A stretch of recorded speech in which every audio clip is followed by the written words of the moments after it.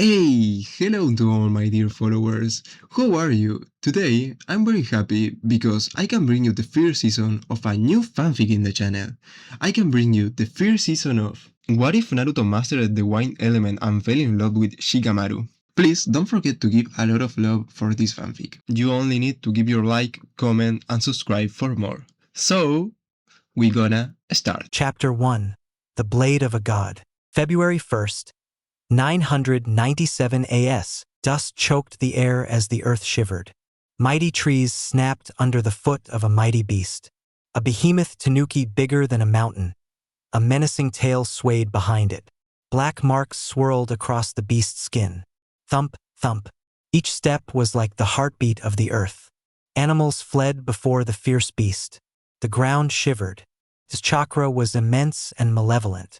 Like an oppressive, oily wind, Naruto Senju's skin crawled as he beheld the creature. Whether from anticipation or anxiety, he couldn't tell. The wind whipped his blonde hair about his face.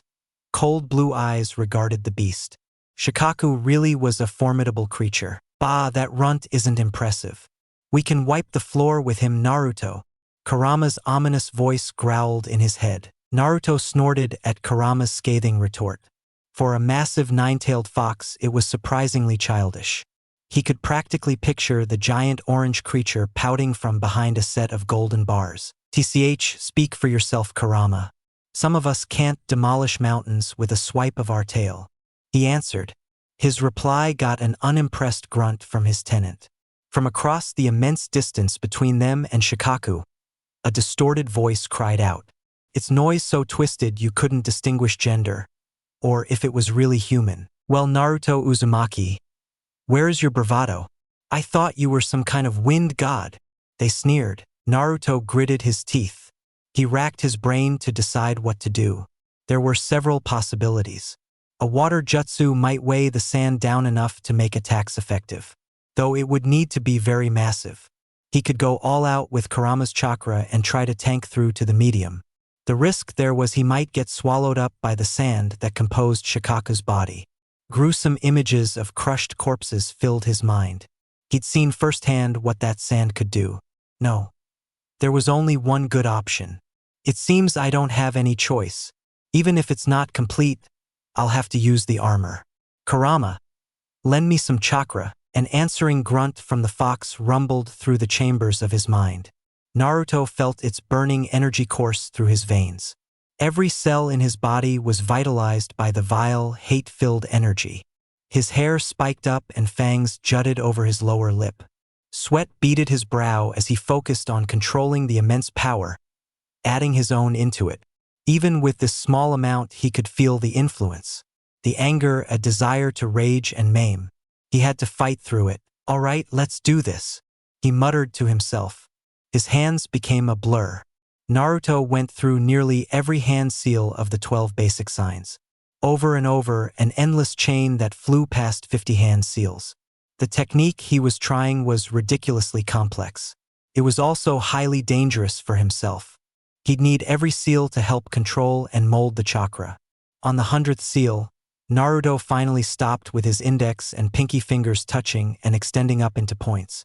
The bird seal, wind style, wind armor jutsu, he yelled. Hoo, started slow. Merely a whisper of a breeze amongst the leaves. A haunting cry like a demonic owl. Branches clattered about as the wind picked up. Before long, an intense gale built around Naruto's body. Hazy white streams of chakra and wind encased him from head to toe. Every few seconds he'd feel the sting like a paper cut as the armor slashed him. Just as quickly Kurama's chakra would repair it. The smell of coppery blood swirled about him in that localized tornado. Finally he felt he was ready. Let's see you deal with this, number one, Naruto growled. He thrust his hands towards the ground and let loose two powerful jets of air. The air blasts threw him into the sky. Naruto shot up like a rocket, high above the trees. Even higher than the massive form of Shikaku. His blue kimono shirt whipped about in the vortex that surrounded him. Naruto reached to his side and unsheathed the sword at his hip. The metal rang high and sharp as it slid from the sheath. A wickedly gleaming straight blade with a single edge and a beautifully rippled pattern. The wind of his armor climbed up the length of the blade and engulfed it as well. He finally reached his peak. For a single moment Naruto hung in the air. Shikaku stared at him. Massive, sickly yellow shuriken-like pupils in pools of darkness regarded Naruto wearily. With every ounce of control he had, Naruto channeled a huge amount of Kurama's chakra into his blade. Howling winds covered the blade like a miniature tornado. The contained energy was immense. The blade glowed white, cracks traveled along its length. It wouldn't last much longer. He either struck now or he wouldn't get the chance at all. Naruto's hand trembled as his sword vibrated from the whirlwind. Every muscle in his body tensed. In one smooth motion he lifted his weapon, then brought it down. Wind style. Divine wind blade. He gasped. With those words, he let loose his control. A twisting, tearing blade of wind soared from his blade. An arc of white wind of massive scale. The forest was rent asunder. Debris flew into the air and fell like rain. Bits and pieces of wood and rock bombarded the land. Then the blade finally reached Shikaku. It tore into his enemy, and the world was engulfed in dust and sand. Chapter 2. The journey begins. 6 months earlier, Hidden Leaf Village, that morning dawned clear and bright. The gleaming yellow sun arched high into an endless blue blanket of sky. Its gentle warmth was the first sign of the coming spring, which would lead to another hot summer. The Hidden Leaf Village was a place where nature and modern life interspersed seamlessly. A single massive wall encircled the village, the only entrance a set of massive wooden gates. In the distance, a single mountain towered over the village. For massive faces were carved into the red stone. They were the silent guardians of the village, its past leaders forever immortalized in stoic rock. Streets radiated like an interlocked web, with patches of forest and glistening streams scattered about, all leading to a compound of buildings in the shadow of the mountain. The village was alive with movement. Men and women going to work, children being escorted to school. Along the streets, shop owners were opening their stores for the day. The rattling of their protective gates going up filled the air. Above the winding streets of the village, shinobi darted from rooftop to rooftop, their forehead protectors gleaming in the sun. Roof hopping, as it was called by shinobi, was the preferred method of travel for their profession. They could move at speeds not restricted by crowds amongst the flat roofs dotted with power lines and water towers. Right now, Naruto Senju, heir to the Senju clan, was wishing it was the method he'd chosen. TCH, why didn't I just roof hop? With these crowds, I'm gonna be late. Naruto groused as he spun through the crowds. People he passed regarded the boy wearily. Only a few looked amused at the sight of a student rushing to get to school on time. The rest kept a careful and suspicious eye on him. It was an all too familiar experience. Not even worth noticing in the fervor to get to class on time. Any other day it wouldn't have mattered. He'd have accepted a slight ding to his grade. This wasn't any other day. Today was the day Naruto would be taking his graduation exam. If he was even a second late, he wouldn't be allowed to take the exam. His grades were probably good enough to graduate anyways, but he'd worked so hard for the top spot, there was no way he was going to ruin it by missing his exam. He tore along the main road. An old man shook a fist at him as he ran past, muttering about reckless brats. Naruto ignored him. This isn't getting me anywhere. Need to find another path. His eyes darted around for an opening. There, in between two gossiping mothers, he spotted a side street he knew. It was always quiet this time of day and led directly to the academy. Quick as a flash, he darted for it. He squeezed through the crowd one last time, then raced into the narrow road. Buildings on either side bathed the street in cool shadows. Goosebumps lined his arms. It was quite the shock going from the warm sun to a place much more in line with the temperature of late winter. Naruto grinned when he emerged onto the other side. He could feel the warm rays of the sun again, and even better, he saw his destination. Just down the street was a massive round building painted vermilion. To the side was a 2-story extension with rectangular wings ending in 2 circular towers. The walls were painted white, a stark contrast to the burnt orange awnings and thick electrical pipes that snaked across the walls and along the eaves. The academy, even better. He could tell from a clock in a nearby store that he'd managed to make up time. He let out a sigh of relief and made the rest of his journey at a normal pace. This road was much calmer than the last. The courtyard of the academy was mostly empty when he strolled past. A familiar solitary oak tree stood guard. Only a few straggling parents lingered, chatting excitedly. Naruto walked through the deserted halls of the academy. His feet stepped soundlessly across the gleaming wooden floors. He finally reached his destination. A set of sliding doors with a sign sticking out that read 3A in bold black lettering. Room 3A was a room just like any other you would find in the academy. From the wooden benches and desks that made up its tiered rows worn from years of use, to the teacher's podium at the front, where the instructor would lecture students from. Even the bank of windows along the wall was normal. Yes, it was a truly unremarkable room. And yet despite its utter normality, as he entered classroom 3 that day and took a whiff of the familiar scent of paper and metal that permeated the air, Naruto couldn't help but feel that the room was completely unique. If everything went as expected, this would be one of the last times he stepped in the room for quite some time. There was a certain sense of melancholy about it. He had many fond memories of this room and his time in the academy. From lunches spent with his best friend Shikako, to lazy spring days of the sun drifting through the window and warm the air making him sleepy. He swallowed gingerly, throat suddenly dry as sand and suspiciously stiff, though there wasn't much time to waste reminiscing. He quickly began looking for a seat in the already crowded classroom. "Naruto, up here," a lazy and familiar voice called out. Naruto looked up excitedly and caught sight of a girl sitting at one of the desks in the middle row. She had dark eyes and black hair that was pulled into a spiky ponytail. Next to her was a round-faced boy with swirl marks painted on his cheeks and bushy brown hair. He was munching on a bag of chips. He grinned and bounded up the steps and taking a seat next to her. "Morning, Shikako. Choji, how's it going?" he asked. Shikako shrugged. "Well enough. Can't wait for this to be over. All this excitement from people is exhausting," she replied. "Hee hee. Same old Shika." Choji chuckled. "I'm doing good too, Naruto. Can't wait to graduate," he said, before promptly going back to munching on chips merrily. The classroom door slid open, and a slender girl with long, platinum blonde hair bound in a ponytail stepped in. She glanced around, and her eyes locked onto them. Without pause, she walked up the steps with a confident stride and sat in the last seat on the bench below them. "Hey, Ino," Choji greeted between bites. Ino crossed her arms under her short purple top and shook her head in annoyance. "Geez, Choji, don't you ever stop eating?" she grumbled. "Hey now, you know Choji has to eat a lot to perform his family's jutsu," Naruto said placatingly. His response didn't seem to impress Ino much. She simply huffed. "Whatever you say, Naruto," she muttered. A mischievous gleam entered her aqua eyes. "So, planning on acing the test, Mr. Rookie of the Year?" Naruto felt his face heat up. His friends knew he wanted to be Rookie of the Year. He'd worked hard for it. Still, it was embarrassing to have pointed out. One good jab deserved another. "Worried about me getting one over on your crush?" he shot back. Ino's cheeks turned pink.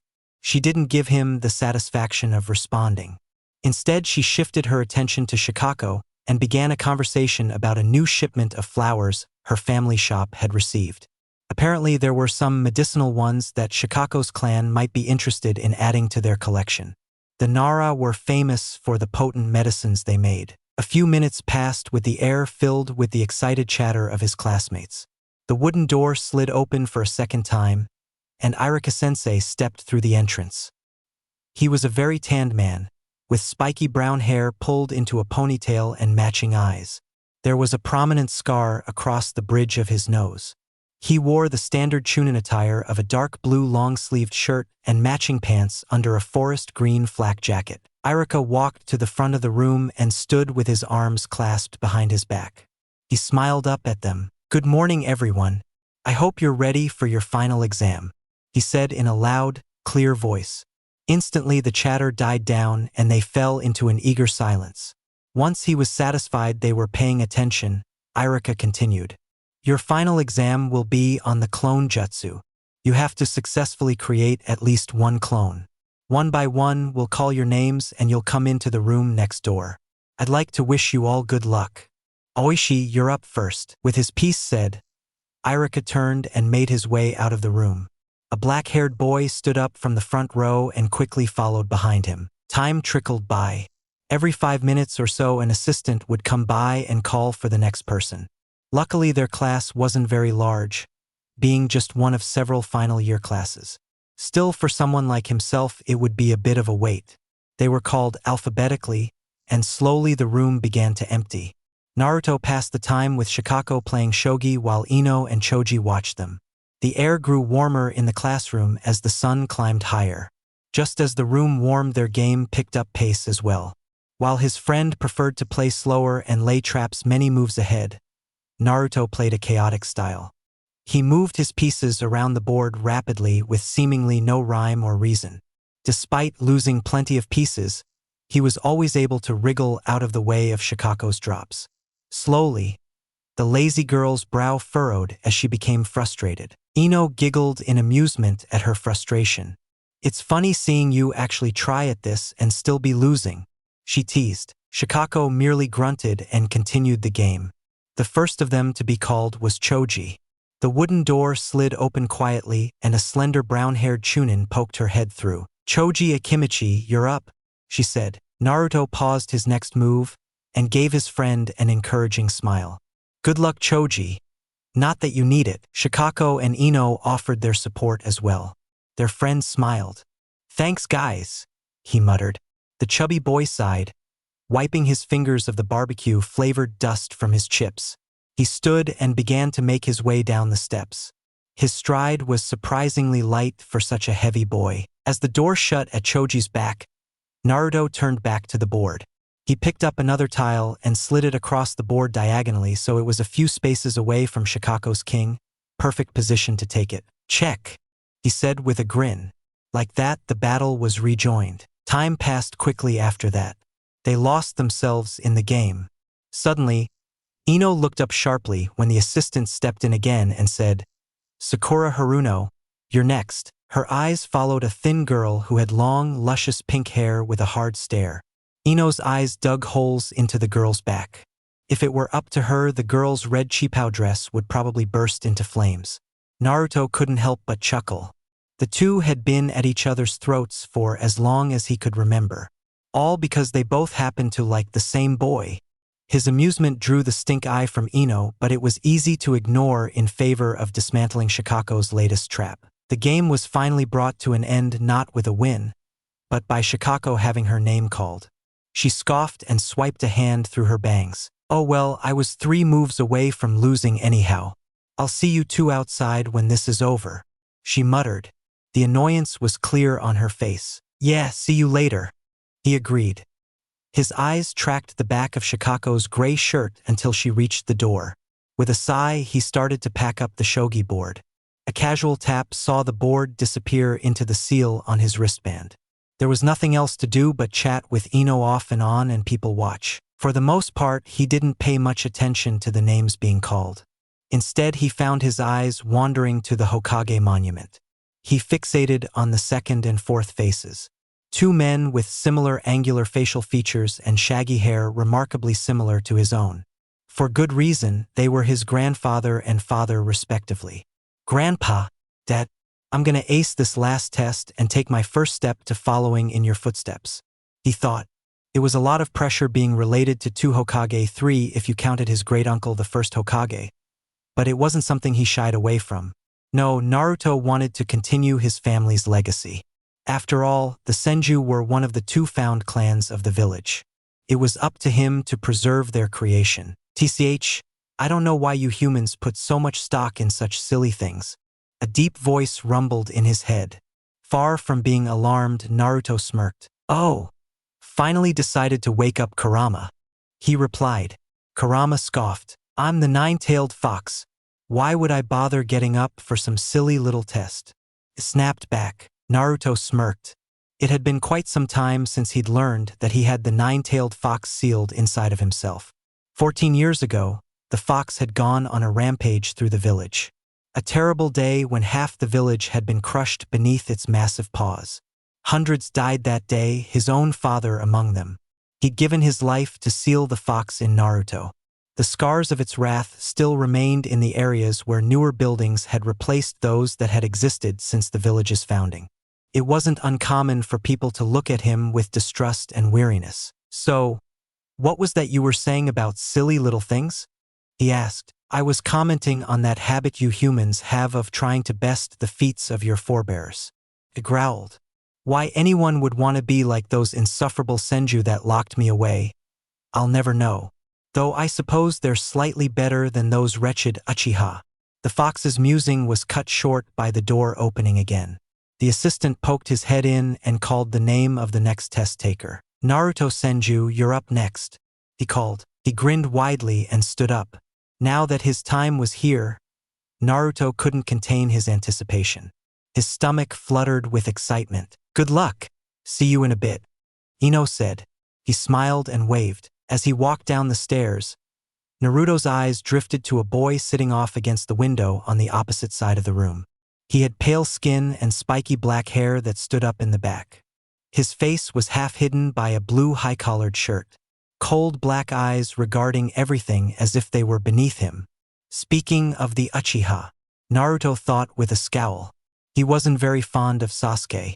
It wasn't like he hated the guy. Naruto just couldn't stand the way he looked down on everyone. Though for some reason many of the girls, even Ino, had a crush on the broody loner. He didn't get it. Everything about the boy was thoroughly dislikable, from his arrogance to his stupid hair. Still, Sasuke was the only person that could challenge Naruto in class. It hardened his resolve. Their clans had been rivals for centuries. No way could he allow himself to lose out to Sasuke. The door slid shut behind him with a wooden clack, and Naruto walked into the empty hall. For the time of day, the academy was very quiet. Usually you'd hear some sort of noise from teachers giving lectures. That was due to all the tests being taken. It only took him a few steps to reach the next room, 3B. Its door was already open. 3B was much smaller, consisting of just a flat tatama floor and a large oak desk with stacks of headbands laid on top. They came in several different colors with gleaming metal plates engraved with the swirling leaf symbol. Irika sat behind the desk. He was joined by Suzume-sensei, a mousy woman who looked a bit more like a librarian than a kunoichi, what with her oval glasses that caught the light, and pink kimono with baggy pants. They were restrictive, not exactly the best for a shinobi. Still, considering she was a teacher, it was understandable. Plus, she had always been pleasant and patient with him the rare few times she'd stepped in for Irika. "Hello Naruto, Suzume-sensei, and I will be judging you performance. Perform the clone jutsu whenever you're ready," Irika said with a smile. Suzume gave him her own nervous smile. Naruto returned their smiles and took his place at the center of the room. He took a moment. There was no reason to rush. His eyes closed, and he took a single breath in and out as he reached within himself to sense his chakra. Many described their chakra as a warm pool. For Naruto, it was more like a vast lake. It was hard to control, but he'd spent years refining it. He formed the ram seal with his hands and willed the chakra to travel from his stomach and through the pathways into his hands.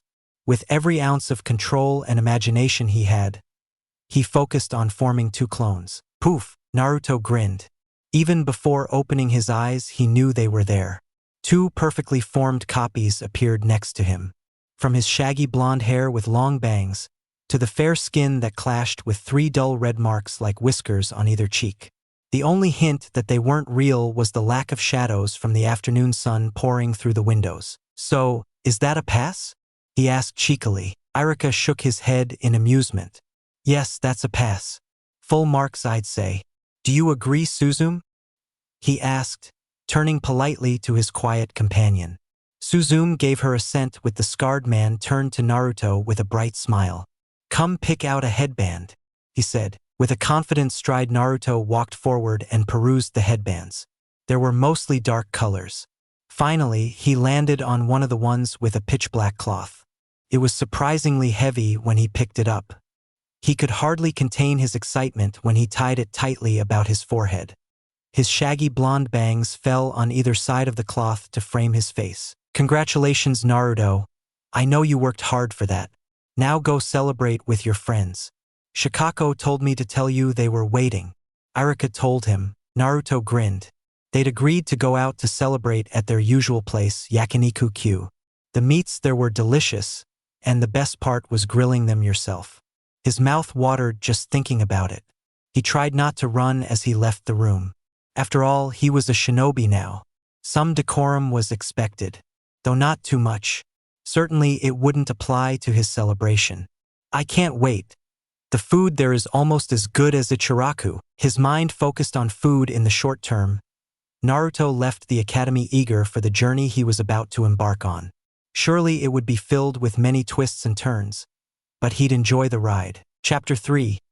Don't celebrate too soon. December 21st, 991 AS. Water dripped from a pipe into a shallow pool coating a smooth stone floor. Drip, drip, drip. It was a calming sound, almost hypnotic.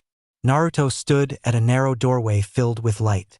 He could feel a terrifying presence, an aura of malice and hate as deep as the ocean. It made him feel tiny. The young boy shivered. Every fiber of his being wanted him to run, to get away as fast as possible, yet he couldn't. After all, he was here for a reason. Grandpa Hiru said I needed to contact the Ninetales. Naruto reminded himself. He had to move forward. With a shaky breath, he took the plunge and walked through the arch of light. A giant chamber lay beyond. Dim yellow-gold light emanated from the walls and floor. Stone walls climbed into darkness. There was a massive, gilded cage width on the opposite wall. Intricate swirling marks were carved into the frame. Behind them lurked the creature he came to see. Within the semi-darkness of the cage, a pair of glowing scarlet eyes leered at him above a gaping maw of gleaming fangs. Straining his eyes, he could just make out the form of an enormous fox with blazing orange fur. 9 titanic tails twitched behind it in agitation. Naruto approached the cage hesitantly. Hey, I'm here to talk to you about our situation, he said loudly. His voice echoed all around him. The fox growled, came out as a low rumble that shook the ground. So you've come to strike a deal, have you? It asked. Naruto nodded slowly. Why, yeah, I want to work together, so we're not just butting heads all the time if I need to borrow your power, he said. The fox sneered and perched its chin in a human-like hand. Why should I believe a word you say, whelp? The fox asked rhetorically. All the hatred Naruto had felt lay within its words. It was palpable.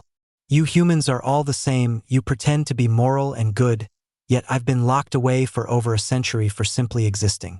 Your own mother kept me staked to a giant rock for decades of torture. Yet now you want me to just give you my power. Naruto hesitated. He didn't quite know how to respond. The nine-tailed fox was a creature of terror for kids. When he was in the orphanage, he'd heard terrible stories from the older kids about its rampage one night 6 years ago. Stories raging fire and terrible roars, of people being crushed under crumbling buildings. So many had died the very night Naruto was born. His parents were among them. Part of him wanted to dismiss its words. And yet, he couldn't help but sympathize with the fox. The way it talked about being locked away reminded him of how he used to be. He didn't really feel comfortable just demanding he get the beast's chakra in exchange for not getting tortured. Suddenly, an idea came to mind. He wouldn't demand it. Naruto would earn it. Hey, listen up, he said. The fox looked at him dangerously. I'm not going to ask for your chakra now. Instead, I'm going to grow stronger on my own. And when you're ready, we can work together. A resounding silence met his words. Then, a deep chuckle rumbled in the fox's chest. Its booming laughs shook the air. Oh ho, this should be amusing. Very well, brat. Let's see what you can do to try and impress me. It growled. He paid the mocking no mind. Naruto didn't expect to earn the respect instantly, but he would earn it, one way or another. Present day, Shinobi Academy entrance. Warm afternoon light poured into the main courtyard of the academy. Naruto stood with Shikako and Choji in the shade of a large oak tree, its branches swaying and creaking in the wind. All three wore their new forehead protectors proudly, though in their own unique ways. Shikako had opted to tie hers around her upper arm, while Choji wore his more traditionally as a bandana that let his bushy hair flow from the sides. Naruto wore his around his forehead.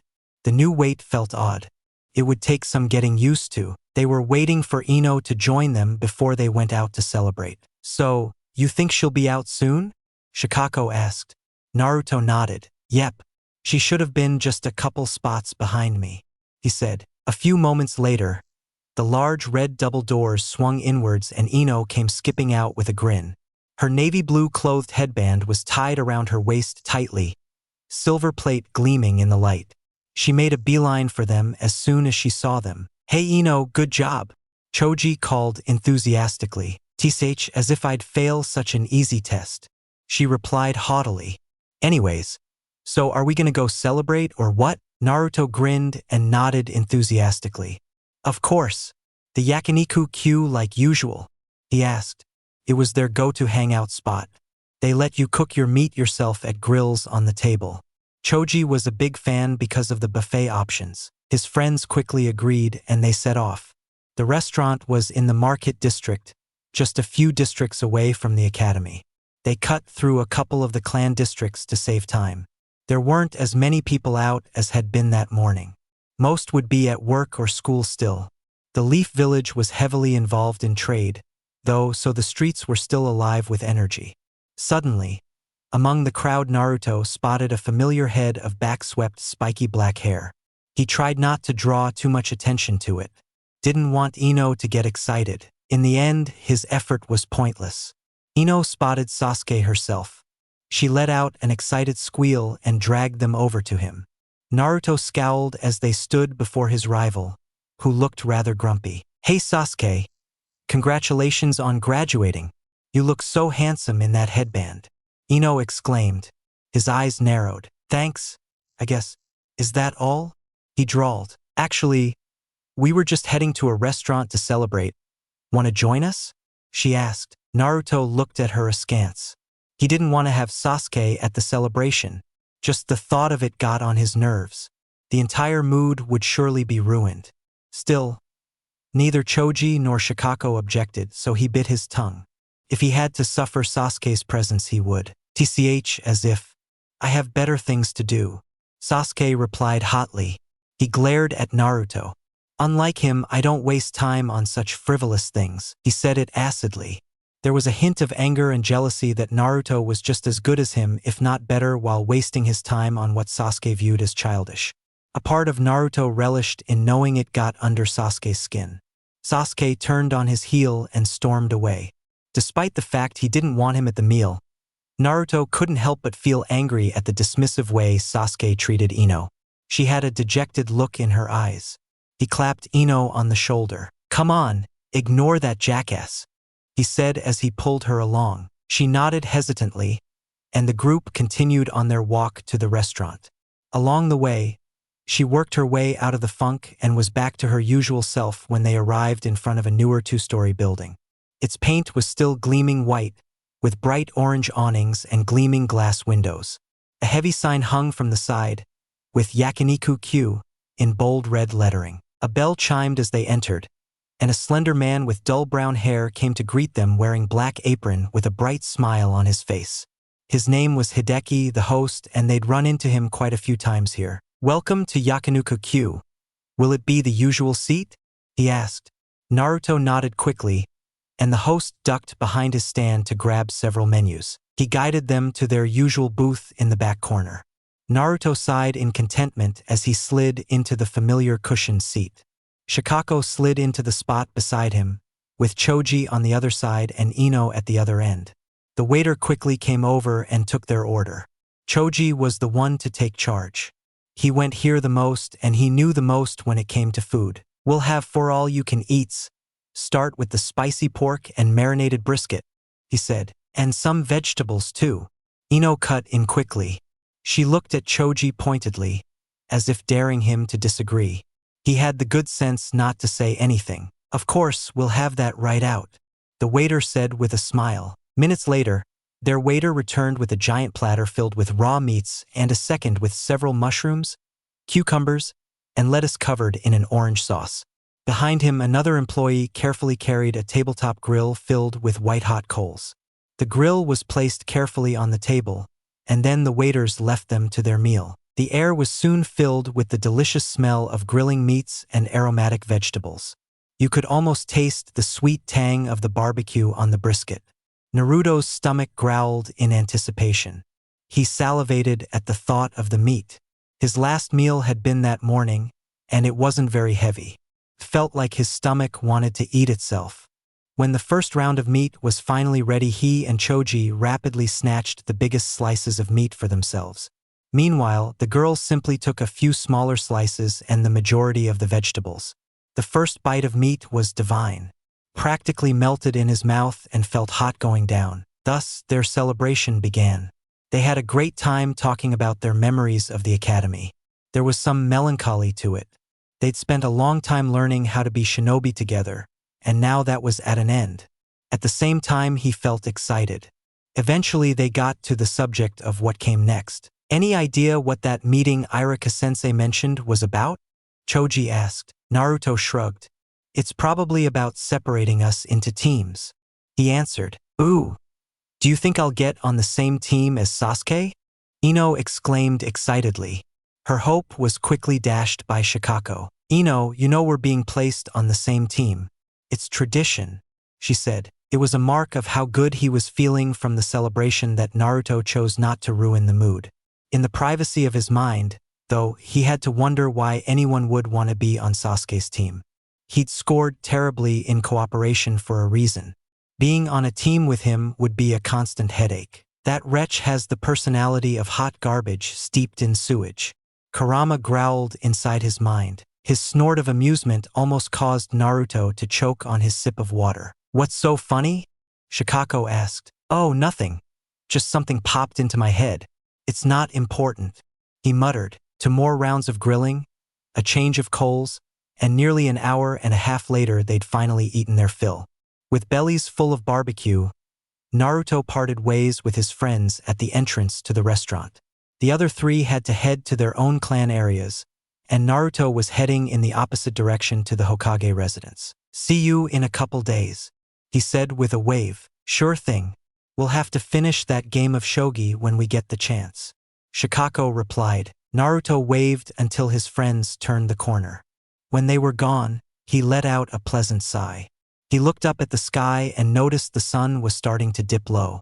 It was probably a good idea that he get going soon.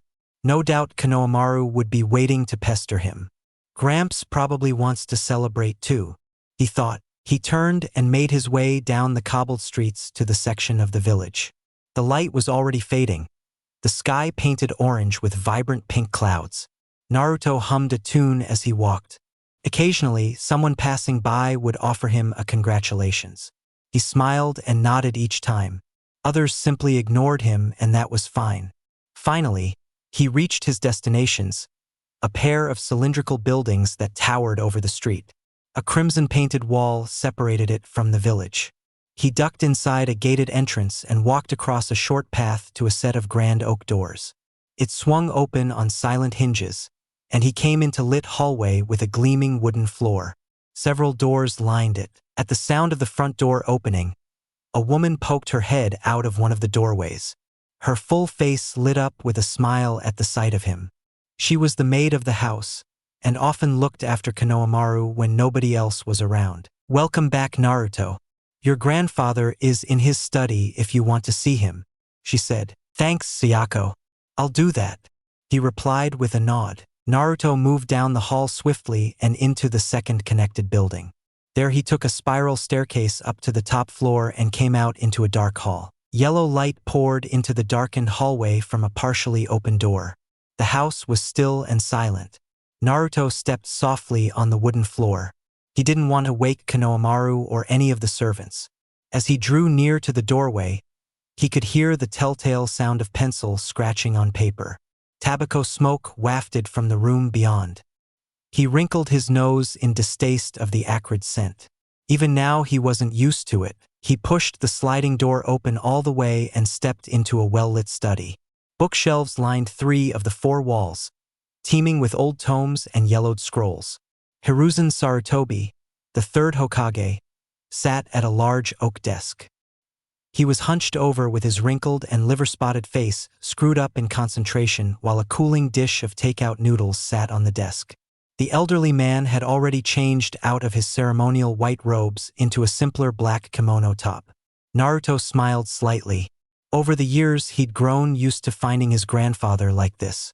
It wasn't really a surprise he hadn't made it home in time for dinner. Being Hokage was a busy job, and it often kept his grandfather late. Sarutobi wasn't really his grandfather. He'd adopted Naruto when he was young. Still, Naruto didn't care. As far as he was concerned, the man was his grandfather. Clack. The door shut with a soft knock and drew his grandfather's attention. Hiruzen looked up and smiled. "Ah, Naruto, it's good to see you, my boy. I hear congratulations are in order. Though I guess that's no surprise. Sorry I missed your celebration," he said. It's no problem," Naruto replied dismissively. He tried to take a peek at what Hiruzen was working on. Curiously, he was quick to cover the document up. "Must be top secret. So, any idea what team I'll be on?" His grandfather smirked in amusement. "Come now, Naruto, you know it wouldn't be fair to tell you that," he replied. Naruto pouted childishly. He knew it was a bit of a long shot, but he figured he'd give it a whirl. A sigh escaped his lips. There wasn't much point staying up any longer. There were things he needed to do tomorrow, like getting his registration complete. "Fine then. Keep your little secrets. Have a good night, Gramps," he said. "Good night, Naruto," Hiruzen replied. He smiled and turned on his heel. There was a soft bed awaiting him. Naruto just couldn't help but wonder what the future held. Naruto bounced his leg impatiently. The 3 days had flown by. Between the bustle of completing his registrations and training, before he knew it, the day arrived when he would be assigned to a team. Though now it felt like time was turning just as slow. It was already 5 minutes past when they were supposed to be there. What was taking Irika so long? "You know that's not going to make him show up any quicker, right?" Shikako asked. "At this rate, you're going to wear a hole in the floor." He. "She's right, you know," Choji said with a laugh. "I can't help it. I'm excited," he muttered. They were right, of course. Not that he'd ever let them know it. He'd learned from his mistake on the day of the exam and gotten here early. Since then, he'd been utterly bored. The most exciting thing had been when Sakura and Ino had their daily race to see who would sit next to Sasuke. His lips twitched as he remembered Ino sullenly taking a seat in the row above them when Sakura had beaten her. SHFT. His head snapped up at the sound of the door opening. A grin broke out when Irika-sensei stepped through the doorway. In one hand he carried a clipboard, and with the other he gave them a polite man. The scarred man walked to the front of the room and stood behind his podium. Irika waited for the excitement to die down. When it was finally quiet, he cleared his throat. "First of all, I want to congratulate you all on graduating," said Irika. "You've all worked hard to hone your skills, but your journey has just begun. Right now you're just genin low-level ninja. To help you expand your skills and further your training, we'll be dividing you into teams of 3 and assigning a jonin to guide you in your training moving forward." A restless murmur of surprised exclamations filled the air. It was almost like a group of snakes hissing all at once. Beside him, Shikako shifted in annoyance. "TCH, I don't get what the big deal is." Naruto couldn't help but chuckle at his friend's words. She'd always found it tedious to deal with others that weren't as quick on the uptake as her. Which, to be fair, was basically everyone their age besides himself. "Seriously, don't tell me any of them thought that they'd let Ninja fresh out of the academy take any kind of missions alone?" she said. He shrugged in response. "I don't know. I can think of at least a few people who would probably prefer to work on their own." He motioned over to where Sasuke Uchiha was sitting, his signature scowl in place. With his miserable cooperation grades, being on a team was probably the worst-case scenario for Sasuke. A vindictive part of Naruto relished at his rival's annoyance. It would be funny to see the poor fools he was stuck with put up with his attitude. "I guess you have a point." Shikako giggled slightly. It was rather obvious that Irika had done this before because he paid the interruptions no mind and continued with his announcement. He steadfastly lifted the clipboard and began to read from it. We've structured the teams so they would have a balance of talents and ability. Now, I'll announce the squads, starting with Team 1. To Naruto, it seemed like it took forever for his name to be called. He listened as names were called one by one and new teams formed. The first 5 teams were filled with a lot of the civilian students in the class. Naruto waited impatiently for it to finally be his turn. Despite his annoyance at the fact it was taking so long for his name to be called, he took comfort in the fact that with each team that was announced that didn't include him or Shikako, the chances of them being on the same team increases. In the back of his mind, he knew it was a long shot. As she'd pointed out at the celebration dinner, the Yamanaka, Nara, and Akimichi clans had a tradition of being on the same team when the heirs were the same age, part of a pact between them and the Sarutobi clan since before the founding of the village. A Sarutobi would teach the 3 to strengthen the bonds of the clans. Still, a guy could hope. Next up is Team 7. First is Sakura Haruno Naruto Uzumaki, Irika said. Naruto smiled ruefully. So much for that hope. Still, it wasn't a terrible outcome. Sure, Sakura had a lot of deficiencies when it came to practical skills, but she also had a lot of potential with chakra control and her sharp mind. With a bit of help, she'd be a great teammate. He felt fairly optimistic, as long as their third teammate wasn't him. A chill went down Naruto's spine. Why did he feel like he just cursed himself? And Sasuke Uchiha. Your Jonin instructor is Kakashi Hatake. Fuck, he swore. Chapter 4. A Test of Patience. As part of the administrative heart of the village, the Shinobi Academy wasn't very far from the office of their village leader. In fact, it was right next door. That meant it was only a short walk to confront the man responsible for this travesty. Naruto stalked up the aging stairs of the Hokage's office moodily.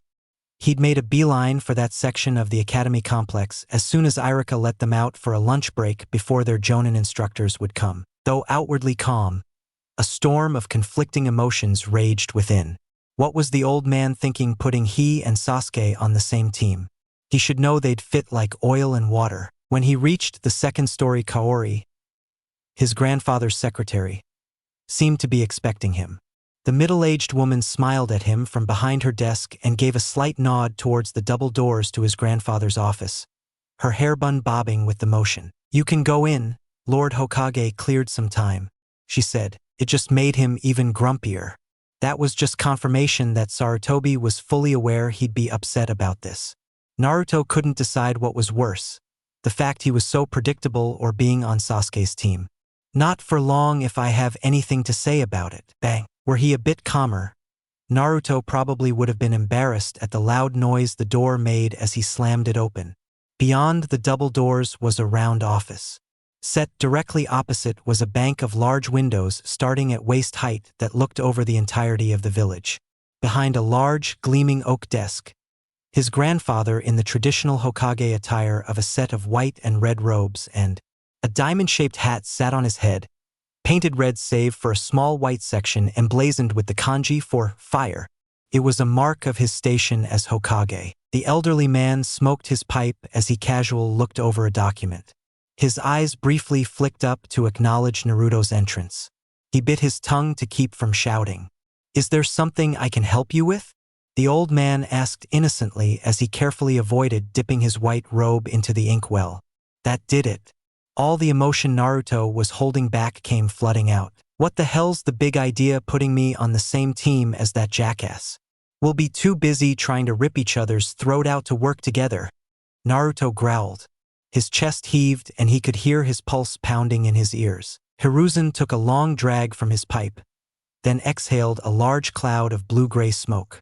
Most of it blew through the open window, but some still reached Naruto and made him wrinkle his nose at the terrible smell. He could practically feel his lungs shriveling up with every breath. I see. Well, our logic was rather simple. I'd be happy to explain it if you want to sit down, Hiruzen replied. He motioned to a set of comfortable green vinyl chairs placed in the middle of the room around a coffee table.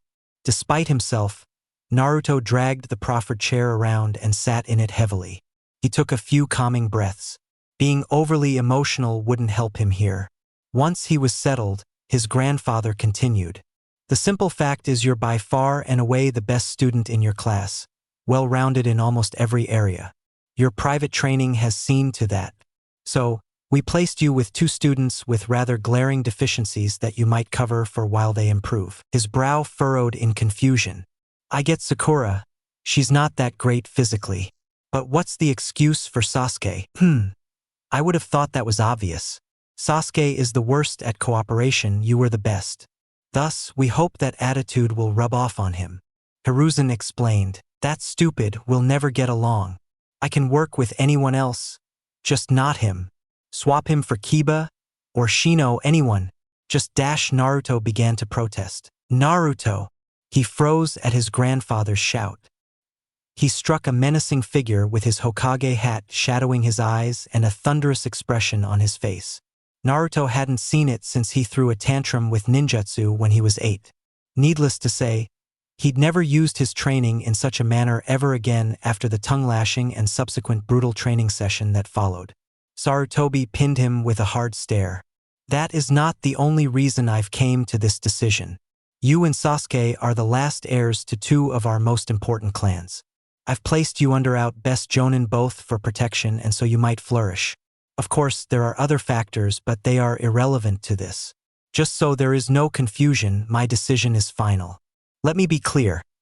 I expect you to put aside your personal grievances and work with Sasuke. There was a note of finality to the words. Immovable and resolute. It was in that moment Naruto remembered something he'd forgotten. No, more like he ignored it. He wasn't just talking to his adopted grandfather. He was talking to the Hokage, the leader of his village, and he was expected to obey. His back straightened and he looked at the old man intently. Hiruzen's eyes softened just slightly. He chomped on his pipe and took a draft. With a deep sigh he exhaled and explained further. You've told me you want to be Hokage, correct? He mused. Naruto nodded. What did this have to do with anything? Then you should keep this in mind. As Hokage you need to know when and when not to allow personal relationships to interfere. You're not always going to like the people you work with or who work for you. Treat this as an opportunity rather than a burden. There was wisdom in what his grandfather said. Naruto was too frustrated to receive it. All he knew was he would be stuck with someone he couldn't stand to work with. Worse, he was essentially being ordered to drop the issue. It was an anchor around his neck. Rather than lash out, he grit his teeth. Understood, Lord Hokage. He muttered sullenly. Without another word, Naruto swept out of the room. He had to eat lunch, after all. Then he had to get back to the classroom for the arrival of the Jonin sensei. He couldn't help but feel as if a Damocles sword hung above his neck. Hopefully it wouldn't fall. His jaw ached from the constant grinding of teeth. All in all, today had been terrible for Naruto. It was bad enough he'd been placed on a team with someone he couldn't stand. Worse still, his own grandfather was the one to place him on the team. What made it the worst was his Jonin sensei was late. Not just late, he was several hours late. All the other genin had been picked up. For some reason, the name Kakashi Hatake was familiar, though he couldn't quite place it. That only furthered his annoyance. He'd had to watch Shikako, Ino, and Choji leave with his surrogate uncle while he was left with his teammates. The air between he and Sasuke was positively frigid. It didn't bother the Uchiha too much, though it was obvious Sakura felt rather awkward. Naruto glanced over at the pink-haired girl, who looked rather downtrodden, and hid a wince. For the first time he thought about how this team placement affected someone other than himself. He'd been so wrapped up in himself he didn't even think of how she must feel. This was supposed to be the most exciting day of their careers so far, and hers had been ruined because of the rivalry between he and Sasuke. She was caught in the awkward air between them. He and Sakura were usually pretty friendly, yet he'd brushed her off when she asked if he wanted to have lunch. Then he'd almost bit her head off when she asked whether he had any idea when their sensei would arrive. Speaking of, this is getting a bit old. Naruto had felt a tingle down the back of his neck for the past several minutes. For sensor types like himself, feeling the chakra of others was easy. He always kept his ability at least slightly active. Right now, it was only on a hair, yet he could easily feel the signature that felt heavily of static electricity. Whoever it was had a powerful lightning affinity. He was almost sure it was their sensei. Naruto's brow furrowed. It wasn't hard to figure out what the man was doing. Most likely he was gathering as much about the dynamic as he could through smell and sound. Normally he'd have nothing against it, but this was a normal time. Naruto wasn't really in the mood for games. "Why don't you stop lurking and just introduce yourself?" he called loudly. His teammates gave him odd looks. "Who are you even talking to? Have you lost it, loser?" Sasuke asked with a sneer. Instead of being annoyed, Sasuke's insult amused him. It was always nice to get one up on the generally smug Uchiha. "I'm talking to the jonin hovering behind the door." "Sorry, I always forget you aren't a censor," he replied with a taunting smirk. It was one of his favorite things to mention skills he had that Sasuke didn't. Mostly because it made it so easy to get under his skin. Sasuke opened his mouth, but before he could speak, the door slid open, and a rather unique man stepped through. His face was almost entirely obscured, with his headband tilted over his left eye, and a face mask covering his mouth and nose. The most eye-catching detail was the shock of gravity-defying silver hair on the man's head. He slouched through the doorway and regarded them with a lazy gray eye. Were it not for the dark green flak jacket, and the chakra he could feel from him, Naruto would wonder if this man was actually a jonin. Kakashi gave off the air of someone that simply couldn't be bothered. You're a bit more interesting than I expected. I guess I don't totally hate you. Meet me on the roof," Kakashi said musingly. Suddenly a column of white, odorless smoke erupted from Kakashi's feet. The smoke disappeared like mist, and there was neither hide nor hair of Kakashi left. Naruto would give him this if nothing else. Kakashi had certainly mastered the theatrical aspect of being a shinobi. With a heavy sigh, he stood from his spot and cracked his back. He glanced at Sakura. Maybe this was a good time to make up for his snapping earlier. It would be relatively simple to body flicker with her to the roof, and he knew from experience it was a rush your first time experiencing it. As he was about to make his way to her, his gaze slid to Sasuke, who she'd sat next to. His grandfather's words ran through his head. "I'm expecting you to set aside your personal differences and work with Sasuke? I guess I don't have a choice, fine old man. I'll try." With great reluctance, Naruto stepped down the stairs towards his teammates, who had begun to walk down as well. Reaching forward, he seized one of their shoulders in either hand. "Come on, let's not keep him waiting," he muttered. Before either could react, Naruto activated his jutsu. It was one of a handful he didn't need hand seals to perform. The world around them turned into a blur of colors and wind. In mere seconds, they'd gone from the classroom to the wide-open roof. Twin rows of leafy trees grew under a series of freestanding arches. A pleasant breeze whispered through branches and made them sway. As soon as they stopped moving, Sasuke jerked away and shot him a glare. For her part, Sakura blinked in confusion. What was that? "One second we were in the class, the next we were here," she exclaimed. "Body flicker, a basic speed technique," he explained. His attention didn't linger on Sakura long. Instead, he was drawn to the end of the road, past the rows of oak trees, and at the very edge of the roof, Kakashi leaned against a rail nonchalantly. The towering form of the Hokage mountain rose behind him. Together the three made their way across the roof towards him. "Take a seat, we'll get to introductions," Kakashi ordered. He motioned to a set of shallow steps across from him. Once they'd settled with Sakura in the middle and Naruto and Sasuke on either side, well apart, Kakashi surveyed them with a critical eye. "Well, tell me about yourselves. Likes, dislikes, hobbies, dreams for the future." The basics. Naruto glanced to his teammates. Sakura seemed like she wasn't sure how to begin, while Sasuke looked like he'd rather be doing something more productive. Neither was going to volunteer anytime soon. "Guess I'll get things started. I'll go first," he said boldly. "I'm Naruto Senju. I like to train and sparring. I'm pretty good at ninjutsu and taijutsu, and I'd like to learn more about kinjutsu. I can't wait to start our training so I can get stronger. My dream is to become Hokage and surpass my father and grandfather. Nothing is going to stop me." The silver-haired man studied him lazily. To his side, his teammates did the same. Had he said something wrong? Naruto shifted in his seat nervously. His face became hot from embarrassment. Hopefully it wouldn't be noticed. Well, that was a good example. I guess we'll just go down the line. Next is you with the pink hair, Kakashi said, pointing to Sakura. The poor girl looked like a scared rabbit. Well, I'm Sakura Haruno. The person I like. Sakura froze. Her eyes darted to Sasuke. I like trivia games. I suppose the only thing I dislike is Ino. As for my dreams for the future, I'd like to be a good kunoichi like my mom and… Her eyes trailed to Sasuke again, her face turning crimson. He couldn't help but cringe. Naruto had known she liked Sasuke, but it was still weird to see her introduction revolve around him.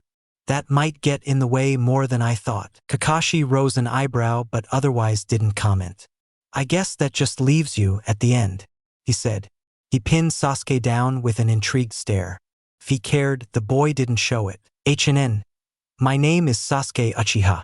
I don't particularly like anything, and there's too many things I dislike to bother mentioning. What I have isn't a dream because I will make it a reality. I'm going to restore my clan and destroy a certain man, Sasuke said darkly. It didn't take a genius to realize what he meant. Almost everybody knew about the massacre of the Uchiha clan at the hands of Itachi Uchiha, Sasuke's older brother. For once, Naruto didn't feel like making fun of Sasuke for his brooding. When it came to that situation, he understood. All right, my turn then, Kakashi muttered. My name is Kakashi Hatake. My likes and dislikes? I don't want to talk about it. Dreams for the future? I haven't really thought about it. As for hobbies, I have lots of hobbies. Naruto ground his teeth harshly. The lack of effort the man put into the introduction was irksome. Now that that's out of the way, let's get down to business. We'll be doing our first mission tomorrow. A survival exercise of sorts. For a moment, Naruto forgot his annoyance. Something about the way Kakashi spoke set him on edge. There was a mischievous undertone he didn't particularly like. A survival exercise of what kind? He asked. The response wasn't what he expected. Kakashi began to chuckle. His mirth sent alarm bells off in Naruto's head. Apparently he wasn't the only one, because Sakura was quick to speak up. Hey, that's a normal question. What's so funny?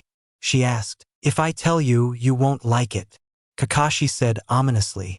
His words did nothing to sway them. Naruto glared at the man in annoyance. His antics were getting old. Oh? You're sure? Fine then. Of the graduating genin in each class, only 9 will pass. That first test was merely to weed out those with no potential. To become genin, you're going to have to pass the second test, one with a 66% failure rate. If you fail, I'll send you right back to the academy, he said. The words were like ice water, freezing Naruto in place. Another test, one that would take them right back to square one. Was he really serious? It was hard to tell given the man's penchant for beating around the bush. His teammates seemed too stunned to respond. Frankly, he was the same. Meet me at training ground 3 tomorrow at 7 in the morning. Oh, and don't bother eating. You'll just throw it up, he told them. Before any of them could think to respond, the silver-haired man vanished into thin air. The only thing left behind was a whirlwind of emerald leaves. Stunned silence hung in his wake. Naruto's mind was abuzz with many different thoughts, but first and foremost was one thing. He needed to prepare. There was no way he was going to go back to the academy, though he was also preoccupied with his dinner with Shikako. He'd certainly have a lot to talk about at the usual haunt. The sun had already begun to set when Naruto arrived at Yakiniku-Q, and the sky was a deep burnt orange color with wisps of pink cloud. He'd stopped at home after leaving the academy to swap his shinobi clothes for an orange t-shirt with the Senju crest. An hourglass made bisecting lines, 2 crescents on either end on it, and a simple pair of pants. A bell above his door jingled as he walked into the restaurant, alerting the host at his stand. Naruto recognized him immediately. It was Toru, the nephew of the owner. He must have picked up an extra shift because he usually only did evening shifts on the weekend. Toru was a lanky young man with dark hair and tan skin. Ever since Naruto had known him, he was always ridiculously cheerful, which was why they got along. Hello and welcome tea. Toru paused when he laid eyes on him. He smiled warmly. "Oh, it's you, Naruto. It's good to see you," he greeted. Naruto returned the man's smile and dipped his head in greeting. "Hey Toru, nice to see you too," he replied. "So, is she here yet?" Toru nodded with a teasing grin. "Yep, she's at the usual table. So, you two on another of your dates." Instead of giving Toru the rise he wanted, Naruto simply grunted in annoyance. The first few times the man had tried to imply he and Shikako were more than friends, he had been really embarrassed. By now he was desensitized to it, though. Yeah, give it a rest." Naruto shot back as he passed the host stand. He made his way to the back of the restaurant and to a booth tucked away in one of the corners. The inside of the restaurant was really cozy. It was dimly lit, and red-tinted lamp shades hung above each of the tables. Just as Toru had said, Shikako was there waiting for him. There was already silverware laid out on the table with a couple glasses of water. She was looking out the window with her chin propped on her hand, apparently enjoying the sunset. Like him, she had decided to switch out of her usual clothes for a more casual lavender shirt and black pants. She was also wearing a black choker around her neck. She didn't notice his presence until he slid into his seat across from her. Lost in thought, most likely. Her lazy gaze flicked over to him when the upholstery of the seat squeaked underneath him. "Oh, hey Naruto, hope you don't mind, but I already ordered for us. I got you your usual yakiniku." She greeted. Naruto waved it off. "That's no problem. As long as you remembered the glass of milk. Yeah, it's not that hard to remember seeing as how you drink it everywhere you go." Shikako gave him an amused smile. "I can't believe you got that tall by eating only meat, ramen, and milk," she teased. He felt his cheeks heat up slightly, and under his breath muttered, "I eat veggies too, just not when I go out." Probably wasn't quiet enough, because Shikako busted out in a fit of giggles. They were contagious, though. Despite his embarrassment, he couldn't help but chuckle along with her. Eventually, it turned into full-blown laughter. Naruto wasn't sure how long it lasted, but by the time they were done, other customers had begun to look at them weirdly. He paid them no mind as he took a sip from his glass of water. "Anyways, how'd your meeting go?" he asked. Shikako shrugged. Her cheeks were still slightly pink from her laughter. "It was okay. The three of us already knew each other, so it was mostly a matter of getting to know Asuma-sensei and him getting to know us," she replied. "Oh? So what did you think of Asuma?" Naruto asked with a raised eyebrow. He had seen Asuma off and on during his time living with the Hokage. They didn't run into each other often, but he found the man nice enough. "I don't know, he seems okay. I get the feeling he's laid back." Shikako paused and adopted an annoyed expression. "Although his smoking is a bit annoying," she commented. "Ah well, no use thinking about it too much." Naruto nodded in understanding. "Yeah, he gets that from Gramps, only instead of a pipe, he prefers cigarettes," he replied. An impish grin worked itself onto his face. "Although, you could always do what I do when one of them smoke in front of me." "Oh, douse him with a water jutsu." Shikako giggled lightly. "Unfortunately, I don't know any of those, so I'm out of luck," she said. Her giggles faded, and she adopted a quizzical look. "Anyways, how'd your meeting go? I know you drew the short straw with team selection." It was annoying," Naruto sighed. "It's bad enough I have to work with Sasuke. Then our sensei was late, and now he sprang a second test on us. So you got one of those too? Man, it's such a drag that we have to do more tests. We just got through with a week of them at the academy," she complained. "Any idea what it will be?" Naruto shook his head. He called it a survival exercise, which could mean anything. Though one thing is sure, he loves playing mind games with us. After he'd calmed down, Naruto had realized that Kakashi was intentionally winding them up. Whether being late was part of it, he had no idea. One thing was clear, this survival exercise wasn't quite what it seemed. "Huh? How's that?" Shikako asked with a raised eyebrow. Naruto paused to take another sip of water before he answered. First of all, he was late. Then he acted really nonchalant. The biggest thing was how he played up the failure rate. How 60% will fail. The black-haired girl hummed in thought, mulling over the situation. When she finally expressed her thoughts, she brought up something Naruto hadn't considered. It almost sounds like he's trying to mess with your cohesion, she mused, before cheekily adding, not that that's exactly difficult with you and Sasuke on the team. Oi! Naruto tried to cuff Shikako on the ear playfully, but she easily dodged it and gave him a teasing grin. He gave an exaggerated sigh. Well, enough about my problems. Did Asuma give you any other information than Kakashi gave us? Shikako groaned in annoyance. Yeah, he told us it would be a capture mission. Sounds like a pain that I don't need to try too hard, she said. Naruto rose an eyebrow at that. So it was just Kakashi that was intentionally vague. Well, either way, you guys shouldn't have much trouble in a simple capture mission, he said reassuringly. Yeah, you're probably right. I just don't like all this extra work. Shikako agreed grudgingly. You'll probably pass too. I don't really see how your teacher could give you a test you couldn't pass, even with teammates. You never know, he said with a shake of his head. Kakashi could have something up his sleeves. Shikako wasn't impressed by his argument. She gave him a look that screamed, spare me. Please don't make me laugh. The likelihood of his making a test you wouldn't be able to pass is pretty low. You could have easily graduated 2 years ago, but you chose not to, despite how much you might try to downplay your skills. I know better, she shot back. I checked the scores. Do you know how high you ranked in overall scores? Naruto furrowed his brow and shook his head to indicate he didn't have an idea. To be honest, he never really paid any attention to the scores. He knew he did well, but he was more focused on beating Sasuke. As for why he didn't use all his skills in class, well, they didn't translate well to academy curriculum. Well, for your information, your overall score from your time at the academy, and especially the final, was the highest ever, she informed him. His eyes widened at the information. Ever? He asked. Yes, ever. That's including the scores of both the third Hokage and your father, as well as Itachi Uchiha and your sensei. As surprised as he was to hear his sensei's name on the list, perhaps that's how he had heard of him, Naruto was more surprised to be the highest scoring. How's that even possible?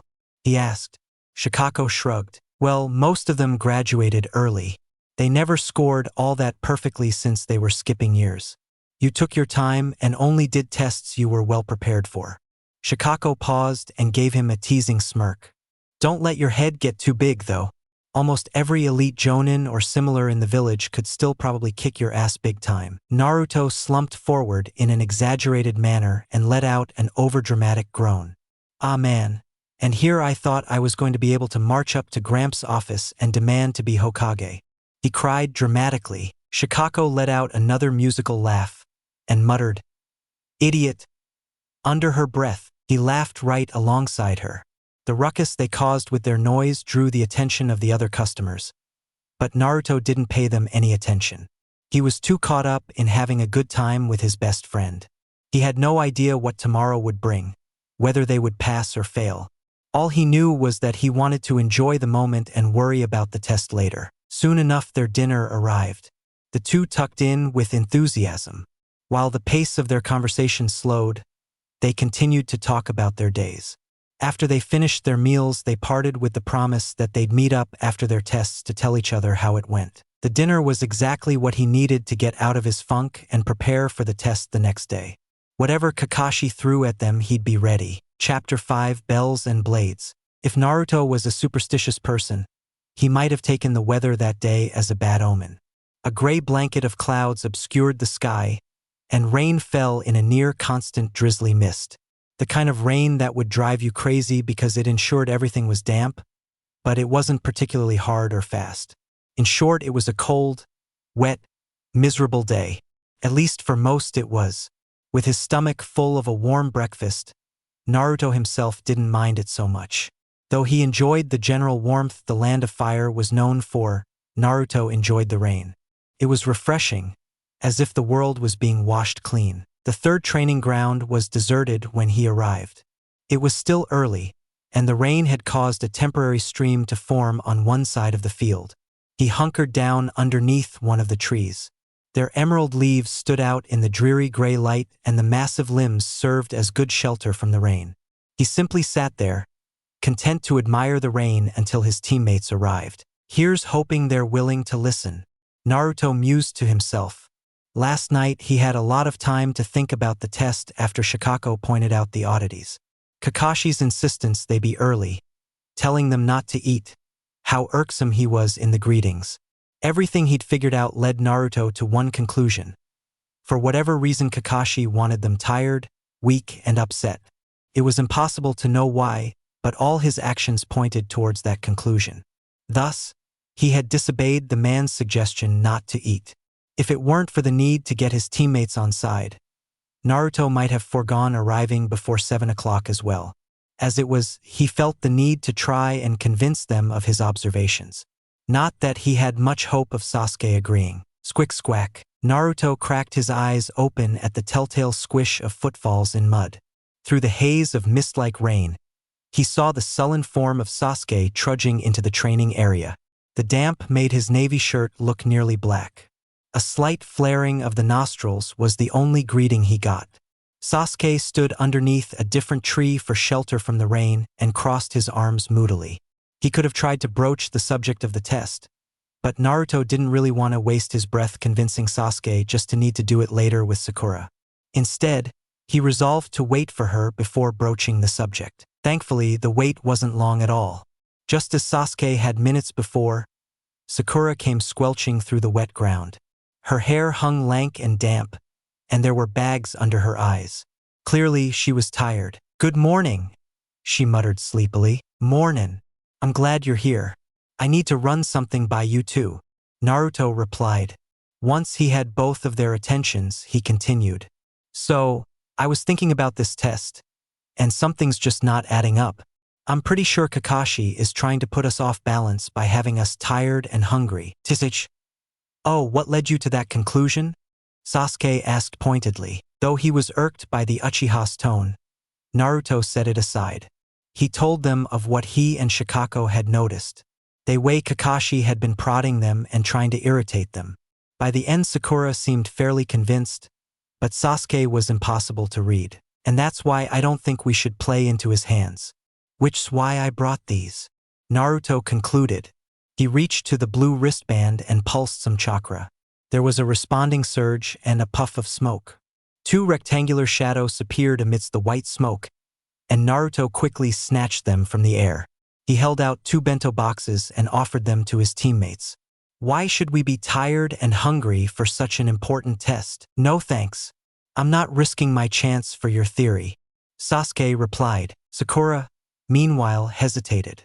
She worried her lip indecisively and her hand twitched as if she wanted to reach for the bento. Her eyes darted to Sasuke, then back to Naruto. Finally, she took the box from his left hand. Without a word, she went and sat against a tree trunk and cracked open the box.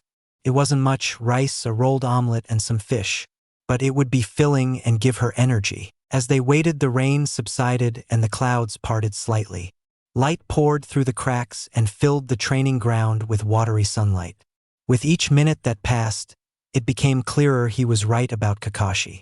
Before long, minutes turned to hours. Finally, after 3 grueling hours, their sensei strolled into the clearing casually. "You're late," Sakura shouted, pointing an accusatory finger at Kakashi. "Sorry about that. I got lost on the road of life," Kakashi responded, ignoring their looks of disbelief at his blatant lie. "Now let's get started. The test will last until noon. Your objective is to get one of these." Kakashi dug into his pocket. There was a jingling sound, and his hand emerged with 2 small silver bells dangling between his thumb and index finger. "All you must do is retrieve a bell to pass. Fail to do so, and not only do you not get lunch, but it will be a direct trip back to the academy." None of them said anything for several moments. The reason was obvious. There were only 2 bells. That guaranteed one of them would fail. Even when Sasuke and Sakura recovered enough to complain, he was vaguely aware of Sakura pointing out the lack of a 3rd bell. Naruto was stuck in his own mind. What Kakashi was saying didn't make sense. There were never 2-man teams in the Hidden Leaf. Sure, it was possible they planned to fill the remaining slot with a reserve genin, but that was needlessly complex. No, at every step Kakashi had been playing games so surely he was now. The only question was what the game was. What you think, Kurama? He asked his tenant. It's rather simple. He wants you fighting each other. The fox replied lazily. Naruto's eyes widened. The prisoner's dilemma, or at least a variation. That's what Kakashi was playing at. Kakashi wanted them to be forced to think they had no choice but to go it alone. Making sure they were tired and hungry was a part of making sure they didn't think enough to see through it. If he wanted to work solo, then the real test is whether we'd set aside our needs for the better of the group. All of this passed through his mind in seconds. Even as Kakashi brought out a mechanical alarm, setting it to go off at noon, Naruto had already realized what he had to do. Though it wasn't going to be easy, getting both his teammates to work with him would be challenging. Maybe I can come up with a few other options in case option 1 doesn't work, he thought. When it came to deciding who to approach first, Naruto didn't spend much time considering it. Given his teammates' personalities, the choice was obvious. Sasuke was proud and didn't have much time for those weaker than him. If there was any chance of convincing him it wouldn't help to approach Sakura first, that would be an affront. At the same time, if by some miracle he convinced Sasuke, that would make convincing Sakura easy given her crush. He could always convince her alone if he failed to convince Sasuke. More likely when, Naruto mused pessimistically. Thus, the second they scattered to hide, Naruto knelt and placed a finger to the damp earth. Let's get a feel for where they are. He pulsed his chakra into the ground. It rippled out like a sonar. 3 large pings stood out among hundreds of tiny ones. There was Kakashi, obviously.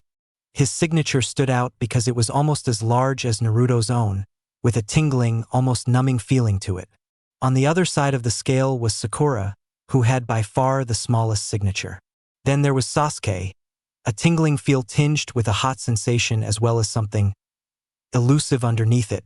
While his signature wasn't nearly the size of Naruto's own or Kakashi's, it was still much higher than your average genin. Naruto peered out from his perch behind a row of bushes and into the clearing. Kakashi stood there nonchalantly reading a book. His eyes darted into the trees where he sensed Sasuke. Getting to him undetected would be a challenge. Slowly, he wove his way through the bushes. Naruto was careful not to rustle any foliage or step on any branches.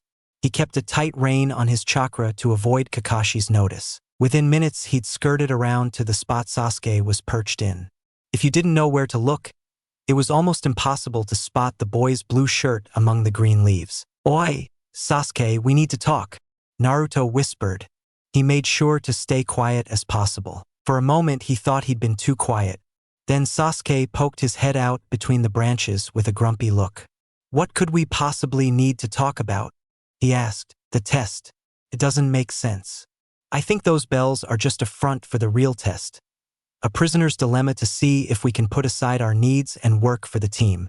Naruto answered. You're overlooking something," Sasuke replied, eyes narrowed suspiciously. Regardless of if there's any meaning beyond what he said, if we get a bell, there's no way he can fail us. He bit back. "Now get lost. I don't need any help." Sasuke didn't wait for a reply.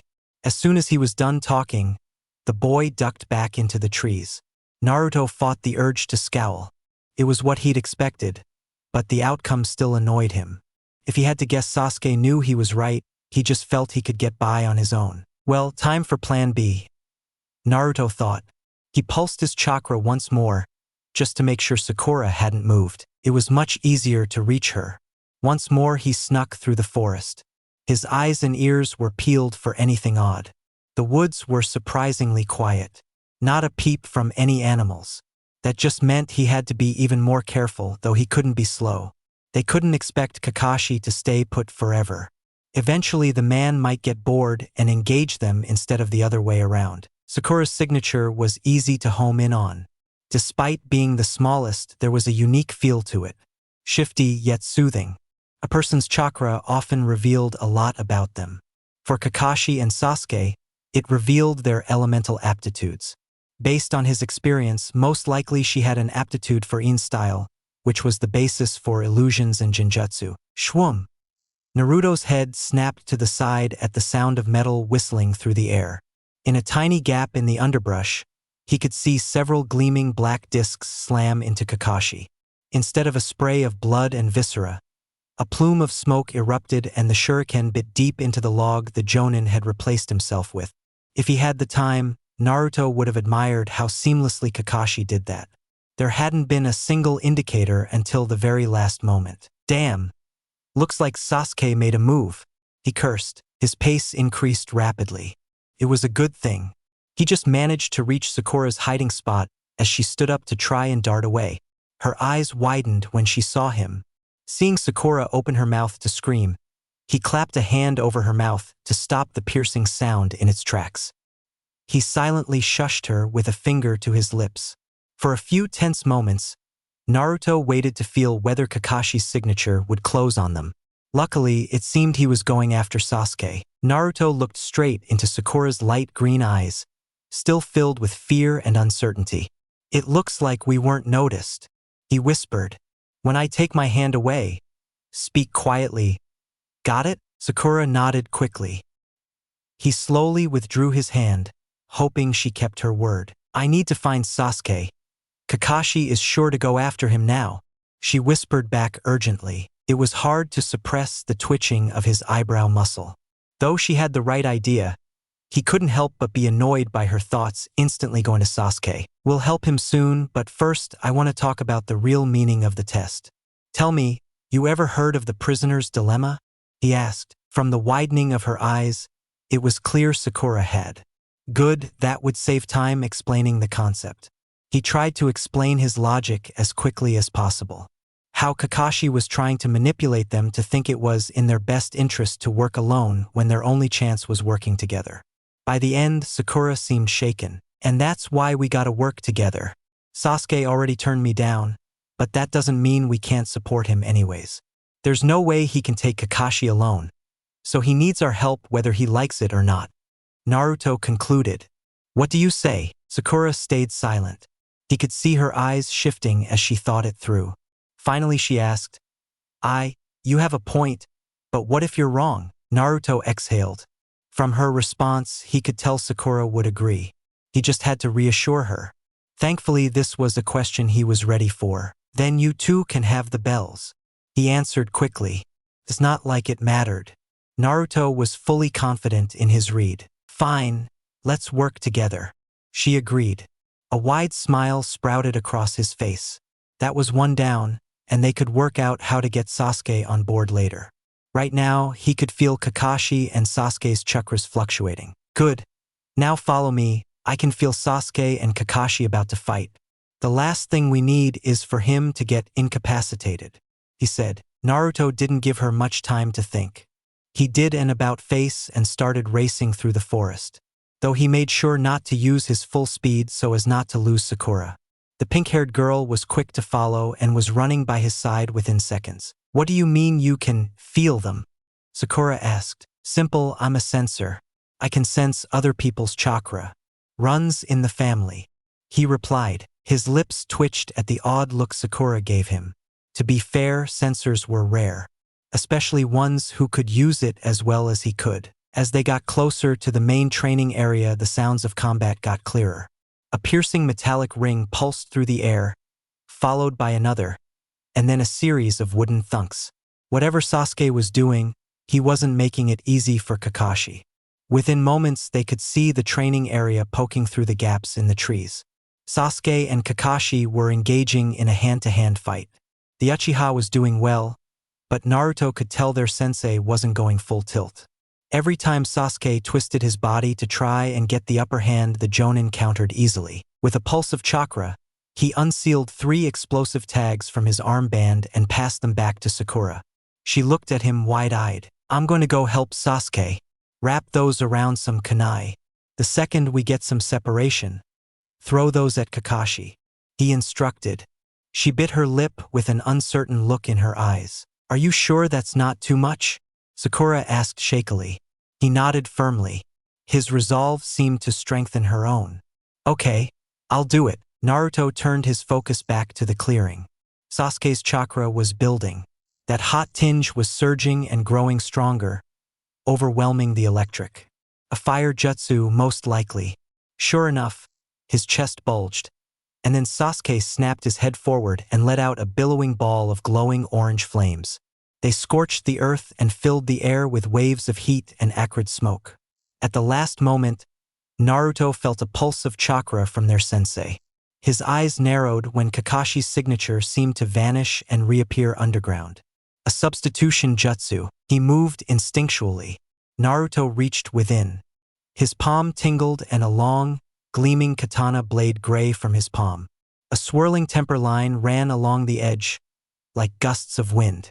At the base of the blade, a circular bronze guard and black-clothed hilt. Within seconds, he burst from the bushes in a shower of leaves. His body soared in a descending arc, aimed right for his teammate. For a moment, he relished Sasuke's shocked face. Then he shouted, "Dodge left." Sasuke followed his command without thinking. He threw himself to the side just as a pair of hands burst from the ground. Chakra thrummed through Naruto's arm, and a swirling haze of white wind engulfed his blade. Tempest style.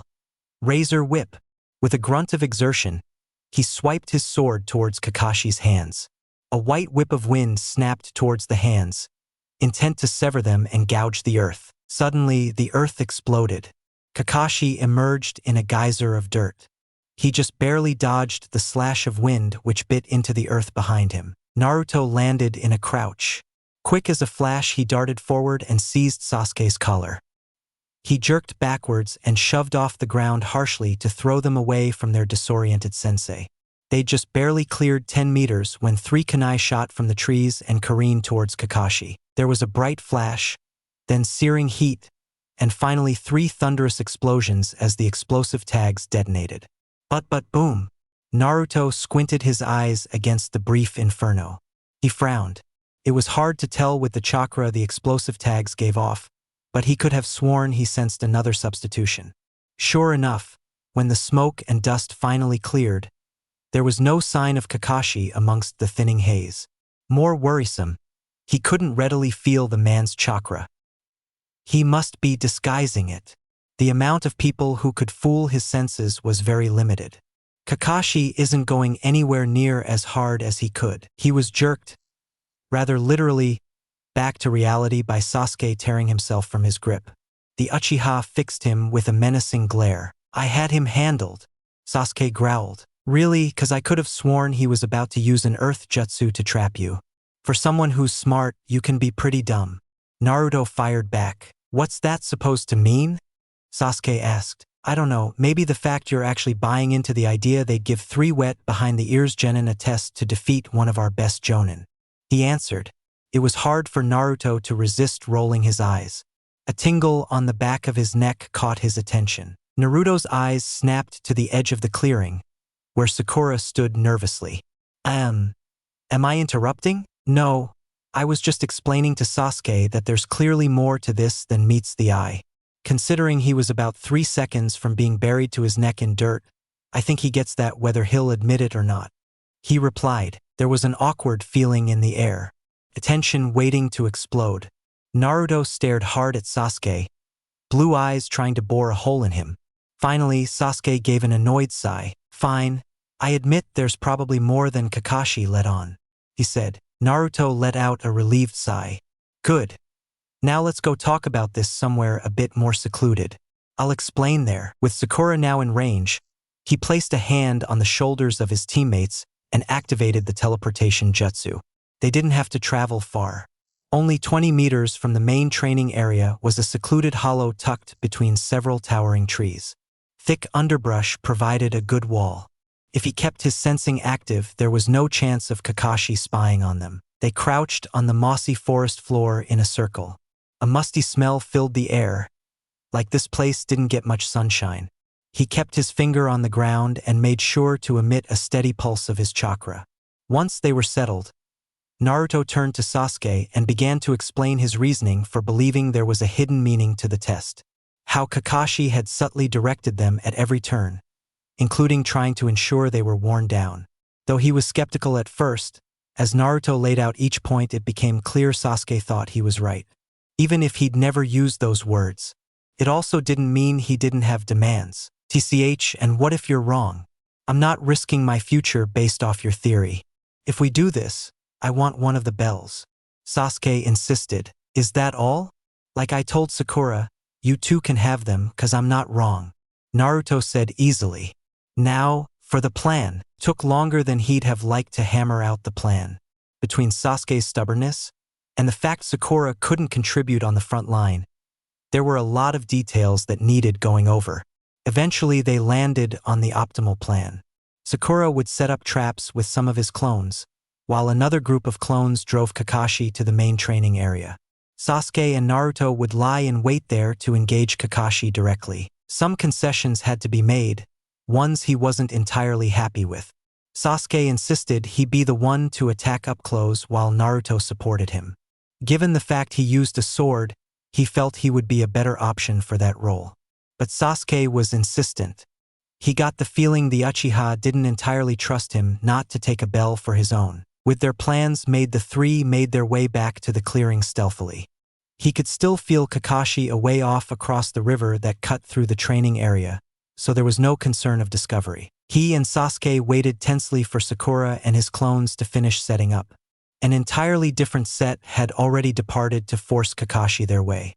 With every second that passed, he worried that Kakashi would discover his clones. Finally, he received a sudden burst of sensations and images. The scent of oil from the wire. Nicking his finger on a kunai. The traps were set. Peeking at Sasuke and himself standing in the clearing.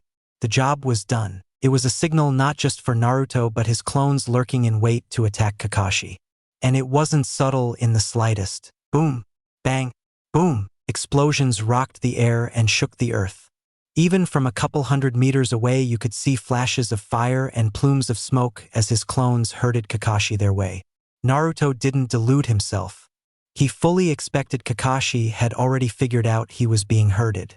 The plan depended on the fact Jonin would be curious enough about their plan, he'd allow himself to be guided into the trap. With one final explosion, the top of one of the trees across the stream was blown apart in a fiery explosion. A dark shape rocketed through the air. Pieces of shattered wood followed and hit the river with hissing splashes. Kakashi tumbled to the ground roughly, though he quickly turned it into a roll and came up into a crouch. Before the man had any chance to get his bearings, a hail of kunai and shuriken were launched at him from the bushes on either side of the clearing. The silver-haired man shot forward, barely escaping the storm of deadly metal. That was their chance. Sasuke darted forward with a kunai in either hand. Naruto followed on his heels, sword held ready. With a speed he hadn't shown before, Kakashi moved. He became a blur, and before Naruto could even comprehend what happened, Sasuke was sent rocketing backwards and tumbled harshly to the ground. He tried to channel his chakra into his sword, but it was too late. Kakashi blurred again, and he felt a sharp pain as his arm was yanked backwards and to the side. A harsh twist made Naruto drop his katana. That advanced nature bloodline is pretty useful. A type of wind that acts like water at the same time. There's a lot of potential. But so long as you're restrained, it's harmless. Kakashi commented dryly. Despite the discomfort of his arm being yanked, Naruto turned his head towards his sensei and grinned. Well, that's 2 mistakes. Oh! The silver-haired man quirked an eyebrow curiously. First, you figured the advanced nature is my bloodline. And second, you got in close. Naruto focused his chakra into his shoulder blade. A blue disc glimmered on his back, and he felt an old, familiar sting. The sound of cloth tearing rent the air. A gleaming silver blade erupted from his shoulder and headed right for Kakashi's chest.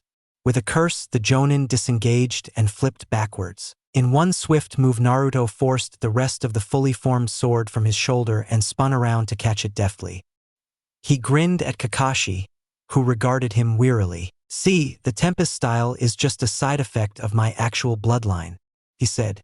Recognition flashed through Kakashi's eye. The Soul Blade Forge. I see. Kakashi replied. He knows what it is? Interesting. It's rare to run into someone who knows of it. Naruto thought to himself. Suddenly, he felt a buildup of fire chakra. It seemed Sasuke had recovered. Naruto threw himself to the side even before he heard the Uchiha's warning shout of "Move!" Sasuke's chest bulged. He flung his head forward and unleashed a barrage of embers that erupted into basketball-sized flames. Might as well make my contribution. Naruto leapt to his feet and placed his hands in the bird seal before clapping them together and thrusting his hands towards the fireballs. Wind style, gale palm, a burst of wind swept forth and fed the flames, fanning them to the size of beach balls. Kakashi's hands blurred into motion, ending when he slammed his palms into the ground. A wall of earth erupted in front of the man and took the impact of the flames. They slammed into the wall and tried to overwhelm it, but it was no good. The wall stood firm when the smoke cleared. Naruto growled and swept his katana back. He channeled his Tempest style into the blade and sent his razor whip flying. He was careful to restrain himself, just enough to cut through the wall, but hopefully not enough to cut Kakashi. It wouldn't do to disembowel his sensei on the first day. The whip snapped forward with a crack and sliced diagonally through the wall like it was nothing. Scryich! The harsh sound of grinding stone rang out as the wall slowly slid apart. As the upper half collapsed into rubble on the ground, it revealed Kakashi, frozen in place. Despite Naruto's care, the Jonin's vest had been sliced almost entirely through, though there was no sign of blood. Kakashi's single gray eye was stretched wide in shock. This is our chance, Naruto realized. Kakashi was frozen for real. Eager to capitalize, he shouted, "Sakura, now!" From the other side of the clearing, a trio of balls made of miniature seal tags shot towards them. As the balls approached Kakashi, they began to glow a bright white. Naruto squeezed his eyes shut so tight they hurt. Even with that, he could see a red glow on his eyelids as the flash bombs went off. After several seconds, the glow faded and Naruto opened his eyes, blinking away the spots. Kakashi was dazed and confused. Naruto glanced to Sasuke. Their eyes met. This was it. They moved at the same moment. Together they shot forwards towards their sensei. Naruto hurled himself over the crumbled remains of the earth wall and swung his arm forward. His katana's blade hummed with wind chakra. A thin blade of wind shot out and severed the bells from Kakashi's waist.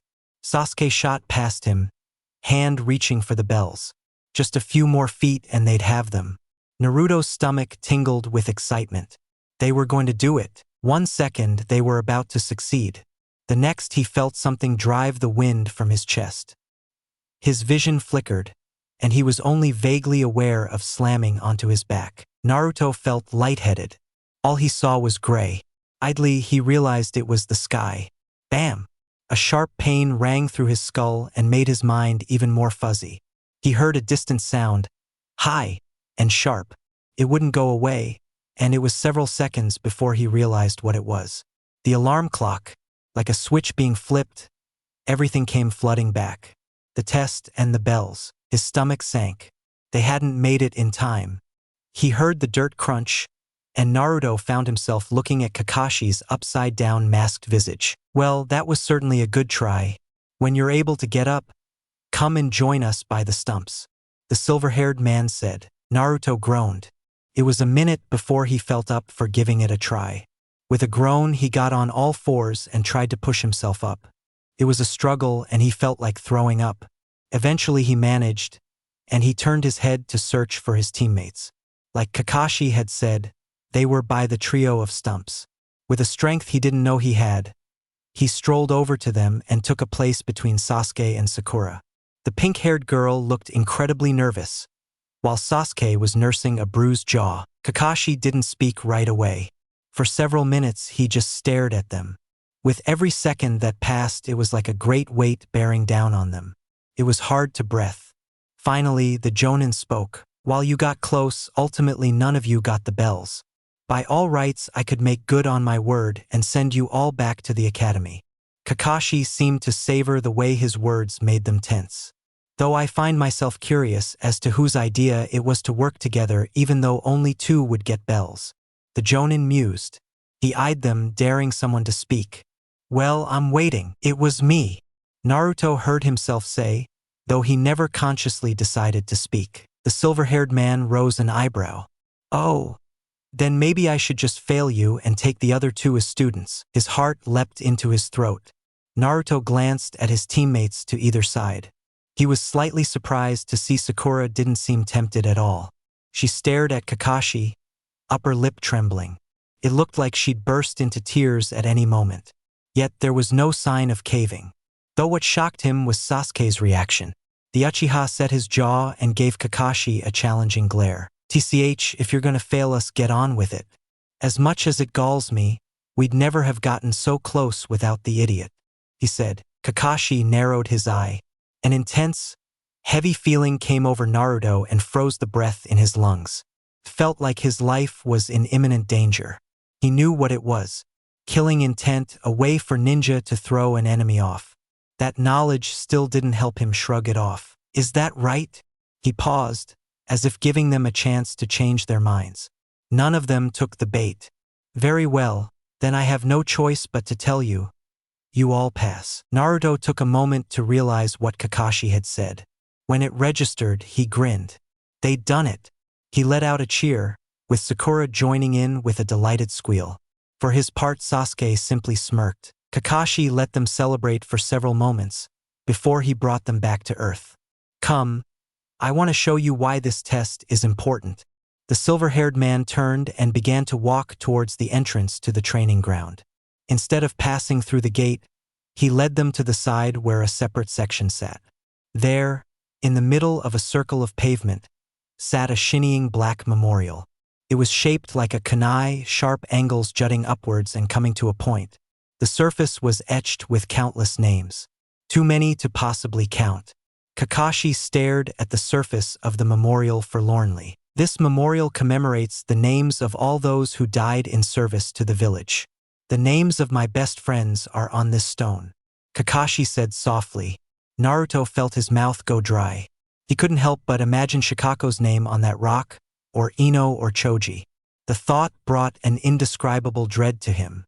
The silver-haired Jonin turned away from the stone and regarded this. "I want you to always remember this. It's a lesson I learned through tremendous loss. Those who disobey the rules are trash. That's true. But those who abandon their comrades are even lower than trash.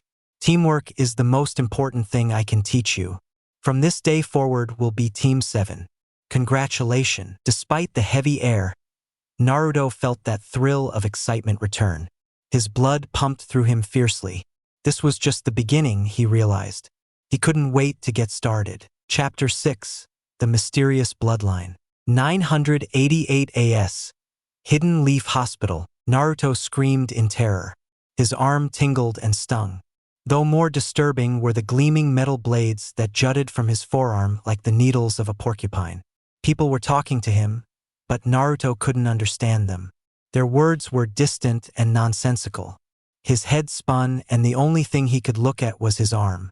It was as if he was frozen in fear. Why were there blades sticking from his skin?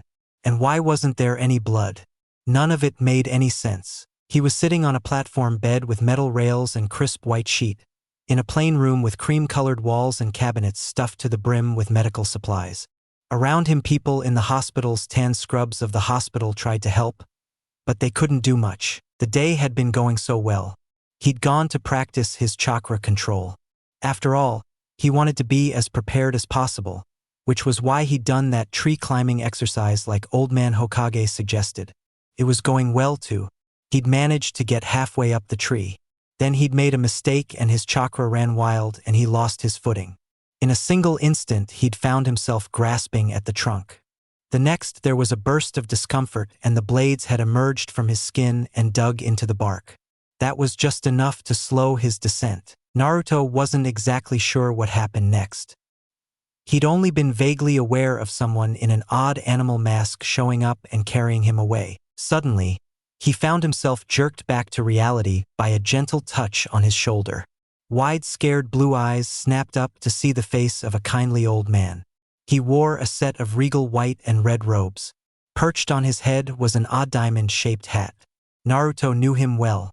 The Hokage Hiruzen Sarutobi, leader of their village, and a kind old man who always had time to help Naruto out. "Naruto, you need to calm down. Take deep breaths. Then channel your chakra into your arm and focus on the blades disappearing," Hiruzen said. Naruto did as the Hokage told him. Taking 2 deep, shaky breaths. Naruto tried to focus like he was told. The harsh scent of antiseptic made him slightly woozy, but he pushed through it. The base of the blades started to glow with blue light where they met his skin and ever so slowly began to recede. He let out a sigh of relief when they were finally gone. Only smooth, peachy skin remained behind. Naruto stared at his arm in wonder. Amazing! I'd never thought to see it again. He heard the Hokage mutter. See it again? Does that mean you know what happened, Gramps? Naruto asked. The old man gave Naruto a strange look. It was like he was looking for something. He must have found it, whatever it was. Yes, I do, Hiruzen said with a nod. You've awakened a rather rare Kekkei Genkai bloodline limit, called the Tamashii no Ken, or Soul Blade Forge. With it, you can create blades of all shapes with a power unique to yourself. It is, or rather was only seen in a few members of the Amakuni clan from the former land of whirlpools, he explained. Naruto's head spun. They'd learned about the lands in the academy. He'd never heard of a land of whirlpools. Still, what the old man said, was he saying Naruto was part of a clan? I had hoped to wait until you were older to explain this. Unfortunately, my hand has been forced. In the past, you've asked me whether I knew who your parents were, and I told you I didn't. That was a lie. Naruto's chest grew tight, like a giant was squeezing him in its grasp. Naruto felt betrayed. The old man had lied to him. A lump formed in his throat. Tears welled in his eyes and threatened to spill over. He'd thought the old man was the one adult he could depend on. The old man continued to speak, an unbelievable weight behind his words. The truth is, I've kept your parents' identities a secret. You see, Naruto, you are the grandson of the second Hokage. It's from your grandmother that you've received this bloodline. Naruto opened his mouth, a question on the tip of his tongue. But Hiruzen wasn't finished. You are also the son of the fourth Hokage, and there are many more things you must know about your family, Hiruzen said. What followed was a long conversation about his family's history, one that Naruto was eternally grateful for getting to have. It had changed his life forever. Present day, Naruto shook his head. It had been forever since he thought of that day. Hiruzen had told him all about his family, how his mother was a Jinchuriki before him, and how his father's own heritage was hidden to protect the future of the Senju clan. Afterwards, Hiruzen had taken Naruto in and adopted him, providing him with tutors to get a handle on his bloodline and learn to protect himself. The sound of squelching sandals drug Naruto out of his thoughts of the past and into the present. He and his teammates were walking down a forested path towards the main village. The ground was still soggy from the rain, and there was an earthen, fresh smell to the air. All the plants seemed extra vibrant amidst the dreary sky. Neither Sakura nor Sasuke had said anything, though both were constantly giving him odd looks. Every time he looked Sakura's way, she averted her gaze, as if afraid to get caught staring. He could tell they were curious, most likely about his bloodline, but were afraid to ask. Something you want to know? He inquired, looking at Sakura specifically. Sakura hesitated, but eventually it was too hard to contain her curiosity. Yeah, that thing you did, creating the sword, what is it? Kakashi-sensei mentioned something about a bloodline. Though he didn't say anything, Sasuke was clearly waiting intently for his answer. Naruto hummed in thought. There wasn't really any point in not telling them. As much as it galled him, he and Sasuke were teammates. It didn't do him any good trying to keep his bloodline secret when it was such an intricate part of his fighting style. You remember our lessons on bloodlines? He responded with a question of his own. A pair of nods is what he got in return. Well, that's what it was. Tamashii no Ken, the blade of the soul. It's a rare bloodline I get from my grandmother on my father's side. It lets someone make pretty much any weapon they can imagine with an ability specific to the person. Me, for instance, I can use Tempest Style, an advanced element that makes wind flow like water. It was certainly a useful bloodline, one feared by those few that knew of it. Naruto was fairly surprised Kakashi was one of those. For all the power of their bloodline, the Amakuni clan were overshadowed in history by his mother's clan due to the rarity of the Soul Blade Forge. Not that it did much good. Kakashi still kicked our butts. I gotta do more training. He thought privately. He wasn't dumb. Naruto knew that despite his intelligence and advanced skill, there were a lot of people out there like Kakashi that outclassed him. The road to his goal, becoming Hokage and protecting his family's legacy like his grandfather and father had, was a long one. But Naruto was never one to shy away from a good challenge. "Whoa, you can create your own weapons. That's unreal," Sakura exclaimed. Even Sasuke seemed impressed. "It does seem useful," he admitted grudgingly. It seemed to physically pain the Uchiha to give Naruto a compliment of any kind. For once he didn't rub it in. It has its drawbacks too. There's a lot I still don't understand about it, and creating them is really taxing. If I'm not careful, I can drain my chakra pretty quickly. Besides, it's still a bit of a mystery to me. The Amakuni were pretty secretive, so I'm basically working on secondhand information to master it," Naruto explained. A cold drop of water landed on Naruto's face. He glanced up at the sky. It was filled with anvil-like clouds, a deep, dark gray. It wouldn't do to get caught up in the storm that was surely coming. Besides, Konohamaru would be eager to hear how his first day went. "I guess that's our K to get going. I'll see you two tomorrow," he said quickly. Naruto sped up. There was a hot bath and a dry set of clothes with his name on it, and he was eager to get to them. Thoughts of the future could wait for later. "Yeah, I don't like the looks of it either," Sakura agreed, casting a worried gaze to the clouds. Sasuke grunted his agreement and followed as well. Together they dashed towards the village, thoughts of bloodlines and the future driven straight from their minds. Chapter 7. How did we get here? Leaf Village Shinobi Academy, April 8th, 990 AS. A heavy breeze had the trees swaying. It rustled his blue t-shirt and tan shorts, providing a pleasant chill against the surprisingly warm spring sun. The red oak shaft of his bakken was smooth and heavy. Naruto breathed in, then out, feeling the breath travel through him.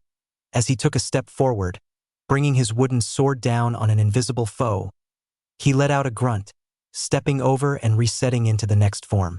He sought perfection in each form until it was second nature, just like Hayate-sensei taught. Ever since Gramps had introduced him to his Kenjutsu instructor, Naruto had made sure to practice every day after class. Usually, he'd do practice in the dojo at the Hokage mansion, but the weather was so nice for the first time in months, it would be a waste to stay inside, so he'd simply come out to the academy roof. It wasn't just one roof, technically, but several. They'd been connected as new wings were added to the school. On the south side, a series of stone arches led to a lookout platform. To the east and west, where the round towers was open space, while the center was dominated by large trees and a vegetable garden the first-year students had to maintain. Naruto didn't miss the chore of tending to them. The north side, where Naruto was practicing, was flat and square, with a few benches for students to enjoy lunch at. Naruto was so focused on his Kenjutsu, he missed the slam of a metal door, though he didn't miss the voice that followed.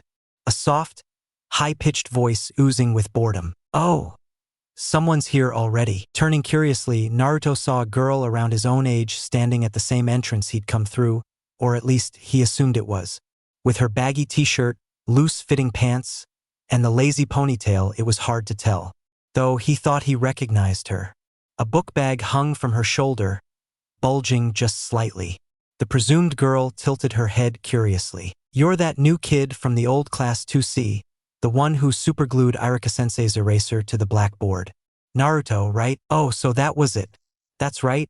He'd seen her lurking at the back of the classroom the past few days, usually avoiding his new teacher's notice.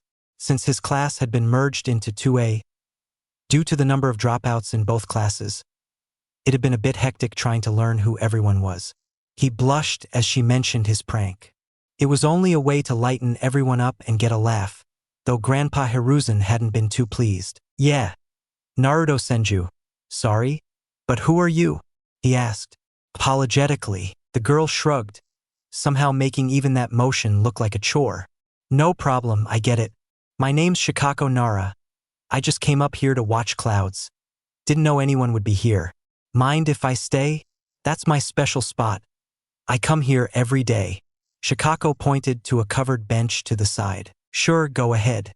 I'm gonna continue my Kenjutsu practice," Naruto said, giving her a careless shrug. Shikako nodded, going to the bench with a slow, lazy gait. Instead of sitting on it, the girl threw herself across it with her arms folded behind her head, looking up at the bright blue spring sky filled with fluffy white clouds. Raising an eyebrow at the odd behavior, Naruto shook it off and got back to his training nonetheless. First form, crescent slash. Second form, rising moon. He went through the forms of the dance of the crescent moon, one of the unique styles of the hidden leaf. Though he excelled at it, something didn't feel right about it to Naruto. It wasn't quite for him, though he'd definitely use it to base his own style off of. Hayate-sensei would probably call such an idea blasphemy. Under the cool sun, Naruto went through the 6 basic forms of the dance of the crescent moon, losing himself in his own world of training and exertion. After his 3rd time going through it, Shikako sat up abruptly with a heavy sigh. Naruto looked at her curiously. Something wrong. All that grunting kinda distracts from the cloud watching. Though it's not like I can ask you to leave, you got here first, she said somewhat sheepishly. Oh, well, I guess maybe I could do something else. Got any ideas? Naruto wanted to help if he could. He felt a little guilty. This was her special spot. After all, he was the one interrupting a routine. Naruto could have done his training at home. Instead, he'd stayed here on a whim.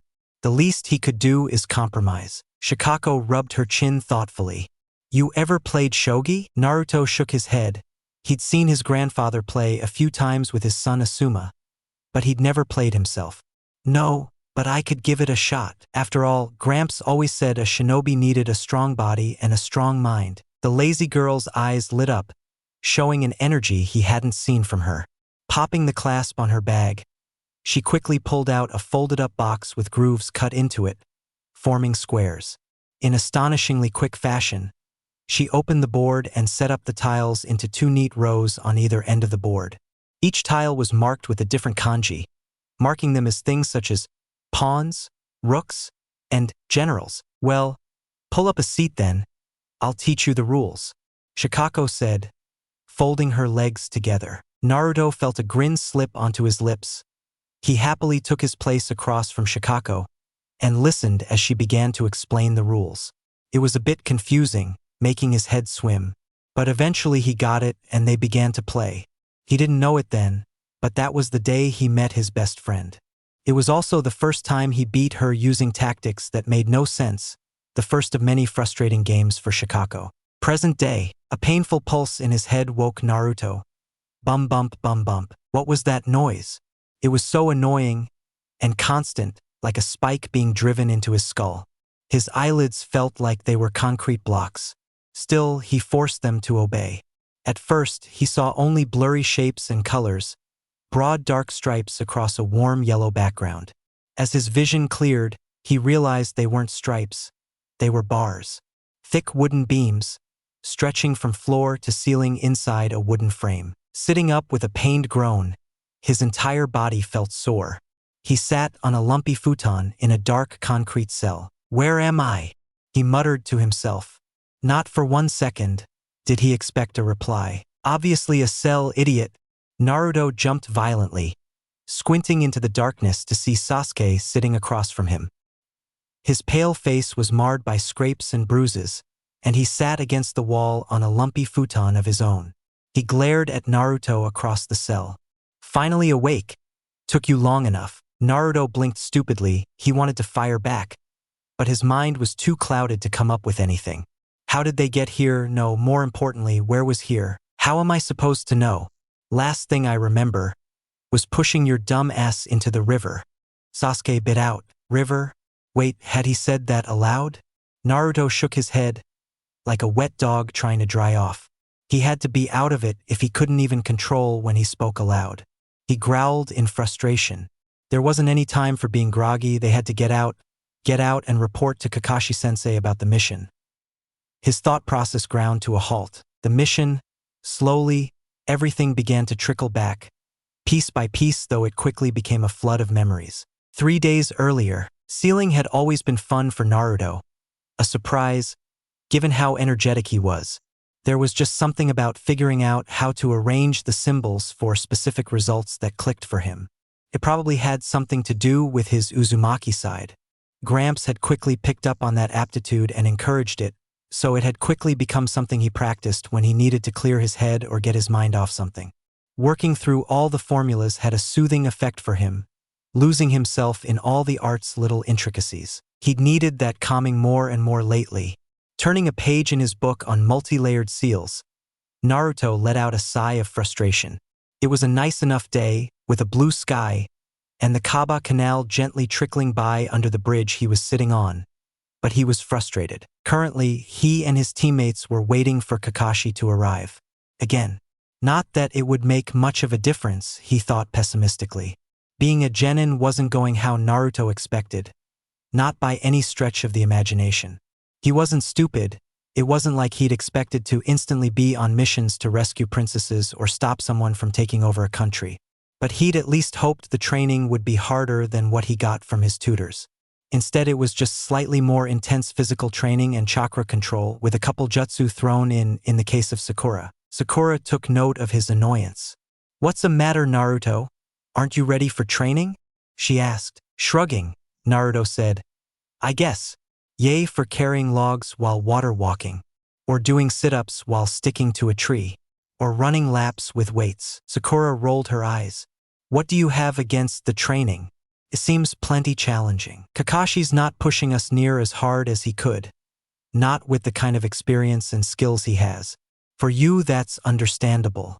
No offense, but you need to focus almost entirely on the physical right now."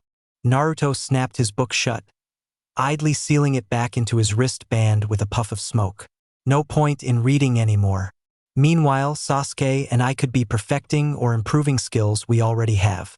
The pyro over here agrees with me, even if he'll never admit it. Naruto jabbed his thumb in Sasuke's direction. He could feel Sasuke's glare on the back of his neck, but he didn't pay it much mind. For some reason, he hadn't taken very kindly to the nickname Naruto had given him after an incident in training. Sasuke had lit the forest on fire practicing a jutsu, and Kakashi had to put it out. And don't get me started on the chores we have to do to earn money. The pink-haired girl chewed her lip. The missions are kind of tedious, she admitted reluctantly. Poof, Sakura yelped. A plume of smoke erupted in the center of the bridge as Kakashi arrived using a teleportation jutsu. Naruto snickered, prompting a glare from the pink-haired girl. Kakashi cleared his throat. "Wow. I had no idea our routine was getting so boring for you three." "Oi, were you spying on us?" Naruto asked. The silver-haired man shrugged. Ignoring the urge to roll his eyes, Naruto turned his attention towards their task for the day. "So, what are we doing today? Fence painting, gardening?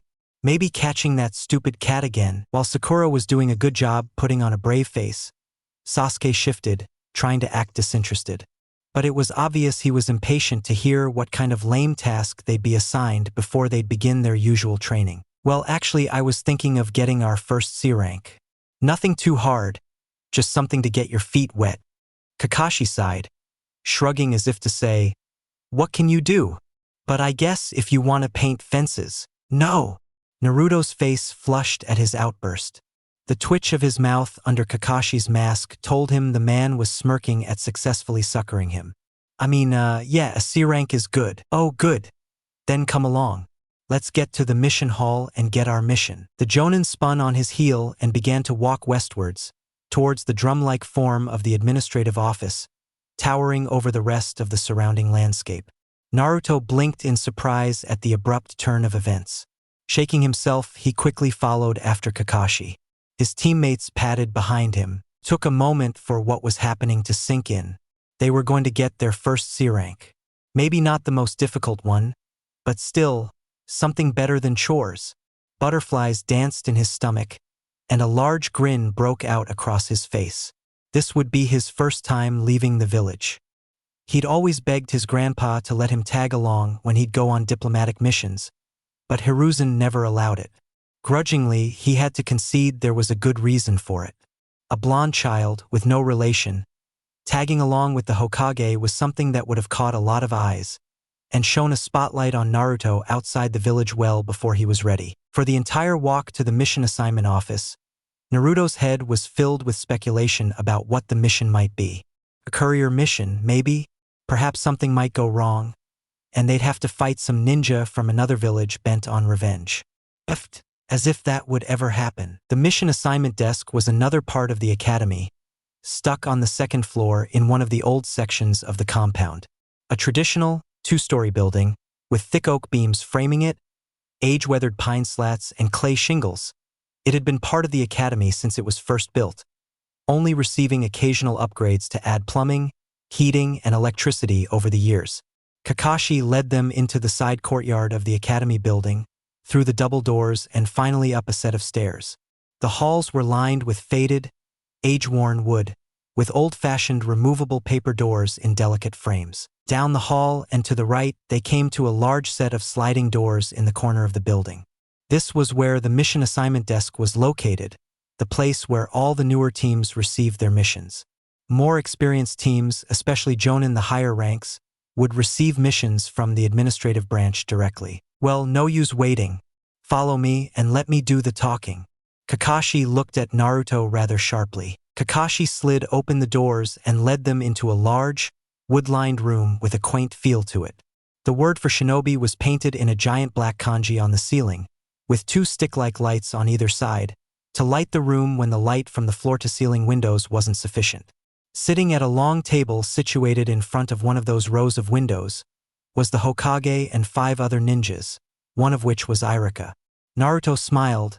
It was rare his grandpa was available at the desk. Usually he was handling more important paperwork and missions. Naruto gave Irika a slight nod, which he returned. The table was piled with mission scrolls of all colored borders, marked with different letters to separate them, though mostly only D and C. Naruto bowed to his grandpa, alongside his teammates. Hiruzen smiled at them. Team 7. Here for your D-rank missions for the day? Kakashi shook his head. No, it seems my genin are getting a bit antsy. I thought it was about time they took a C-ranked mission. See what shinobi life is like outside the village. There was a certain undercurrent to Kakashi's voice. It set Naruto on edge, though he couldn't place why. Whatever was left unspoken, the Hokage and Irika picked it up easily. The old man got a calculating look on his face, while their former teacher was caught between being disbelieving and being appalled. You can't possibly think they're ready for that. Irika protested. Now, Irika, if Kakashi says they're ready, I believe him. Hiruzen cut over Irika's protests, shocking the man into silence. Now, give me a moment to find one suitable. He shuffled through the scrolls in the C-rank pile, finally picking a rather small-looking one with a slightly grubby exterior. This should do. Tell me what you think, Kakashi. The elderly man tossed the scroll to Kakashi, who caught it deftly and wasted no time cracking it open. His eye slid across the paper quickly.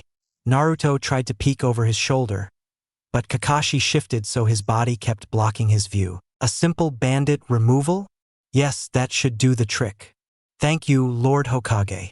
Kakashi nodded his head politely and rolled the scroll back up before stuffing it into one of his vest pouches. He turned to them and said, I want the 3 of you to go prepare for the mission. Make sure you're thoroughly packed for a week's travel, and handle anything else you need to. We'll meet at the main gates in 2 hours. Got it. Naruto nodded sharply. His mind swam as he tried to remember everything he'd need to do. Definitely pack supplies, and maybe say goodbye to Shika. He was so busy thinking. Naruto barely heard Sakura and Sasuke's acknowledgments of the order, or Kakashi using a teleportation to leave. You should probably get going if you want to prepare, Hiruzen said, a slight smirk on his lips. Naruto glanced around and realized he was the last of his team there. Oh yeah, wish me luck, Grandpa. The Hokage smiled warmly. Good luck and stay safe, my boy. Naruto nodded absently as he turned and went back through the sliding doors. He had a lot of preparation to go through in just 2 hours. 4 katanas lay across Naruto's orange bedspread. They shone brightly in the sunlight peeking through the curtains, sending rays of white light bouncing across the walls. His stomach growled fiercely. Nibbling on a heaping ham and chicken sandwich made by Sayako, he silently bemoaned the toll his bloodline took on his body. He had to keep his nutrients up. Still, it's better than waiting to create these in the field. They'll keep for a few days sealed. The fact his swords broke down after a while made them a bit of an inconvenience in the field. As it was his first mission outside the village, Naruto wasn't taking any chances. Creating the swords now and preserving them in a seal would mean he had to create less in the field. With a few quick hand seals, he brushed his hand across the katana, making them disappear into his wristband in a series of puffs of smoke. Well, that's my camping supplies, my food, medical kit, and all my tools. Add in the clothes. I'd say I'm all packed, he muttered, ticking off the items on his fingers. Now, to go say goodbye to Shika. Her team should still be at the training ground right now. Spreading his senses out, Naruto felt thousands of pings of chakra signatures. He closed his eyes, trying to parse through the noise. It was a bit like trying to listen for a particular voice in a crowded sports stadium. After a few moments, he finally locked on to the cool, ephemeral feeling of Shikako's chakra, alongside Ino's ghostly, clinging signature and Choji's, which radiated his physical energy. The uniqueness was due to the secret techniques their clans employed. They were exactly where he expected. Naruto bent over his desk and quickly began to jot down a note to Konohamaru. Right now, he was in class. Naruto would surely get flack from Gramps if he interrupted it. So, he wrote a note apologizing for not saying goodbye and telling Konohamaru to listen to his teachers. The kid was far too alike how Naruto was early on for his tastes. In hindsight, his jokester ways hadn't been the best example to set. After he made sure all his pouches and equipment were in place, Naruto left his room and made his way downstairs, where Sayako was dusting and humming a tune. Yo, Sayako, could you make sure Kono gets this? He held up the folded-up note and shook it lightly. Oh, are you leaving? Naruto grinned, rubbing the back of his hair sheepishly. Yep, I'm going on my first C rank. The kindly maid blinked. Well then, stay safe. He promised he would, and quickly made his way out onto the road and walking to the nearest one-story building.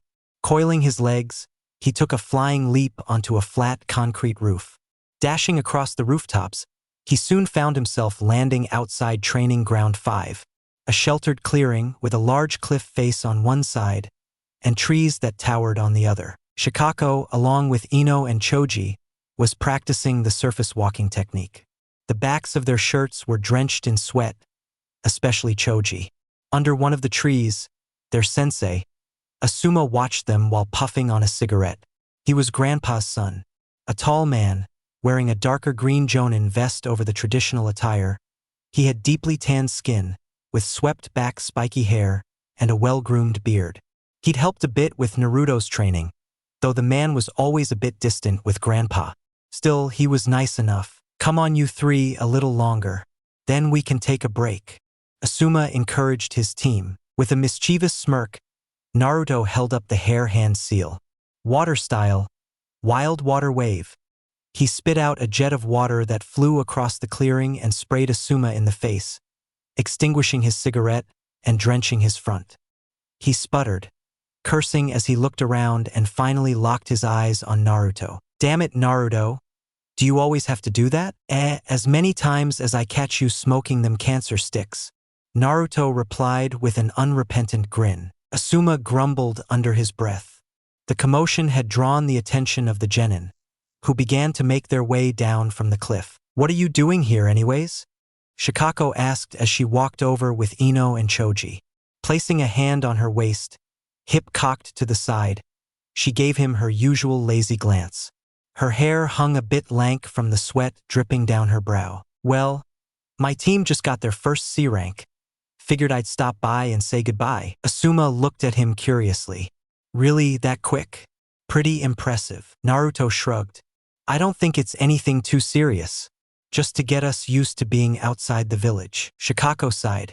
How long do you have? I'd guess about an hour. Well, then want to have a game of shogi? She asked. If it's all right with Asuma-sensei, sure. He glanced to the scruffy-looking jonin, who nodded readily. Cool then, let's go. After finding a flat rock to set the table on, Shikako was quick to bring out her shogi set. It was well used, with a few scrapes on the dark lacquered edge that gave it some character. The board was a gift he'd given her for her 10th birthday to replace her old battered one, and you could scarcely catch her without it.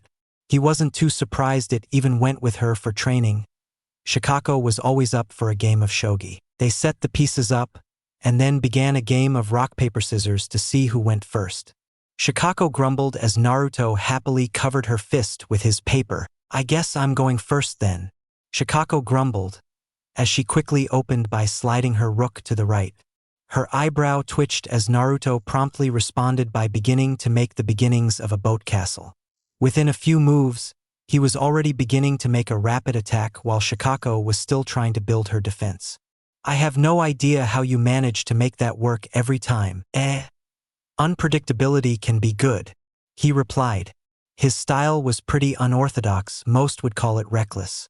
All she needed to do was trade bishops and they'd be in a full battle before he'd even solidified his defense.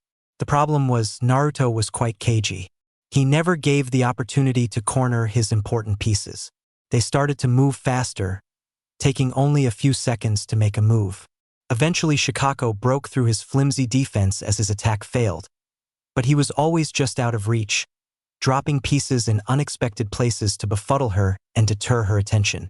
Eventually, he broke down her own formidable defense and rapidly began to corner her king. With one final whoop of joy, Naruto moved his promoted pawn into position to checkmate the king. Shikako shook her head in exasperation. You're way too weird. I can never figure out how your tactics work. This must be what it's like playing an idiot savant. Oi! You're acting like I'm some sort of idiot. Shikako raised one lazily groomed eyebrow and looked him up and down. If the shoe fits. The two burst out laughing. Chest heaving with mirth, Naruto was glad he'd come to see her. It was a good way to relax. He'd miss being able to talk to his best friend for however long the mission lasted. Sobering up a bit, Shikako fixed him with a pointed stare. Good luck on your mission. And try to remember, in a real fight, sometimes recklessness doesn't work out. Naruto stood, stretching his hands to the sky and arching his back like a cat. He felt a series of satisfying pops along his spine, sending an invigorating rush through him. Don't worry, I'll be careful, he said with a reassuring smile. Besides, it's just your basic C-rank bandit removal mission. It's not like much could go wrong to make it dangerous. In hindsight, he'd regret his cocksure, easygoing attitude. But for now, Naruto simply bid goodbye to his friends. He gave Shikako and Ino brief friendly hugs, and Choji a clap on the back, before nodding to Asuma as he left the clearing. There was probably a half-hour left until they were supposed to meet, assuming Kakashi was on time. While he could have entered back into the main village, Naruto decided to skirt along the populated sections of the village by traveling through the trees. It was a much more peaceful trip. He went at a leisurely pace, taking in the cool midday air in the shadowed forest, the chirping of birds and chatter of the squirrels. Eventually, his destination came into view. Set into the massive walls that surrounded the village was an equally massive set of wooden gates, which stood before a concrete road wide enough that 4 wagons could comfortably fit side by side, with stalls lining either side offering food for weary travelers. The gates themselves were made of thick timber beams bolted together, painted a faded green, with his symbol for fire displayed in red. His eyes quickly landed on his teammates, who were waiting at the base of the right-hand gate. As usual, Sasuke was looking disinterested as possible, leaning against the gate, propped open to allow merchants to come and go. Sakura was trying to talk to him, to no avail. I guess I'm the last one to arrive, he said as he strolled over to his teammates. They glanced up, Sasuke offering a grunt, and Sakura smiling at him. Hey Naruto, you're kind of late. Did packing take that long? Nah. Naruto shook his head. I swung by Team 10's training ground and said goodbye to Shikako. Sounds nice. I did the same with my parents, she replied. Naruto glanced at Sasuke, noticing his hand was clenched tightly. Maybe it wasn't the best idea to talk about telling someone you were leaving around him. But what else was there to talk about? He couldn't think of anything. So instead, they lapsed into an awkward silence, where nobody was willing to bridge it. It was this weird air that Kakashi walked in on when he finally arrived. Surprisingly, he wasn't late this time. Rather, he arrived at almost exactly the time they were due to meet. Strolling up with a casual air, the The jonin glanced at them. If he could tell any of their unease, he didn't say anything. I notice none of you have backpacks or camping supplies. Would I be correct in assuming you're using storage seals? The three of them nodded readily. Good, now. I think there's something you three should know about the mission. Uncharacteristically serious, Kakashi fixed them with an intense gaze. Our mission is a bandit removal mission, which means you'll be expected to kill if necessary.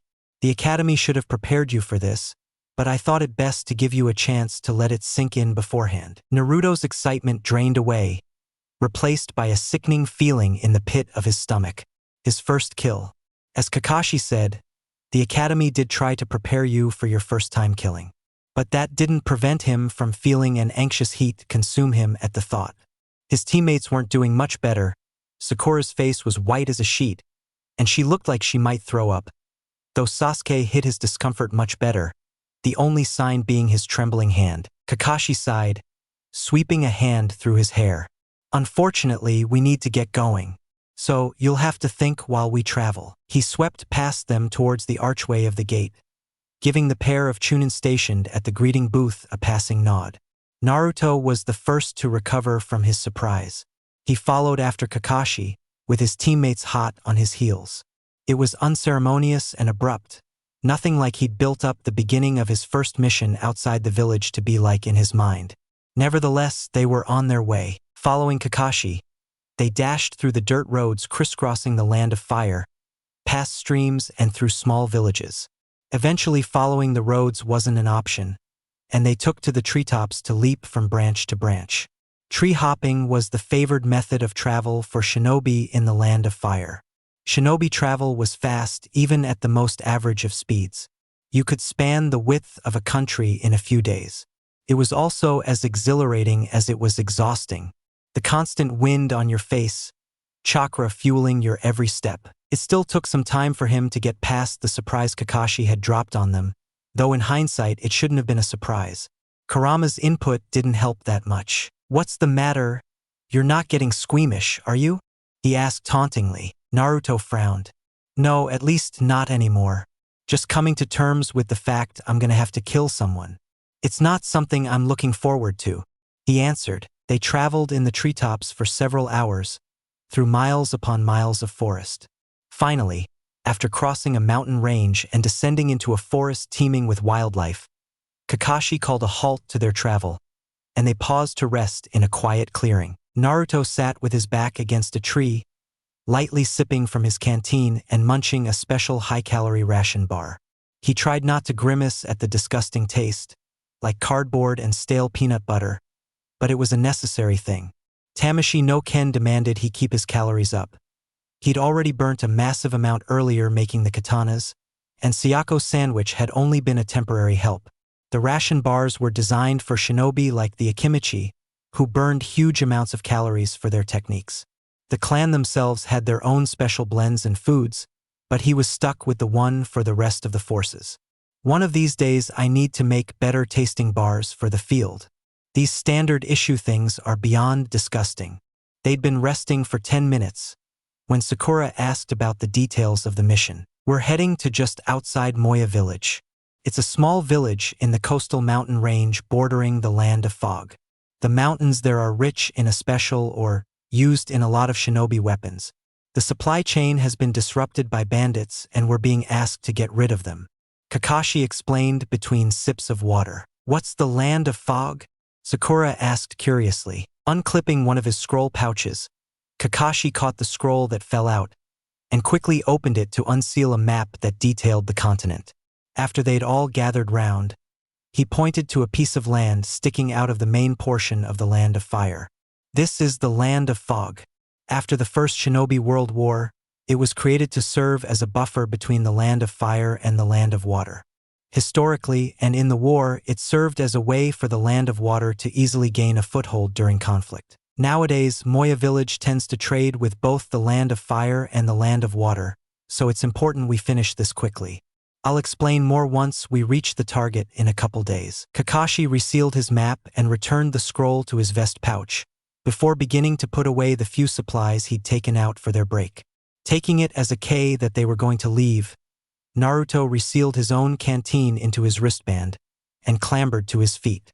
He shook out the stiffness that had built in his legs even with that short break. Come on. We have about 4 more hours to go before it starts to get dark. After that, we'll camp out. And continue they did. They labored on until the sun began to dip below the horizon, the sky full of golden light from sunset. In that dim light, they stopped along the bank of a river, sheltered under a dense copse of pine trees. There they pitched their tents and quickly got to work making a modest meal of fish and rice before turning in for the night. Kakashi woke them up the next morning before dawn. The sun hadn't even begun to lift above the mountains, but they'd already broken down camp and filled themselves with field rations, not nearly as appetizing as the fish from dinner. Then they were on their way again just like the day before. Around noon, 2 days after they'd left, Naruto finally saw a glimpse of Moya village. They'd just begun to descend into a foggy valley, surrounded on 3 sides by craggy gray mountains, when he spotted a village in the distance. It didn't approach the size of the leaf, but it was still larger than any other village he'd seen so far. From a distance, you could see power lines crisscrossing between buildings, with large metal warehouses that gave way to nice traditional-style family homes with wraparound porches, as well as a thriving downtown area with newly built apartment buildings, their paint bright and gleaming in the afternoon sun that pierced the fog. Kakashi finally called a stop to their travel a few miles outside the village. Together, they crouched around his map as he explained the plan.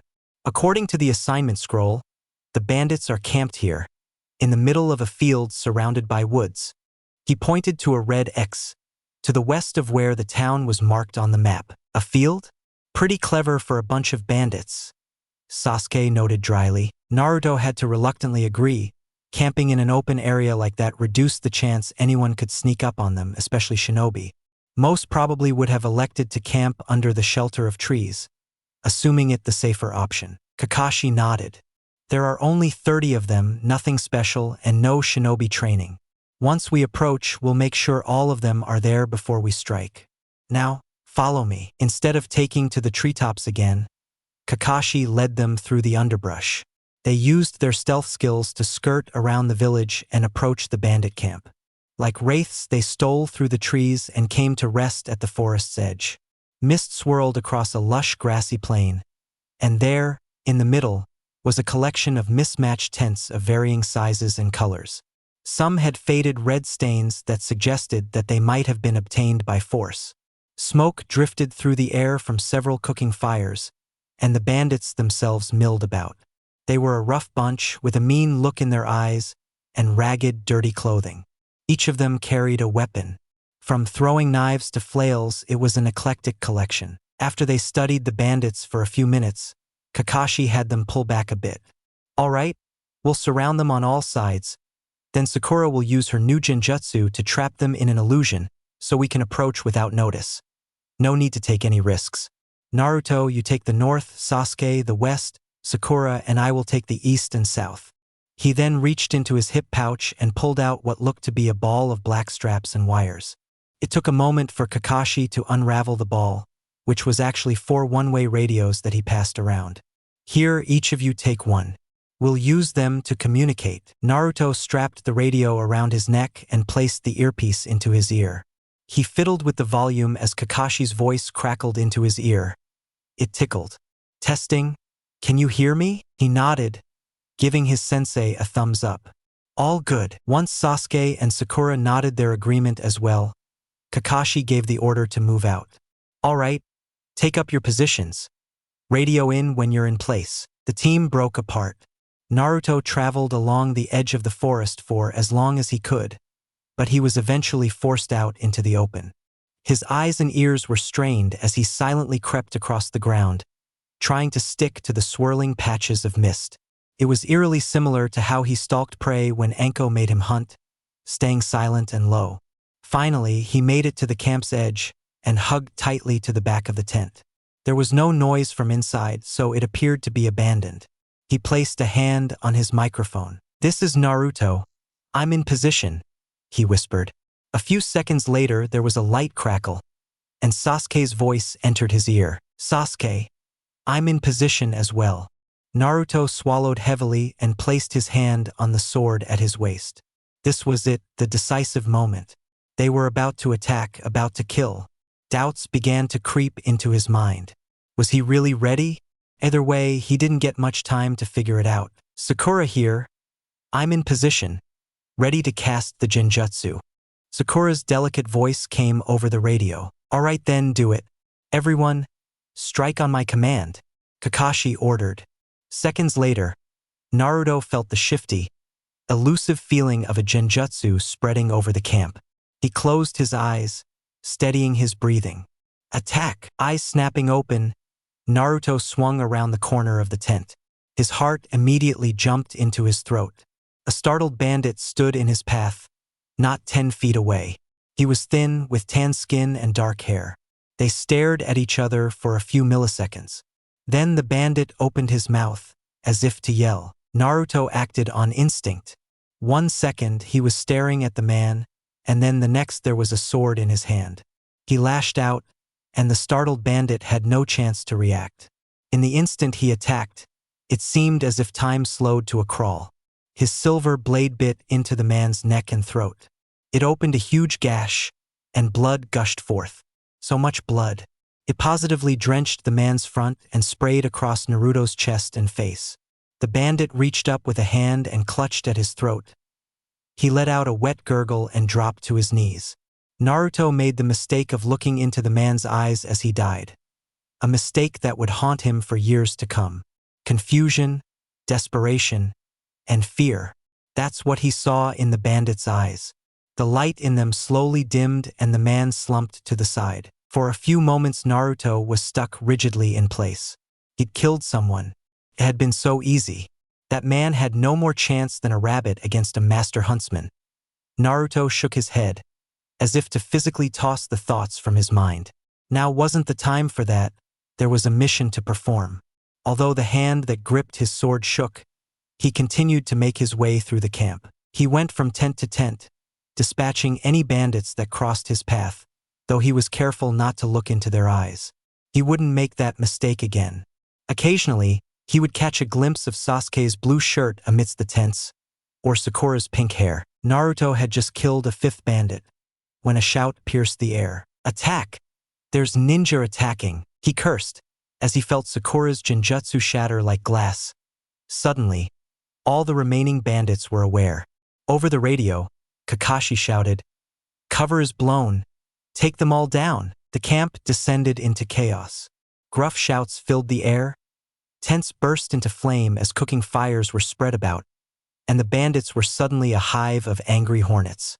Naruto spun around the corner of a tent, only to be quickly spotted by a hulking man wielding a battered kanabo.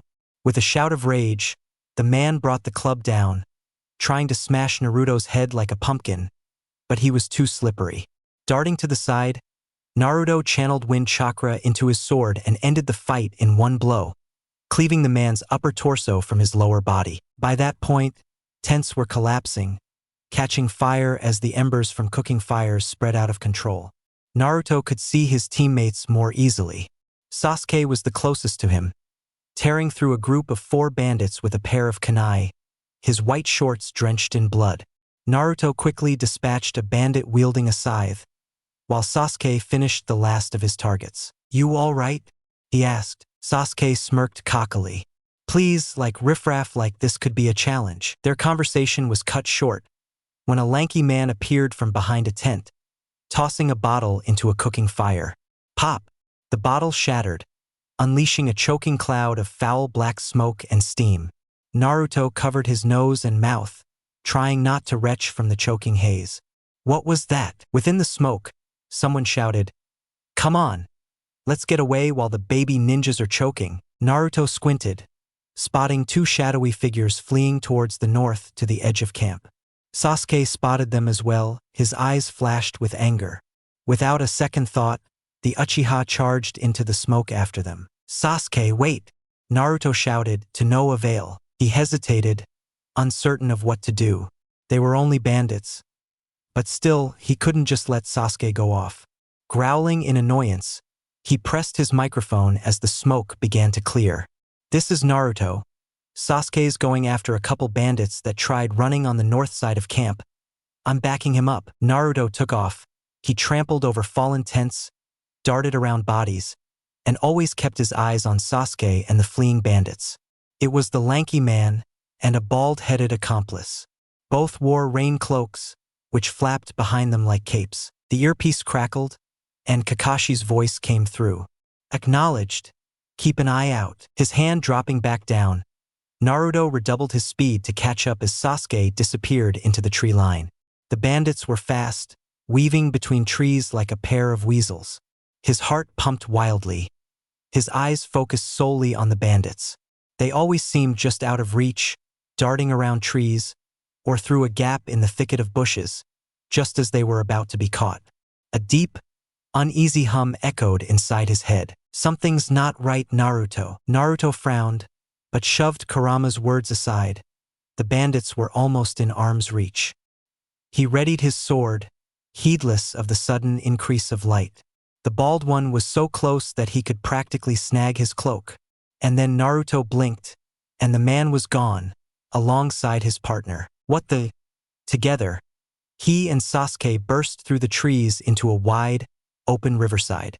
30 feet of bank led to 15-foot drop-off into a dark, narrow, fast-moving river.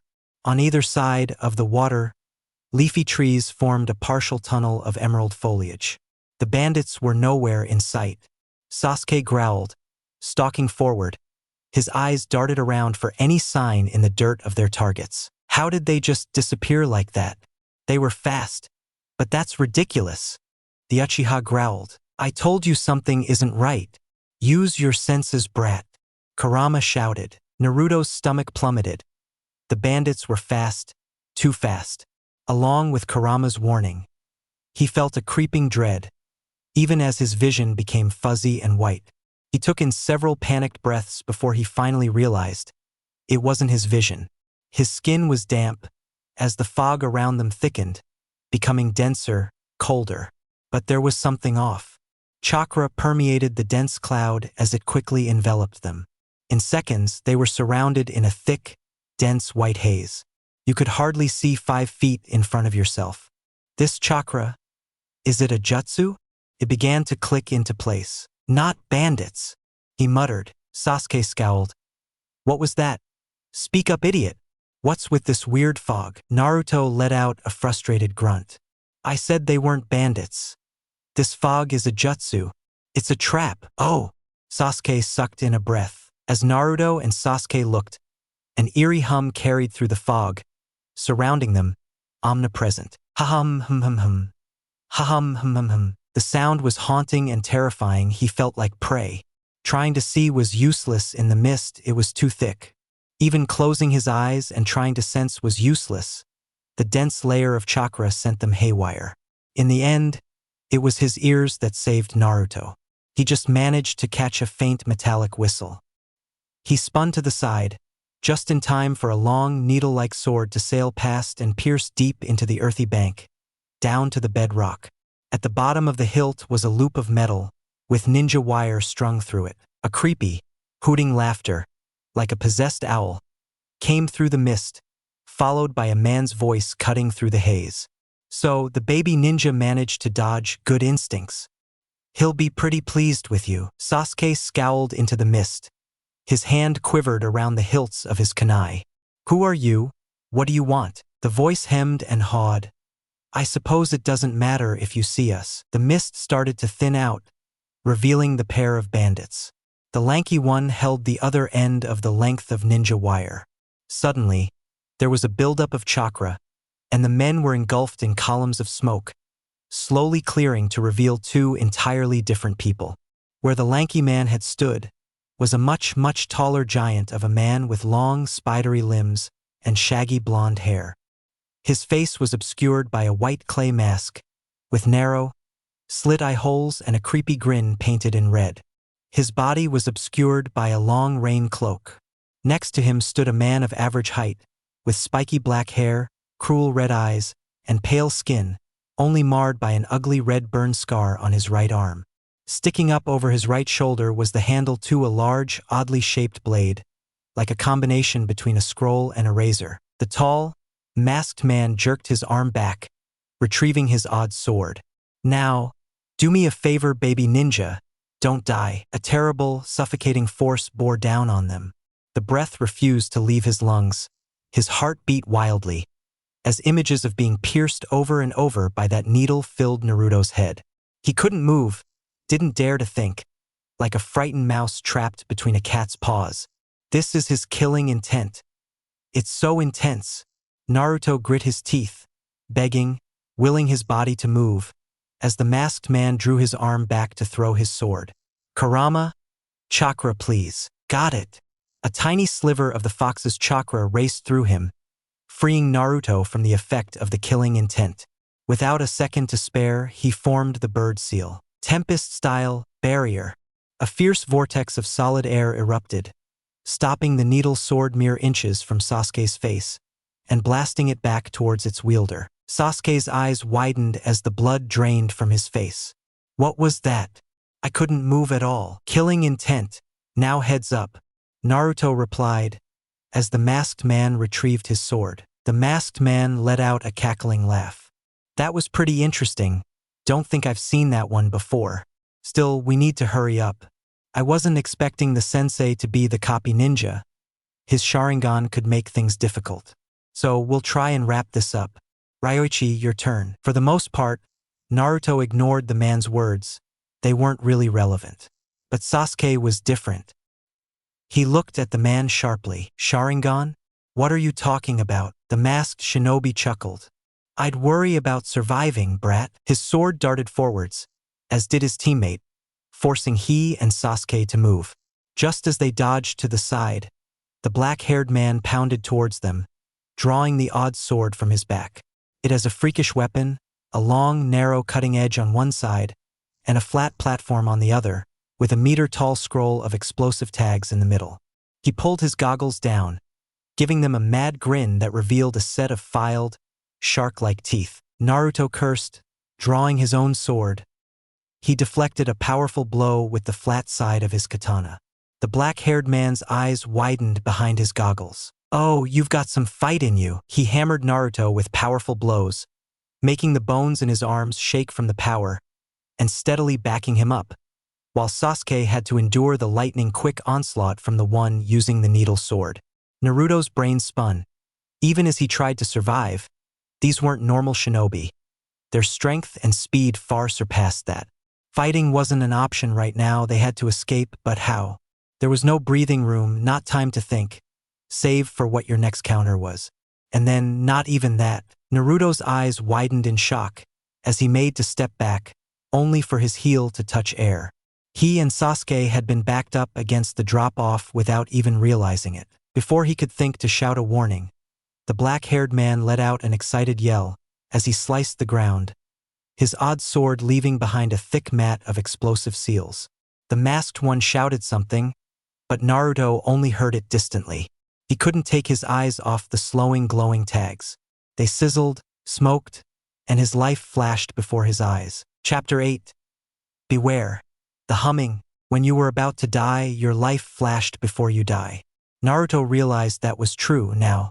As the mat of explosive tags grew ever brighter, images passed through Naruto's mind like a runaway film reel. Every birthday, long days training, playing shogi. It was all about to, quite literally, go up in flames. And then it wasn't. Naruto felt himself jerked backwards. His stomach flipped as he careened through the air, Sasuke flailing alongside him. He pulled us off the cliff. Naruto realized numbly. It was insanely fast thinking that might just save their lives. Boom! A terrible explosion rent the air, like dozens of cannon blasts. For a few moments, a ball of smoke and fire lit up the drab gray fog. Then the shockwave hit them, flinging them well past the rocky edge of the riverbank and over the center of the frothing gray water. Naruto only had a brief second to collect his wits. He took a deep breath as the water came to meet him. Channeling chakra into his hands, he prayed that there weren't any rocks waiting beneath the surface. Then he hit the water like a knife cutting through butter. 1,000 needles pierced his skin. The water was like ice. He almost instinctually let out a gasp, but managed to hold it in. The pain shocked him to awareness. With a quick kick of his legs, Naruto shot to the surface. His head quickly broke free. He took a greedy gulp of air. Looking around, he tried to find Sasuke, but couldn't see him. Taking a second gasp, he flipped around and dove underwater. It was impossible to see anything. He began to sweep his arms. Maybe he'd managed to snag Sasuke's clothes. No such luck. With every second that passed, he felt his lungs scream for air. His muscles were starting to tire from the shocking cold. Naruto felt his hopes plummet. If he went up one more time, he might not be able to find Sasuke. Even now, he was fighting with the current. Desperately, he strained his eyes, searching for something, anything. In the corner of his eye, a flash of something red and glowing caught his attention. Struggling against the current, he caught a glimpse of pale skin. With renewed vigor, he fought his way forward, grasping a handful of Sasuke's shirt and kicking as hard as he could towards the surface. It was hard. It felt like he was dragging a bag of rocks. Finally, he broke through, dragging Sasuke's head above the water. He kept his arm wrapped around Sasuke's chest, his head swiveling about as he tried to find the shore. Spotting a muddy bank poking out of the fog, he used one arm to try and stroke, kicking his legs desperately. Black spots started to appear at the edges of his vision. Every second, the water threatened to tug them under. His muscles were rigid like stone. Slowly, the shore drew closer. The blackness started to engulf him, his vision narrowing. Naruto's hands slapped against mud, his knees jolting painfully against jutting rocks. With a burst of strength, he tossed Sasuke clear of the water and onto the bank. Clawing at the soft mud, he almost slipped back into the water, but his fingers closed on a buried rock. Using the last of his energy, he hauled himself out of the water, back slamming on the ground hard. The world spun as he looked into the tunnel of emerald leaves and gray fog. He wanted to sleep, but he couldn't. Distantly, his oxygen-starved brain recalled the dangers of hypothermia. It was one of the first things they learned in survival training. Have to stay awake. We'll die in the cold. It was futile. His eyelids were lead. To keep them open was torture. Vaguely, he was aware of two shadowy forms hovering over them. They spoke, their words muffled and fading. Lucky they survived, you buffoon. My bad. But hey, this one has the Sharingan. He'll be worth extra. What were they talking about? Nothing made sense. One thing was for sure, though. It registered even in his fuzzy mind as his consciousness slowly faded, and one of them reached down, grasping the collar of his shirt. They were in trouble. Present, Naruto pinched his nose. There was a throbbing pain behind his eyes. Every heartbeat made it worse.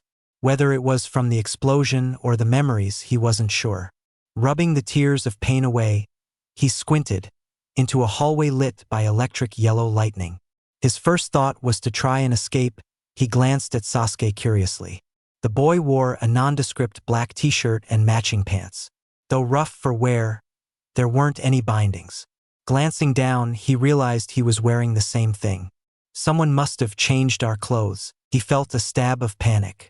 His wristbands held nearly all his supplies. Without them, Naruto suddenly felt naked. Trying to distract himself from the anxiety, he glanced at the sturdy wooden beams making up the traditional cell door. The gaps were surprisingly wide, definitely enough to slip through. Yet somehow we're still here, Naruto mused, glancing at Sasuke. I'm gonna guess the first thing you did was try and get us out? It really was more a statement than a question. Sasuke rolled his eyes, his red eyes. I tried to smash the bars, it wasn't pleasant. Some sort of electric shock. Fantastic, probably a seal of some type. Judging by the lack of restraints, Naruto assumed it was applied directly on their bodies, though clearly it didn't take away all their chakra. He stared at Sasuke curiously. His eyes glowed just slightly in the darkness of the cell, two tomo orbiting the left eye and one in the right. So, that was how Sasuke had reacted so fast. What the hell are you staring at, dumbass? Sasuke growled. Oh, not much. I just noticed you've caught an odd case of pink eye. Fortunately, it's not contagious. Naruto unfastened his headband, tossing it across the cell to a frustrated Sasuke and motioning to look into its mirror-like surface. The disgruntled boy reluctantly did. The second he looked into the headband, Sasuke sucked air through his teeth in shock. The Sharingan, Sasuke touched under his eye softly, reverently. Naruto rolled his own eyes. Yeah, your Uchiha balls dropped, congratulations. Can we get to the part where we figure out how to escape? Was he being a dick? Yes, decidedly so. But it also made the situation seem a bit less terrible to Naruto, though Sasuke clearly didn't appreciate his humor. The Uchiha stared daggers at him. Can you take anything serious? Or is everything a joke to you? I can't believe someone like you is as strong as you are. Skrkrai Ayach, the high, wince-inducing sound of metal on stone pierced Naruto's eardrums. A long shadow crawled across the ground, trailing to a set of large, sandaled feet. The masked man strolled in front of their cell, his long sword dragging across the floor. Behind him were 4 men, wearing drab-gray shinobi clothing, with steel-plated gloves like Kakashi, and black-clothed forehead protectors bearing a unique symbol, 3 gentian flowers over 5 bamboo leaves. Naruto assumed they were guards of some kind. The giant of a man chuckled, tucking his sword away, before kneeling in front of their cell door. His was still almost as tall as Sakura. Escape? That's cute. Baby ninja. The man reached up, pulling his clay mask off. Straw-colored blonde hair fell messily about a gaunt, pale face, with cold, cruel gray eyes, a single bang falling between them lazily. There were red markings on his lips and mouth, forming a mocking jester's grin. It didn't appear to be painted on, either. He smiled, revealing a set of shark-like ivory teeth. You're not going anywhere. Those seal will make sure of that. The giant stood abruptly, his mask back on. With a casual flick of his wrist, the heavy wooden cell door slid open. Naruto's eyes darted to the sudden opening. If they were quick enough, perhaps they could escape. The giant casually turned around, sparing a single glance over his shoulder. Feel free to try and escape. I could always use a chuckle. Now make yourselves presentable. The man dug into his cloak and tossed bundles of clothing onto their futons. In the light from the hallway, Naruto realized it was their clothes, freshly laundered and dried. He tried not to show too much excitement at spotting his wristbands in his pile. Naruto shared an uneasy glance with Sasuke, silently asking if they tried to make an escape, but the Uchiha subtly shook his head. With a sigh, he pushed himself to his feet, letting out a groan as his head throbbed even worse. He quickly got dressed under the watchful eye of the guards. It was a struggle to stay balanced, though he managed. Finally, he and Sasuke, eyes now back to normal, cautiously stepped out of the cell to follow the lanky giant, the 4 shinobi guards trailing behind silently. Naruto felt the constant presence of their eyes on his back. They were in a well-lit hallway, with walls covered in white plaster and a polished concrete floor. 7 wooden cell doors just like theirs lined the hall. The cell opposite theirs stood empty. Naruto glanced into the darkened cells, spying men and women wearing rough, blood-stained clothing that had seen better days. A few boasted terrible scars, and all of them, to the last person, had a hard look in their eyes, as if they would tear your throat out if you so much as looked at them wrong. After being led out of the cell block, they came out into a closed atrium. The ceiling soared to 20 feet high, made of the same gleaming concrete as the floor. 2 hallways branched off the main hall, one horizontally in the far right-hand corner, the other vertically in the nearer right-hand corner. On the wall opposite the entrance to the cell block, a sturdy black door stood, with a sign marking it as an infirmary. Finally, set into the left-hand wall was a pair of black doors. Made of solid steel, their handles were padlocked closed. The giant stepped up to the doors. He swiped a thumb across the padlock, causing it to click open and let the chain slither loose of one of the handles. The doors were thrown open with a casual shove. They opened to reveal a concrete stairwell, significantly darker than the atrium. It was still lit by dull yellow lights. Come, their guide commanded them, glancing over his shoulder just once, as he proceeded to lead them up the stairs. After several flights of stairs, they finally came out into an ornate hallway. Naruto stared, receiving a shove from one of the guards to force him to continue. The halls on this floor couldn't be a starker contrast to the previous. The moldings were covered in gold leaf, the plaster painted with nature scenery, reminiscent of fancy wall panel paintings from a daimyo's castle. Where they weren't paintings, ancient armor, gleaming swords, and opulent mirrors hung on display. It looked more like someone's stereotypical assumption of what a rich mansion looked like, gaudy and ostentatious. They were led through several equally flashy halls, and up a staircase, occasionally passing people dressed like housekeeping staff. Finally, their guide came to a stop in front of stained wooden doors, decorated with a carving of serpentine dragon battling a tiger. Feminine voices giggled and sighed from inside the room. One of their guards stepped forward reluctantly, knocking on the door with a heavy fist. "Lord Minamoto, the ones you asked to see are awake. We have them here." A man's voice carried through the door with obvious annoyance. It was a refined voice with a nasally sound to it. "Very well, give me a moment." After some shuffling noises and a few more giggles, the man called out again. "Come in." The cloaked, masked giant pressed forward, shoving the doors aside one-handed. They crashed against the walls, revealing a large room. The wood-paneled walls were stained red. On one side, a huge mahogany desk sat across from the doors, topped with expensive baubles, with a high-backed leather chair behind it, and a black bookcase filled with expensive tomes. A massive window stretched from floor to ceiling, framed with expensive black silk curtains. Across from the window was a couch laden with pillows, large enough to allow 5 people to lounge comfortably, with a liquor cabinet next to it. On the couch, a black-haired man leaned back, wearing a black silk haori with golden dragon and tiger motifs matching the door, over a red kimono top, with black hakama pants, tied with a golden obi.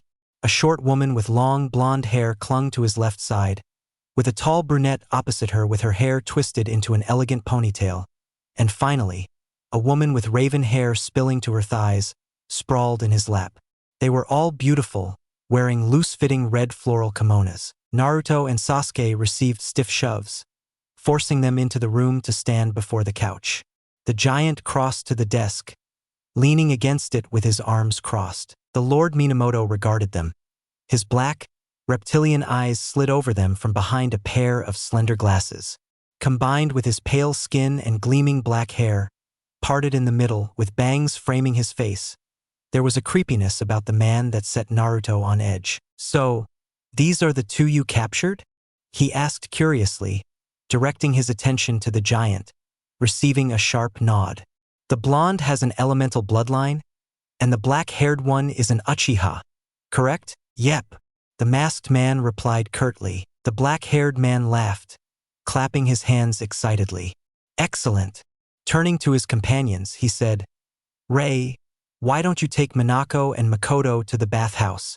I'll join you shortly." "Sure thing, Lord Takaru," the black-haired woman said, her voice delicate and pleasant.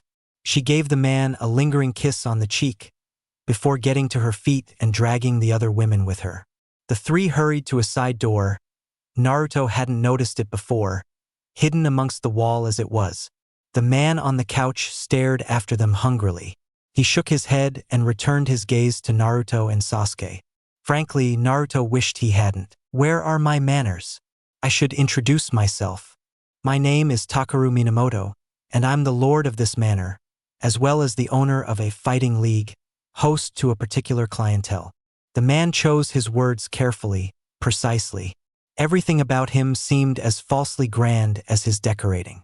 "The masked man over there who captured you is Itojiro Korirare. He's my bodyguard, as well as the one in charge of adding to my collection of fighters." Naruto narrowed his eyes. "And I guess you're expecting us to be fighters?" Takaru smiled indulgently. He folded his left leg over the right, steepling his fingers as he regarded them. "Just so. Now, why don't you introduce yourselves? I'm eager to know the names of 2 splendid additions to my roster." Sharing a glance with Sasuke, Naruto saw a spark of defiance in his eyes. They must feel the same way, no interest in indulging the farce. Once it was clear they weren't answering, he stared at the rich man defiantly. Takaru tooted in displeasure. "Now that won't do. It seems you need some correcting."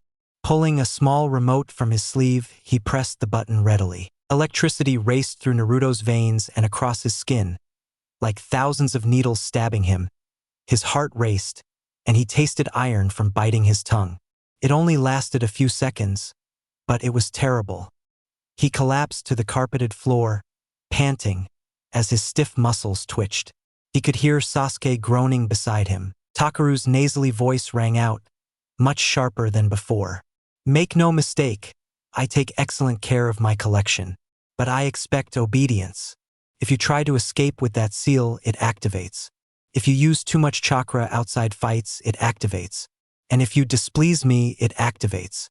Now, when you get up, I suggest you be good, and tell me your names." Naruto groaned.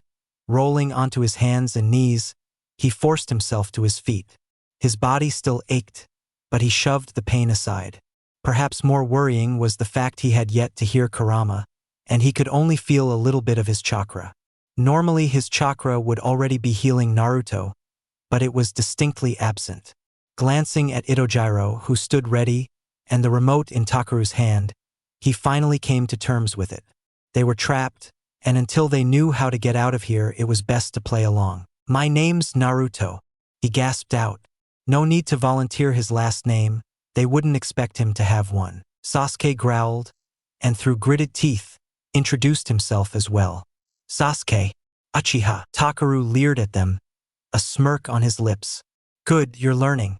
Outside of fights, you're free to roam the prison floor, train, and eat, but make sure to play nice.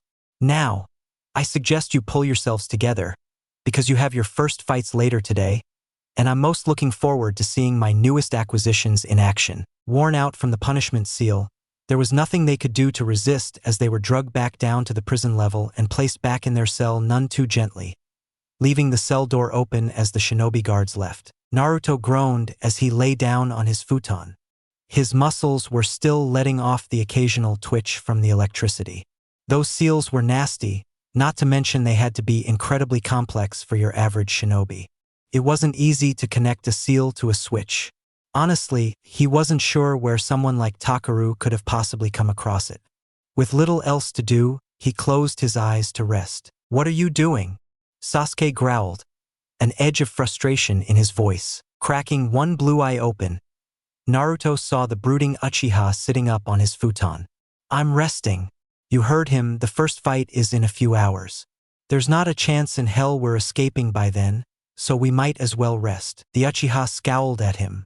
"Are you saying we just give up?" With a sigh of annoyance, Naruto turned over onto his side and closed his eye. "No, I'm saying we shouldn't rush it.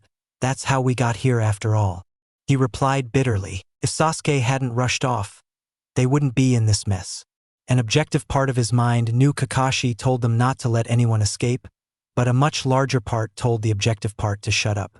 This was the same guy that spent years calling Naruto an idiot just for being lighthearted. Sasuke had always been a jerk that looked down on everyone, and that's exactly what got them captured.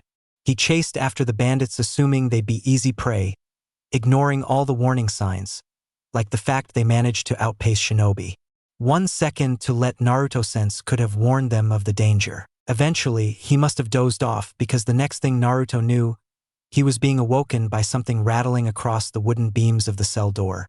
It was one of the guards, dragging the back of his metal-plated glove across the bar. "Oi, up and at 'em. It's time to entertain the crowd." Naruto cracked his eyes open, sitting up and peering at the guard, a middle-aged man with a salt and pepper beard and pale skin. He pushed himself to his feet reluctantly. There was no point resisting.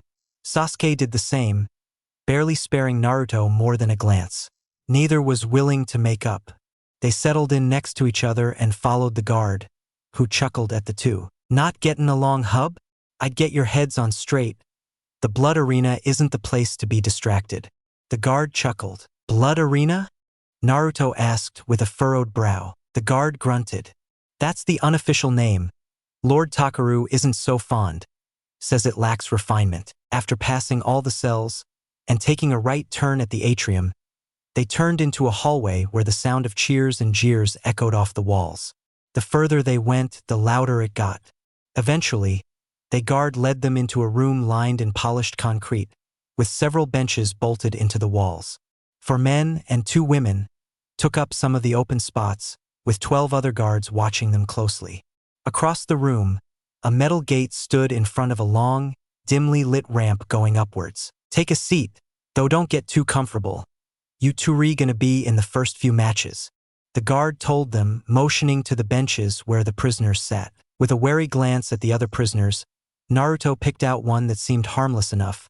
A girl with angelic features and soft black hair falling down her back, wearing a pinstriped turtleneck under a green kimono with white borders and pinstriped hakama pants. On her forehead, she wore a black cloth protector, engraved with 4 squiggly lines. She glanced up as they approached. "Hey, miss, you mind if we sit with you?" Naruto asked. The girl tilted her head and gave a close-eyed smile. "Not at all, feel free." Naruto sat down on the hard wooden bench, his back to the stone wall, followed by a reluctant Sasuke. He sat there, fidgeting as he waited to see if his name would be called first. The beautiful girl smiled. Her pearlescent teeth gleamed even in the faint light from the arena. "You're new, aren't you?" Naruto blushed, rubbing his hair nervously. "That obvious, huh?" "Yeah, we just got acquired." "Don't worry, I haven't been here long either, just a few weeks. My name is Haku." She tried to soothe his concerns. "Naruto, is this really the time for chatting?"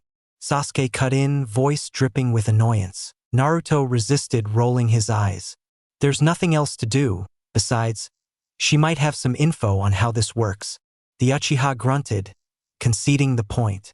Smirking in victory, Naruto turned back to Haku. "My name's Naruto, the moody one is Sasuke.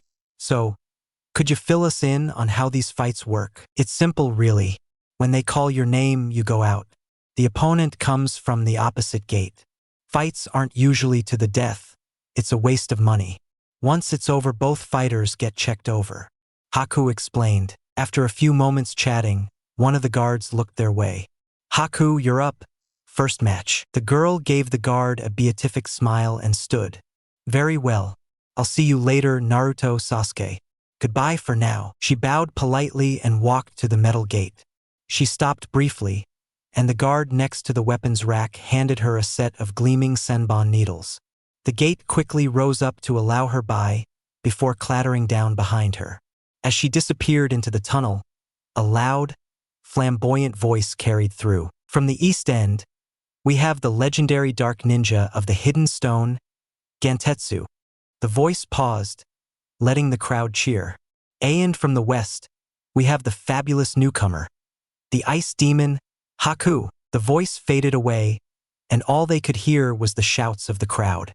After several minutes and a noticeable drop in temperature, the crowd roared, and the announcer's voice came back, announcing Haku as the winner. "Well, how do you like that? Must be pretty tough," Naruto muttered. Seconds later, Haku strolled down the ramp, being let through the gate by the guard, who she handed her senbon to. As the beautiful girl walked across the room, she gave them a nod and a smile before exiting. Naruto glanced at Sasuke. One of them was definitely next. "Any idea how you'll fight?" The Uchiha shrugged with a scowl. "I'll figure it out. You should worry about yourself." Before Naruto had a chance to reply, the guard at the gate looked their way. "Whichever one of you brats is Sasuke, you're up." Sasuke's face drained of any expression. With a hard-eyed stare, he stood and walked across to the guard, who handed him what Naruto realized was Sasuke's equipment pouch. Just as it had for Haku, the gate rose for Sasuke, and the announcer enthusiastically called his name. Upon hearing Uchiha, the crowd gave a particularly large scream. Naruto was left to wait on his own. He wondered how this would play out and who his opponent would be. There wasn't long to wait. Only a few minutes later, the crowd roared again, and the announcer enthusiastically announced Sasuke as the winner. The brooding Uchiha didn't say anything as he left, a brand new blood stain on his white shorts. He simply handed the guard his pouch and left, only sparing Naruto a quick glance. "Blondie, you're up next." The guard at the gate grunted. Taking a deep breath, Naruto stood up. As he approached the guard, he smiled. "I don't suppose I could get a sword, could I? TCH, maybe next time. For now, you get the pouch." The guard told him, slamming Naruto's own equipment pouch into his hand. "Thanks." Naruto grunted and made to walk through the rising metal gate, even as he worked to attach his equipment pouch to his sash.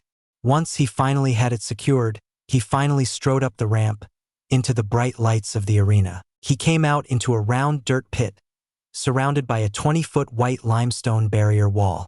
It wasn't the largest arena he'd ever seen, consisting of only a few tiers, but it looked expensive. The stands were filled with about 100 wealthy-looking patrons, in 8 expensive boxes on either side. He spotted the announcer, standing on a platform near the top of the arena on the right. And of course, in a separate section in the middle of the left-hand boxes, was Takaru, sitting in a lavish chair with the 3 women from early draped over him. As soon as he stepped out of the tunnel, a steel plate slid shut over the entrance, trapping Naruto. He stared across the arena at his opponent, a shirtless, barrel-chested bald man, with bulging muscles, thick eyebrows, and a horrendous Fu Manchu mustache. From the east, the indomitable brute with the bulging muscles, Iwajiro, the announcer shouted into his microphone, as the muscled man flexed his arms and did poses for the crowd, who cheered. And his opponent, our second debutante of the night, a genin from the Hidden Leaf with an unusual elemental bloodline, Naruto. The crowd jeered, shouting for his opponent to crush Naruto. The fight will go until somebody is incapacitated. Now it's time. Fight, the announcer called. As soon as the last word had left his lips, Naruto suddenly felt something give way inside of him. Suddenly, all of his chakra came flooding back, available to use at his leisure. Along with it came a familiar deep voice. "Finally! About time I could speak to you, Naruto. That damnable seal limited how much chakra I could use. It was impossible to communicate." Kurama growled. "It's good to hear from you. Try to keep the connection open after this. But for now, I have to fight." Naruto replied, his eyes never leaving his opponent. Oddly enough, the man didn't move to fight. Instead, he gave Naruto a friendly smile and offered his hand. "Say, why don't we shake hands, newbie? I remember what it was like, being new and unsure about what I'd gotten into. Nothing like a friendly handshake to begin a noble fight between detainees," he said in a gruff voice, raising an eyebrow and not hearing any protest from Kurama. Naruto stepped forward hesitantly, holding out his hand to take Iwajiro's.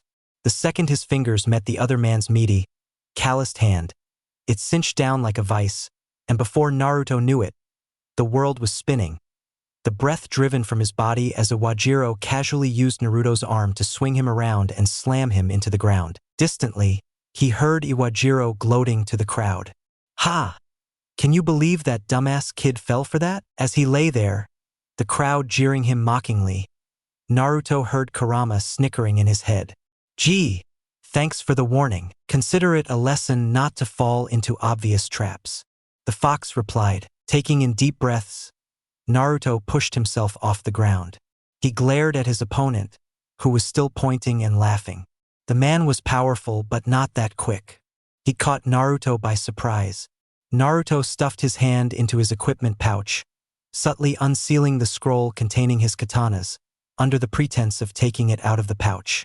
Quickly opening it, he unsealed one of his 4 backup swords, quickly stuffing the scroll back into his pouch. Iwajiro eyed the gleaming sword wearily. "What you gonna do with that, brat?" "Win," he replied simply. "Don't need to get too complicated here. This guy isn't too bright." Dashing at his opponent, Naruto feinted high, before quickly ducking under the big man's guard as he tried to avoid the swipe that never came. Quick as a flash, the tendons on his opponent's right arm and leg were severed, sending him stumbling to the ground.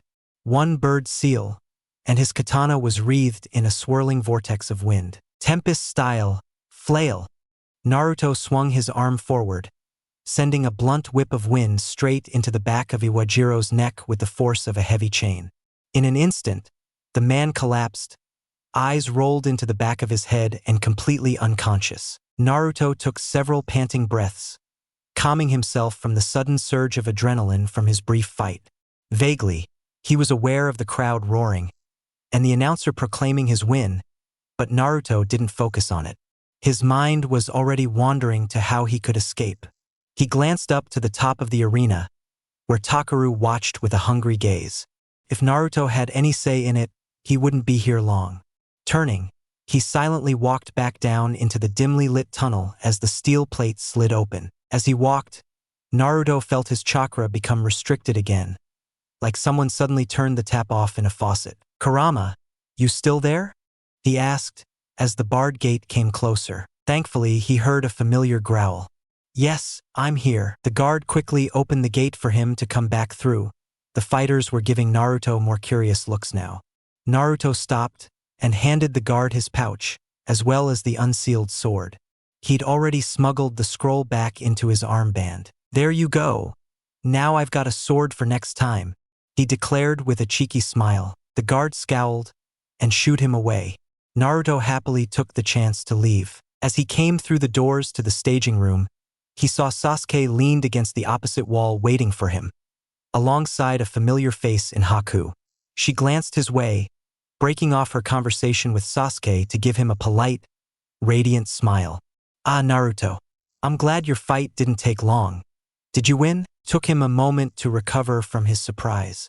"Yeah, he wasn't that tough," he said finally. "Ah, good. As I was just telling Sasuke, it's dinner time. I figured I'd show you to the cafeteria, as well as help you learn the ropes of living here," she told him. He glanced to Sasuke. "I think letting her show us around is a good idea. What about you?" The Uchiha shrugged, a mysterious gleam in his eyes Naruto couldn't quite place. "Sure." Haku clasped her hands. "Excellent, follow me." Turning, she began to walk down the hall in the opposite direction of where their cell had been. Naruto's eyes trailed after her, and the way her kimono accentuated her figure. "Man, she's even more pretty than Ino," he muttered quietly. Suddenly, Haku glanced over her shoulder with an indulgent smile and seamlessly said 6 simple words that shocked him. "By the way, I'm a boy." Continuing on, she was heedless to Naruto freezing in his tracks as his mind struggled to grasp what he'd heard. A boy. The prettiest girl he'd ever seen was a boy? Now that he looked closer, it was easy to spot the Adam's apple underneath Haku's turtleneck. "You coming, idiot?" Sasuke snickered. The bastard had known. That's what the look was. Naruto shook his head, shoving aside the confusing mix of emotions he wasn't even going to begin trying to untangle, and followed after his teammate and Haku. Down the hall and into the atrium they went, past the locked doors to the stairs. After turning down the second hallway, Haku led them into the first door on the left, which bore a white sign with cafeteria written on it. Over a dozen tables stretched across the room, round with built-in benches. The room wasn't very full. Few prisoners sat at the tables, easily distinguished by their worn-down clothes. The smell of cooked rice and simmering miso wafted through the room, as Haku led them to a counter on the far side of the room, where 5 workers in aprons and hairnets served food from behind a pane of glass. He leaned forward and spoke through the glass to a kindly-looking middle-aged woman. "Good evening. Could my friends and I get 3 dinners, please?" he asked politely. The woman lit up. "Haku, good to see you." "Sure thing. I'll get right on it." Snatching 3 metal trays from a stack on the end of the counter, the woman quickly plated up 3 servings of rice, with a bowl of miso soup, steamed greens, and some smoked fish, before sliding them through the window to the 3 of them along with 3 glasses of water. Once they had the food, Haku led them over to one of the tables in a secluded corner, where they sat and began to eat. As Naruto dug into some of his smoked fish, he looked at Haku. "Not that I'm not grateful, but why are you being so helpful?" The boy had been nothing but nice. Almost too nice. Everybody else he'd seen here looked at them like they were prey. But not him. Sasuke grunted in annoyance. "I was wondering that myself.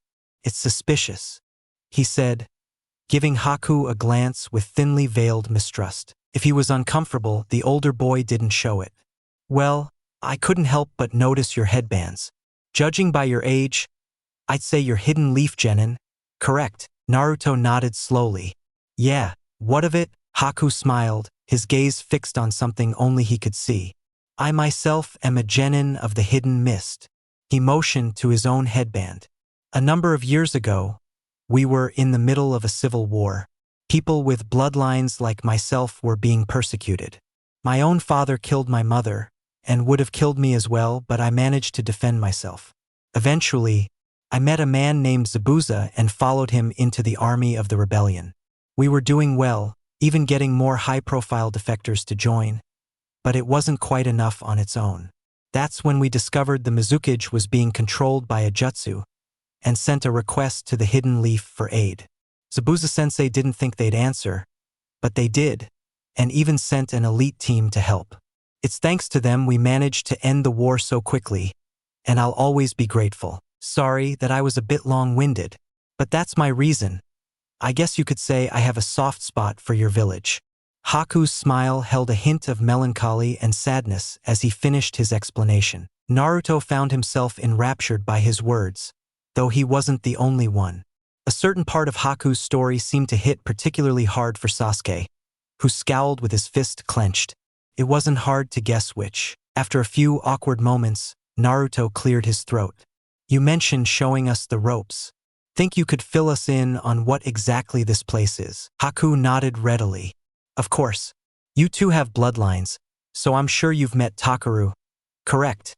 Naruto nodded slowly. I thought as much. He likes to meet any special members of his collection in person. He did the same with me. I was actually here on a solo mission gathering information on Itojiro, the one in charge of capturing new fighters, well, more specifically, his sword. It's one of the 7 swords of the mist. He and his followers actually have control of 3 of them.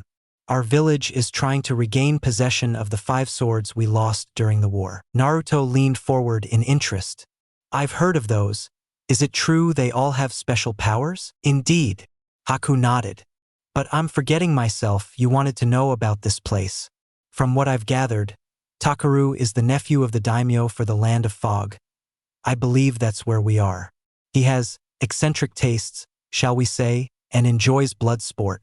Hence why he had Itojiro capture shinobi like ourselves to force to fight in his arena for his rich friends. To him, we're like a collection of rare weapons. Haku explained, a hint of distaste in his voice. Naruto's nostrils flared, reminded of how the slimy noble had spoken to them. It irked him, being treated like he wasn't even a person. It was far too similar to his early life before his bloodline awakened, something he'd thought was long behind him. He was jarred from his thoughts by Sasuke's question to Haku. Earlier, that guy made it seem like we had free reign around here. Is it true? Haku nodded. Yes, there's an infirmary, a training room, and the showers. Except for at night, we have free reign to come and go as we please. There's not really any risk of people getting into fights. They're all too weary of coming foul of the seal. Sasuke hummed in thought. Thanks, Haku. You've been really helpful. Naruto said gratefully. The long-haired boy closed his eyes and smiled graciously.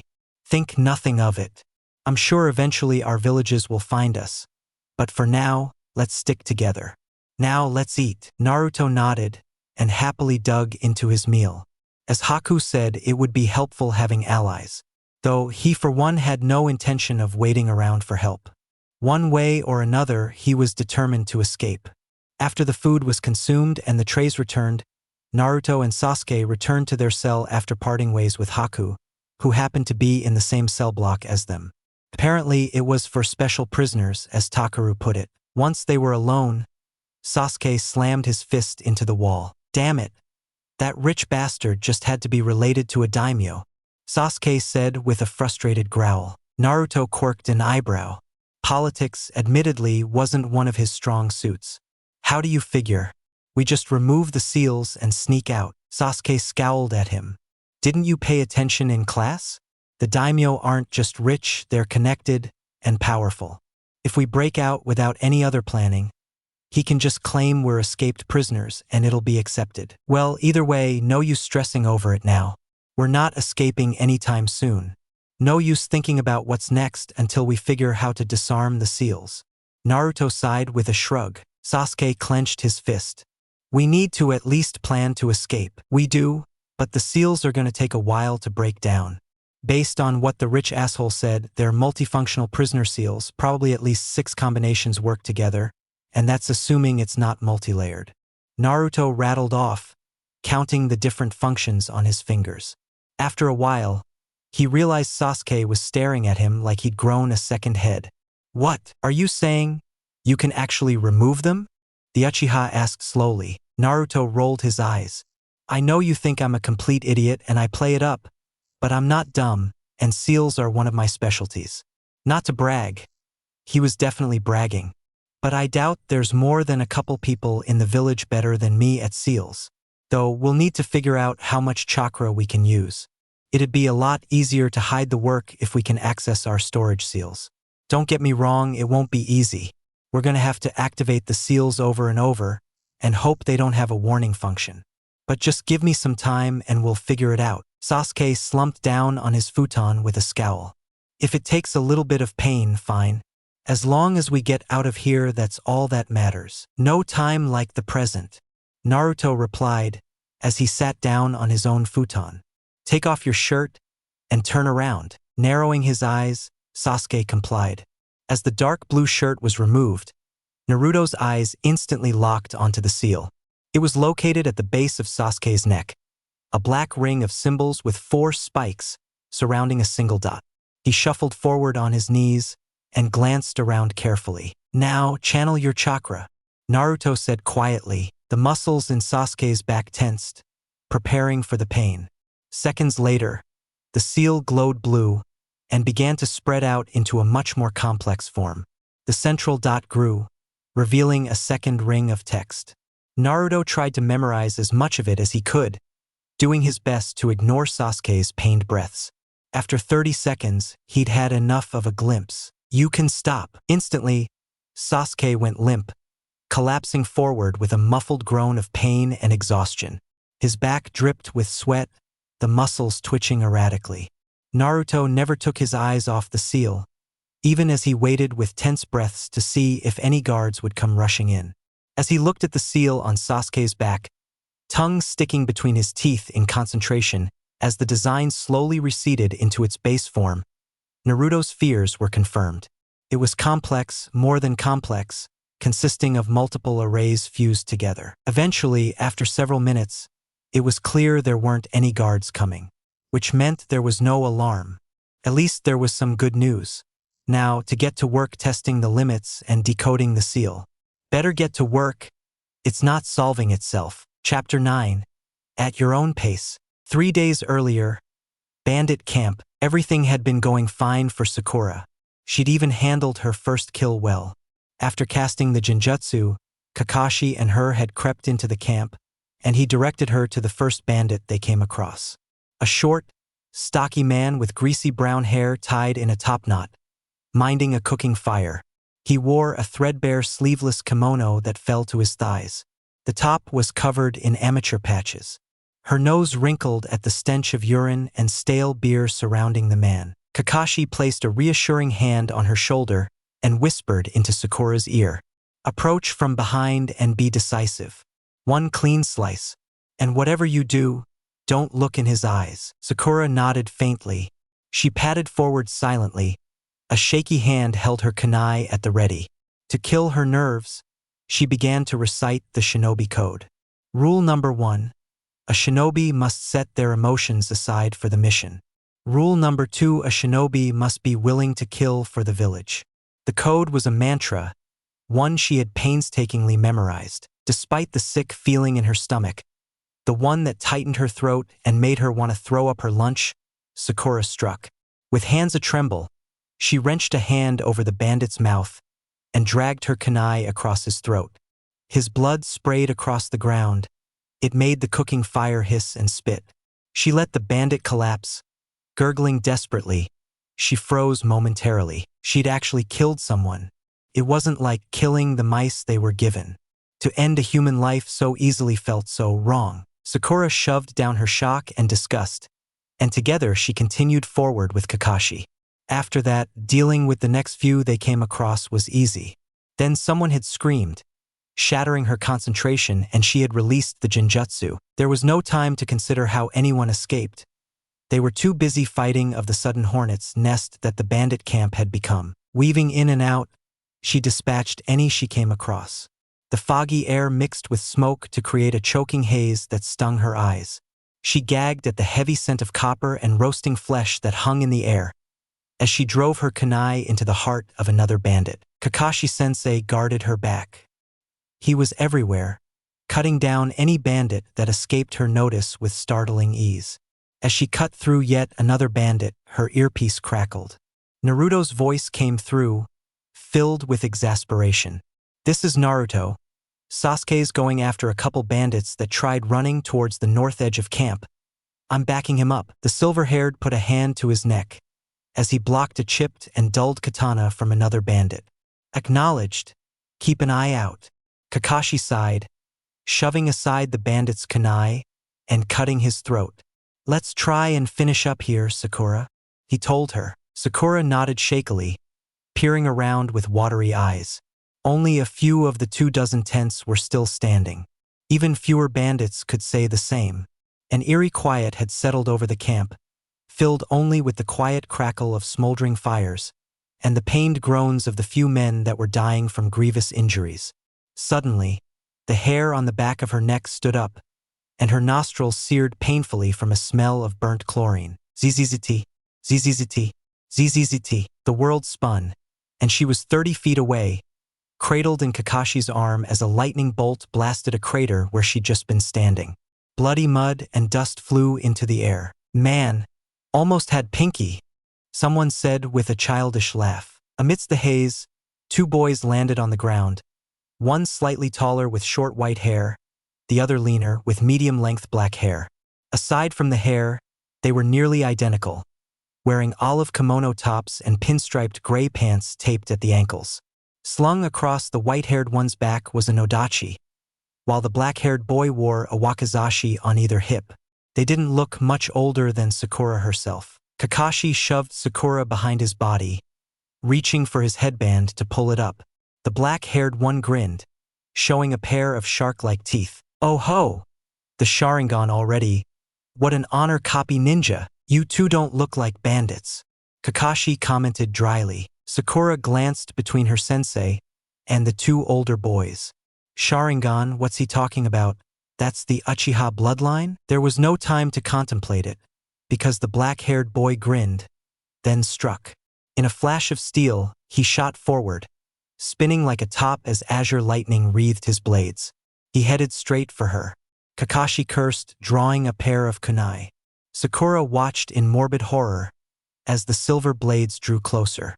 She shut her eyes, bracing herself for the blow that never came. Instead, she heard a terrible metal screech and felt a tingling, numb feeling in her cheek. She opened her eyes cautiously and flinched back. Kakashi had only just managed to stop the sword 3 inches from her face. His own kunai were wreathed in lightning. 3 inches from death. The silver-haired man glanced back at her. His left eye glowed red, 3 lazy tomo circling a pinprick pupil. "Sakura, stay back. I'll handle this." The pink-haired girl nodded hesitantly. She couldn't speak. The reality of her near death pressed down on her, combined with the oppressive tension she felt, like a physical force that held her in place. She could not even think of moving. With one mighty heave, Kakashi broke the black-haired boy's guard.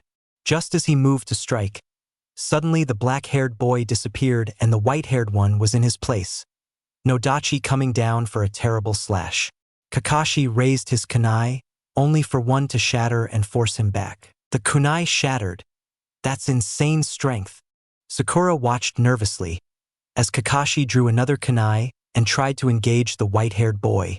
She let out a scream of terror as the black-haired boy dashed forward and slashed into Kakashi's side.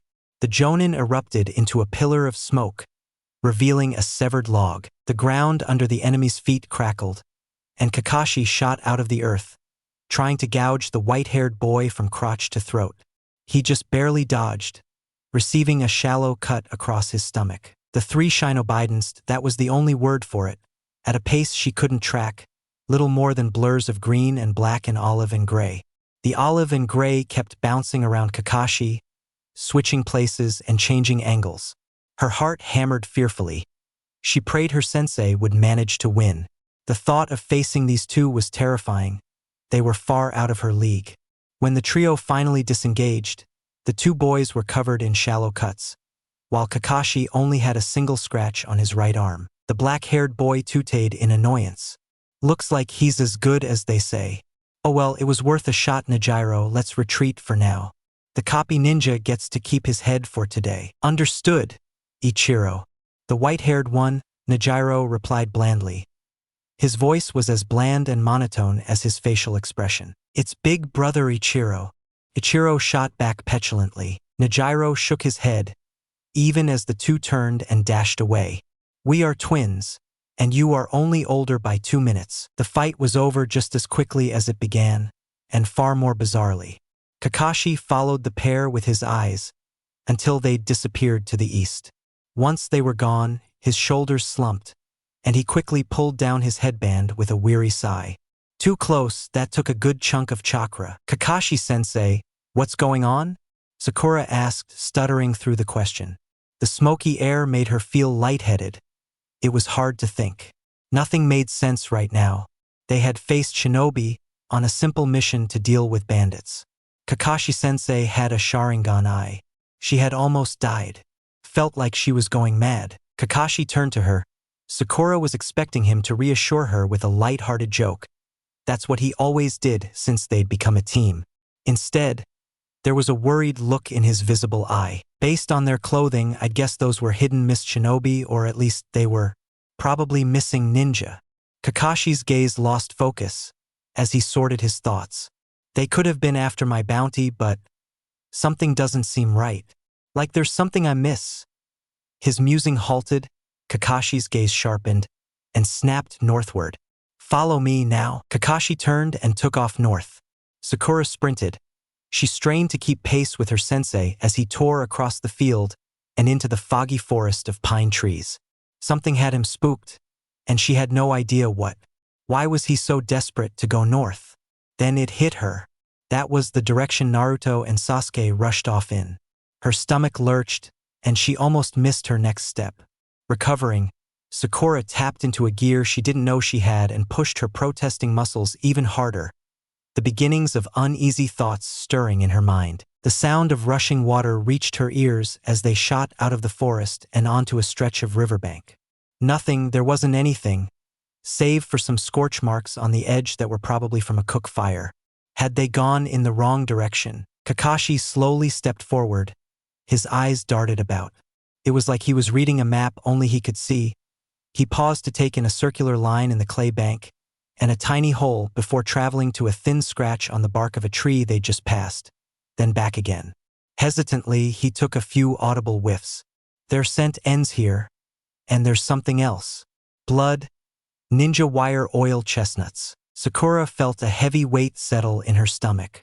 The way Kakashi was acting was wrong. He seemed uncertain, caught off guard. With every second, she felt a growing panic settle in. Where were Naruto and Sasuke, and why was Kakashi acting weird? Sensei, what's going on? Her question went ignored. Instead, Kakashi took out a kunai and slid his thumb across it, swiping the thumb across his opposite palm as he performed a set of hand seals, before slamming his palm onto the ground. A sealing matrix spread out beneath his palm, erupting into a column of smoke that slowly cleared to reveal a pug. The cute dog raised a paw and said, "Yo," talked. The pug talked. She was losing her mind, surely. Packin'. Sniff around. I want you to confirm that I'm smelling what I think I am. Kakashi ordered the dog. The pug tilted its head. Sure. Packin stuck his nose to the ground, meandering around taking great big sniffs, until his hackles suddenly raised up, and he looked at Kakashi sharply. That's definitely his scent, Itojiro Courier, along with his apprentice. There are also 2 others. Kakashi nodded grimly, as if he expected nothing else. He performed the same jutsu he just had. Slamming his palm onto the ground, he summoned an entire pack of dogs. They came in a variety of breeds, mostly mixed, but all of them wore blue vests with hidden leaf forehead protectors. At the center of the pack, Packin sat on the head of a huge black bulldog wearing a spiked collar. Packin, those other scents are my students. I'll provide you reference scents later, but for now, find the trail immediately and get back to me as soon as you can. Sakura and I will be camping nearby. As the dogs shot off to do Kakashi's bidding, Sakura looked at him in confusion and fear. Sensei, where are Naruto and Sasuke? What's going on? Her voice cracked, tired of being ignored. Her sensei sighed, rubbing the bridge of his nose tiredly. Itojiro Korirare is a former member of the Seven Swordsmen of the Mist. He fell off the map after the Hidden Mist Civil War. Based on the evidence here, he fought Naruto and Sasuke. Right now, I'm assuming they're held hostage. Sakura felt a lump form in her throat. Why would he do that? Kakashi scowled, though Sakura didn't feel his anger directed towards her. I'm not sure, though I'm hoping it's not personal. Right now, the scope of this mission has changed. I need to contact the Leaf to request further orders as well as backup. I'm not risking you too. Naruto was right, I've been lax. From here on out, follow my orders exactly and remain in my sight for now. Understood. She nodded, somewhat reluctantly. Part of her railed at how he treated her, like she was a little girl. Cha! I'm a kunoichi, damn it. She shoved that aside, burying the rebellious voice with a boulder. Now wasn't the time for worrying about petty, stupid things like pride. Good. Now let's go set up camp. Under the pine boughs on the edge of the field, they made their camp. Sakura pitched her tiny, single-person tent and set out her bedroll. It wasn't much. A low-slung half-cylinder held up by 3 rods. The canvas a muted green. She'd wanted red, but her mother had insisted it wasn't practical. Kakashi had already finished setting up his tent. He had sat down and begun to write into a notebook. Sakura couldn't find anything to do with herself, so she ended up sitting down on a fallen log, chewing her lip as Kakashi scratched away on the paper. She wasn't sure how long it took, probably far less time than it felt like. But finally, Kakashi ripped the letter out of the notebook and rolled it up, stuffing it in a hard leather tube. He dragged a fingernail across the cut on his thumb, causing blood to well up again, before doing his jutsu again, summoning a dog with light gray fur with a white underside and a black mohawk-like crest on his head. Sup, Kakashi, watcha need? The dog growled gruffly. I need this note delivered to Lord Hokage ASAP, and you're the fastest of the pack, Shiba. It's beyond vital. Ensure he reads it immediately and bring me his reply, Kakashi said quickly, offering the dog the leather tube. Shiba nodded sharply, gripping the case tightly between his teeth. Shiba nodded at his master, then turned and dashed away. His paws flew above the ground, barely touching. Before Sakura had a chance to blink, the dog was out of sight. Kakashi hadn't been kidding about his speed. With a weary sigh, Kakashi sat back on his log. Sakura opened her mouth to speak but hesitated. She wanted to ask for reassurance that things would be okay, but she couldn't, too afraid of the answer. After a few minutes of sitting, Kakashi stood back up and stretched his back. I'm going to go look for any remaining clues and deal with the bandits. You stay here with my clone for now, in case we hear back. Though I doubt we will until tomorrow. Sakura nodded blankly, and her Kakashi made a plus-shaped seal with his fingers, creating a solid clone in a puff of smoke. The clone wordlessly leapt into the trees. Kakashi gave her one last look, before he took off into the woods towards the river. She was left alone, in an uncomfortably silent forest, with nothing but the occasional breeze to disturb the silence. Trying to find something to do, she took out a book on medicine to read, but it was pointless. Her mind kept wandering to her missing teammates. She missed their constant bickering. It had become familiar background noise for her. After hours wasted trying to pass the time, and unsuccessfully dodging worrying thoughts, Kakashi still hadn't returned. The sun had already set, and Sakura began to grow tired. She considered eating, but she didn't want to make the effort of making the fire. She crawled into her tent to lay down and rest her eyes but ended up drifting off. Her dreams were plagued by terrible nightmares. Shadowy figures were carrying away her teammates. She tried stopping them, but her kunai passed right through them, and all her jutsu failed. Then all the men she killed appeared. They shouted at her, their eyes accusing, and wounds still oozing blood. She was far from well rested when a scratching on her tent woke her up. Sun poured through the green fabric and across her face. Groggily, she tossed her sheets off. Sakura sat on her futon, Her mind wandered to her teammates. She couldn't hear anything to suggest Kakashi was back. It had been over half a day. Was he still out looking for them? A pessimistic part of her couldn't help but worry. What exactly had become of them? Were they just captured or dead? Maybe Kakashi would return with news that he'd found their bodies. Tears welled in her eyes as she imagined it. Tisich, pull yourself together, girl. You're being so weak and helpless. A voice remarkably like her own, but confident and brash, cut in. Sakura grimaced. She hated this inner voice sometimes, even though she knew it was her own. The Yamanaka responsible for handling her psych evaluation assured her of that. Still, in this instance, she was right. There was no point wallowing, that couldn't help anything. Oi! Are you gonna come out sometime today? Sakura jumped, turning to the entrance to her tent with her heart pounding a beat against her ribs. A small shadow stood out against the sunlight. Who's there? She asked warily. It's Shiba. I've got the reply. Holding a hand to her chest, Sakura took a deep breath to calm herself. Kakashi wasn't kidding when he said Shiba was fast. To make it to the Leaf and back in less than a day was insane speed. She quickly crawled to the entrance and unzipped her door. She held her hand up. Her eyes squinted against the light as she stood up. At her feet, Shiba sat patiently. The gray dog wore a new harness over his vest, with a leather tube on it. Yo, is Kakashi around? Sakura shook her head and glanced at the pine trees overhead. She couldn't spot his clone at all. Odd. Kakashi made it sound like he wasn't going to let her out of his sight. For just a second, she began to worry. Then she heard the rustle of grass and a familiar lazy voice. I'm right here. Just got finished dealing with the bandits. Her sensei came padding towards them from the field. Behind him, a large plume of black smoke drifted into the air. Sakura tried not to think about what was burning. The jonin offered the dog a quick scratch behind the ear before he snapped the clasp on the container and pulled out the leather tube his original message had been placed in. Pulling off the cap, he tapped the message into his hand before spreading it out to read. His eyes swept back and forth across the page. It seems Lord Hokage knows me too well. We're to immediately try and track down Naruto and Sasuke. He sent a special team to aid in the search and rescue. They'll catch up with us. Anko is in charge of it. I almost feel bad for Itojiro and his men.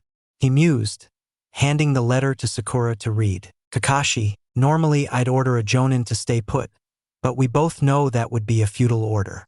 Track Naruto and Sasuke as fast as you can. Given the method, it's unlikely they are dead, so we'll operate on the assumption they've been captured. A team is being dispatched led by Anko Mitarashi.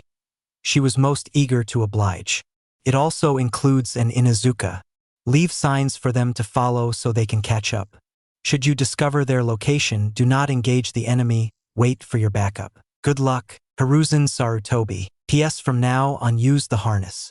I'm not a fan of handling slobbery messages. Sakura set aside the humorous postscript and looked up quizzically. Anko Mitarashi? Who's she? She'd never heard of the woman before, but Kakashi talked as if she was someone that was well known. Anko is one of our foremost special jonin. She's a member of the torture and interrogation unit, well known for breaking her targets. She's also a former tutor of Naruto's. Kakashi explained. There was a note of dark amusement in Kakashi's voice. Sakura tried to imagine what Anko must be like. The first thing she thought of was a no-nonsense woman with an eye patch and gruff voice. Kakashi interrupted her musing by standing up. Pack up immediately. We leave in 10 minutes. Sakura nodded immediately. For the first time since the incident, she felt a bit of hope. There was finally a direction, a path forward. She couldn't wait to begin looking for Naruto and Sasuke. Tracking was an unfamiliar thing to Sakura. They covered it in the academy, but it was more of a specialized skill, more of an elective than requirement. Sure, she could look for footprints and trampled foliage, but most skilled shinobi didn't leave those. She was mostly following as her sensei and his ninja hounds as they tracked the scent of Itojiro and his men. They'd first managed to track them to a spot on the opposite bank, where Naruto and Sasuke's scents picked up again. It's where they'd gotten the first hint the boys were alive. Pressed into the muddy bank was a scrap of dark blue cloth. Kakashi had held it up to his nose, taking in the scent. This belongs to Ryuji. It has his scent, along with Naruto's. He must have torn it off, he'd declared. After that they moved swiftly, barely pausing to eat or drink, and only sleeping for a few hours at a time. She'd never felt so tired, pushing herself past the point of exhaustion. Still, she knew she was holding Kakashi-sensei back. It didn't help that, several times, they'd lose the scent and spend hours searching for any trace. On the third day after Naruto and Sasuke were taken, a day and a half after they'd left Moya, they finally lost it for good. They'd just crossed the border to the land of fog and come to a roaring river, the waters swirling with rapids that sprayed white foam. A frigid fog hung in the air. It seeped into your skin and chilled to the bone. As hard as they tried to find any trace, but it had vanished. With little other option, they actually made camp. They set up their tents in a sheltered hollow in the mossy forest of mighty oaks away from the river, enough to be away from the chill it gave off. A brace of rabbits roasted on a spit over a bed of white-hot coals. Huddled close to the fire to warm her fingers, Sakura's mouth watered. She smelled the rich aroma as their flesh turned golden brown and crispy. Her stomach growled fiercely. Any thoughts of a diet were shoved to the back of her mind. Given the opportunity, she'd eat an entire rabbit herself, along with 2 bowls of rice. Kakashi glanced up. His gaze briefly flickered into the mist between the trees. He busied himself turning the spit. "You might as well come out instead of skulking, Anko." Sakura's head snapped up, just as she heard an annoyed sigh. The leaves in one of the oak trees rustled, and suddenly a woman in a tan trench coat dropped down. Anko wasn't at all like Sakura had imagined her. She was young, maybe in her late teens, her violet hair bound into a fanned ponytail, and she was dressed so scandalously. Aside from her trench coat, the woman only wore a mesh armor bodysuit that went to her thighs, with an orange mini skirt that switched about from her cocksure gait. Still, the metal shin guards reminded her that this was a deadly kunoichi. "Damn it, Kakashi. Did you have to ruin my entrance? I was gonna crash in and impress the newbie." Behind the odd woman, 4 men and a gray wolf dog suddenly appeared in a swirl of leaves. They cut menacing figures with their expressionless porcelain animal masks and black clothing under gray flak jackets. Umbu. Sakura stared at the men, in awe. The Umbu were the elite members of the Hidden Leaf Forces, responsible for the most dangerous missions, as well as protecting the Hokage. She'd never seen one in person. They didn't interact with regular citizens. Well, not on duty. All their identities were a closely guarded secret save for a few exceptions. Anko ignored their appearance. She sauntered forward and plucked off a hind quarter from one of the roasting rabbits. She juggled the piping hot leg between her fingers and blew on it hastily before she sank her teeth into the juicy leg. "Man, that's good." She mumbled around the meat. Sakura gaped in disbelief, though quick that melted into a glare. She was stealing her rabbit meat. She quickly looked away once she thong-like pendant that hung between her breasts on a rope, and realizing that, yes, Anko was naked, or at least mostly so, under her bodysuit. It took a moment to cool her annoyance, taking a deep breath and shoving it down. If this woman could help find Sasuke and Naruto, she'd put up with her oddness. The woman wasn't at all as she'd imagined her. She was brash and acted a bit like an idiot, just like Naruto. That probably meant she wasn't quite what she seemed as well. She definitely taught him. Can someone like this really be such a scary interrogator? Anko polished off her food by shoving the drumstick in her mouth, before she pulled the bone out completely picked clean of flesh. With a casual toss, she threw the bone into the fire, then licked her fingers clean of the grease. When she was done, Anko looked directly at Sakura. The older woman sized her up. "So, you're one of the brat's teammates? Nice to meet ya." Nice to meet you," Sakura replied, unsure about how to proceed. The strange woman nodded, then turned to Kakashi. "So, what's the situation?" Kakashi explained the past few days to them, picking up the trail, the piece of cloth they'd found, and most notably how the trail had run cold. He even summoned one of his hounds, Baisuk, to help discuss it. One of the Umbu stepped forward. A man with wild brown hair, he wore a wolf mask, with red markings around the mouth and eyes. Tan skin rippled with muscle under the black turtleneck tank top and gray flak jacket all Umbu wore, his shoulders bare, with a swirling tattoo like an abstract flame on his right shoulder. The gray wolf dog stepped up next to him. "So, the Senju kid managed to get us a sample for tracking? That's good instincts. Since the people's scents are gone, let's see if we can't find any odd scents on the cloth to at least narrow things down." Anko rubbed her chin thoughtfully. "We should also start thinking about the obvious questions, like why there were 4 shinobi pretending to be bandits. They'd way of knowing it would be your team that took the mission, so it's not some sort of targeted kidnapping." 2 of the Umbu, one with a turtle mask with green marking, his head completely bald, and a boar with yellow markings, with gray hair swept back like plumage, began to mutter back and forth. "There was that report," the turtle said. Bird nodded. "True. At the time it was only rumors, but there might be some validity to it. If you've got something to share with the class, spit it out." Anko turned to the pair with a narrow-eyed glare that screamed, "Speak or else." Turtle nodded sharply. Over the past few years, there was an uptick in the amount of missing nin that disappeared. Though unusual, most people would just chalk it up to being in a dangerous line of work. Then about a year ago, one of our people returned with reports of rumors of an underground competition with shinobi in the Land of Fog. The guy suspected it might be connected. Nobody really took it seriously. Anko and Kakashi exchanged dark glances with the Umbu. Sakura furrowed her eyebrows. "Am I missing something?" "What he's suggesting is that somebody is capturing shinobi and making them fight for sport. Hence why they disappear. If he's right, it means they're not content with missing nin anymore, and this entire mission was a trap to get some new blood." Anko explained. The purple-haired woman shook her head. "Anyways, let's get to planning." The senior shinobi quickly began to bounce ideas off each other, some in favor of tracking, others in favor of splitting up and trying to find information in major population centers. Sakura stood back and watched, too timid to offer any suggestions. After all, amidst so many high-ranking shinobi, what could she suggest that would be of any use? Eventually, it was decided that Kakashi's hounds would continue searching for the scent, and in the meantime, a pair of the Umbu would begin to poke around for any clues as to where Naruto and Sasuke might have been taken.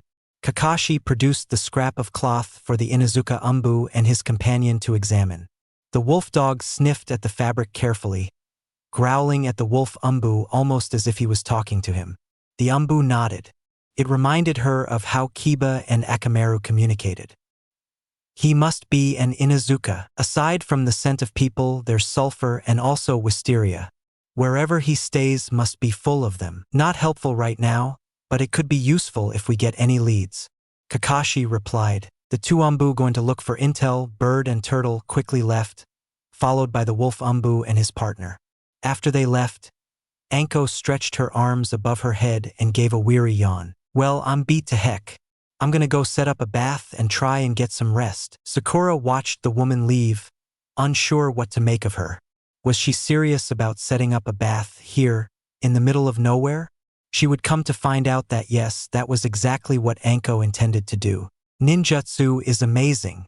Sakura sighed in bliss, reclined peacefully as she soaked in a hot spring. Well, an artificial one. Anko hadn't done it justice when she said she was making a bath. The bath was the centerpiece, a smooth stone pool with benches for lounging in the hot water.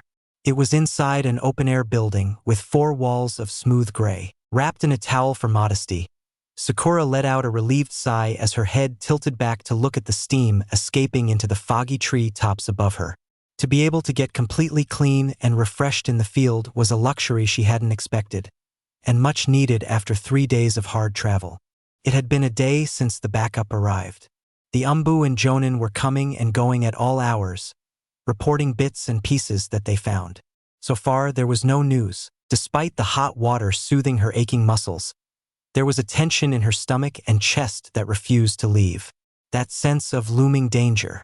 It was made all the worse by the fact she always felt she was under everyone's feet. Maybe Naruto was right about the training. I thought I was getting stronger, but I couldn't do anything when we fought those bandits. And I was just a weight dragging Kakashi-sensei down when it comes to tracking. Now I'm glorified lawn. Am I even here? I'm useless. Alone, in the quietness of the bath, She gave voice to what was nagging her. Ever since she'd left the village, what had she done? When they were traveling, she'd slowed them down.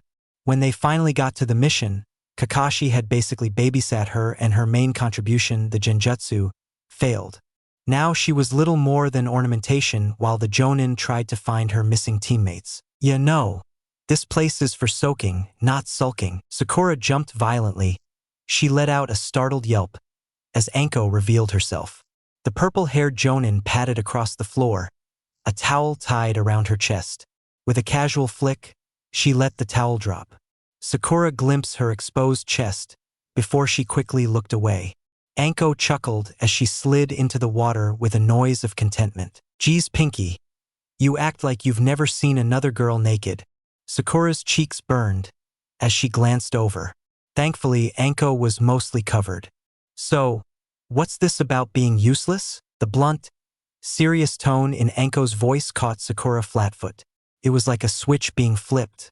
1 second, she was brash and joking, the other, Anko had gotten serious for the first time since Sakura had met her. She had no idea why, but very quickly, she found herself spilling her guts to the special Jonin. Anko was a good audience, paying attention and humming when needed. After she was done, Sakura waited with bated breath for her response. "Yeah, I see what you mean. Yeah, kind of have been useless." Anko agreed bluntly. Sakura flinched, as though she'd been struck. "Though that's relative to those two. I can't speak for the Uchiha, but the brat is freakishly strong for your age. Measuring yourself against them isn't the best idea. Everyone gets stronger at their own pace. Still, couldn't hurt to put more effort in for training from now on." "That makes sense," Sakura conceded. Anko let out a laugh and slapped her across the back. "You're damn right it does. Besides, that brat's tough and so is the Uchiha. So don't worry, we'll find him." "Then I'm gonna give the brat crap for getting captured." Sakura couldn't help but giggle a little. "I suppose you're right." She leaned back and let the hot water soothe her tension. "Man, this artificial hot spring is amazing. How did you even make it?" "It was the brat who made it after I complained about not bathing on missions. Some kind of seal that maintains the temperature. He claimed it was simple, but fuck if I can make heads or tails of it." She silently agreed with Anko.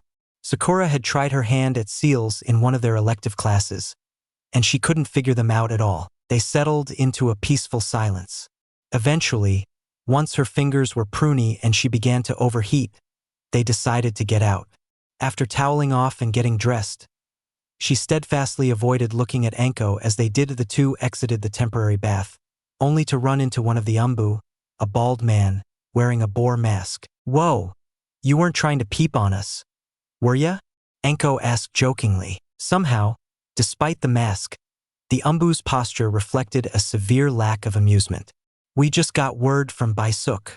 Turtle found a lead on the underground tournament in Katsawara, one of the big cities in the land of fog. Kakashi wants to leave SAP." Anko rose her eyebrows and nudged Sakura playfully. "How about that? What did I tell you? We'll find those punks in no time. Now get packed up while I break down the bath." Sakura nodded, slightly numb. As she left to break down her tent, it finally sunk in, and her stomach fluttered. For the first time in days, it was a good nervousness. They finally had a lead. With any luck, soon they could find Naruto and Sasuke. Hang in there, guys. Chapter 10. A challenge too difficult. Leaf Village Training Ground Zero, June 990 AS. Naruto tried to act dignified, as Gramps guided him down a well-maintained dirt path. It was hard not to bounce with excitement.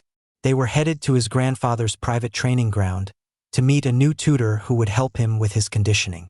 He'd struggled getting to sleep the night before. Because his bloodline took so much stamina to use, he had to be in peak condition both physically and mentally. He'd already begun the latter, having been forced to study with threat of losing the right to eat ramen. Now he'd actually begin serious strength training. So far, the closest he'd had to that was practicing his kenjutsu forms. Gramps hadn't told him who he'd be learning from. Naruto was so eager to meet them. Perhaps it would be a powerful taijutsu master, with bulging muscles out the wazoo and a strict personality. Or maybe a wise old martial arts master. though admittedly that was less likely Gramps himself could fill that role. In the end, his tutor wasn't anything like Naruto expected. There waiting for them as they turned the corner was a girl. She didn't look older than an academy graduate, wearing a cropped black shirt over a mesh armor bodysuit and short skirt. She was kind of pretty, in a punkish sort of way, with fair skin and her violet hair bound into a fan ponytail. Around her neck, an odd thong-like pendant hung about her neck. Could she really help teach him about physical training? Naruto had to wonder. Though toned and athletic, there was nothing especially intimidating about the girl to indicate physical prowess. Though he knew from experience that was a bad measure. Gramps was an old fart, but he could easily toss around any of the village's jonin.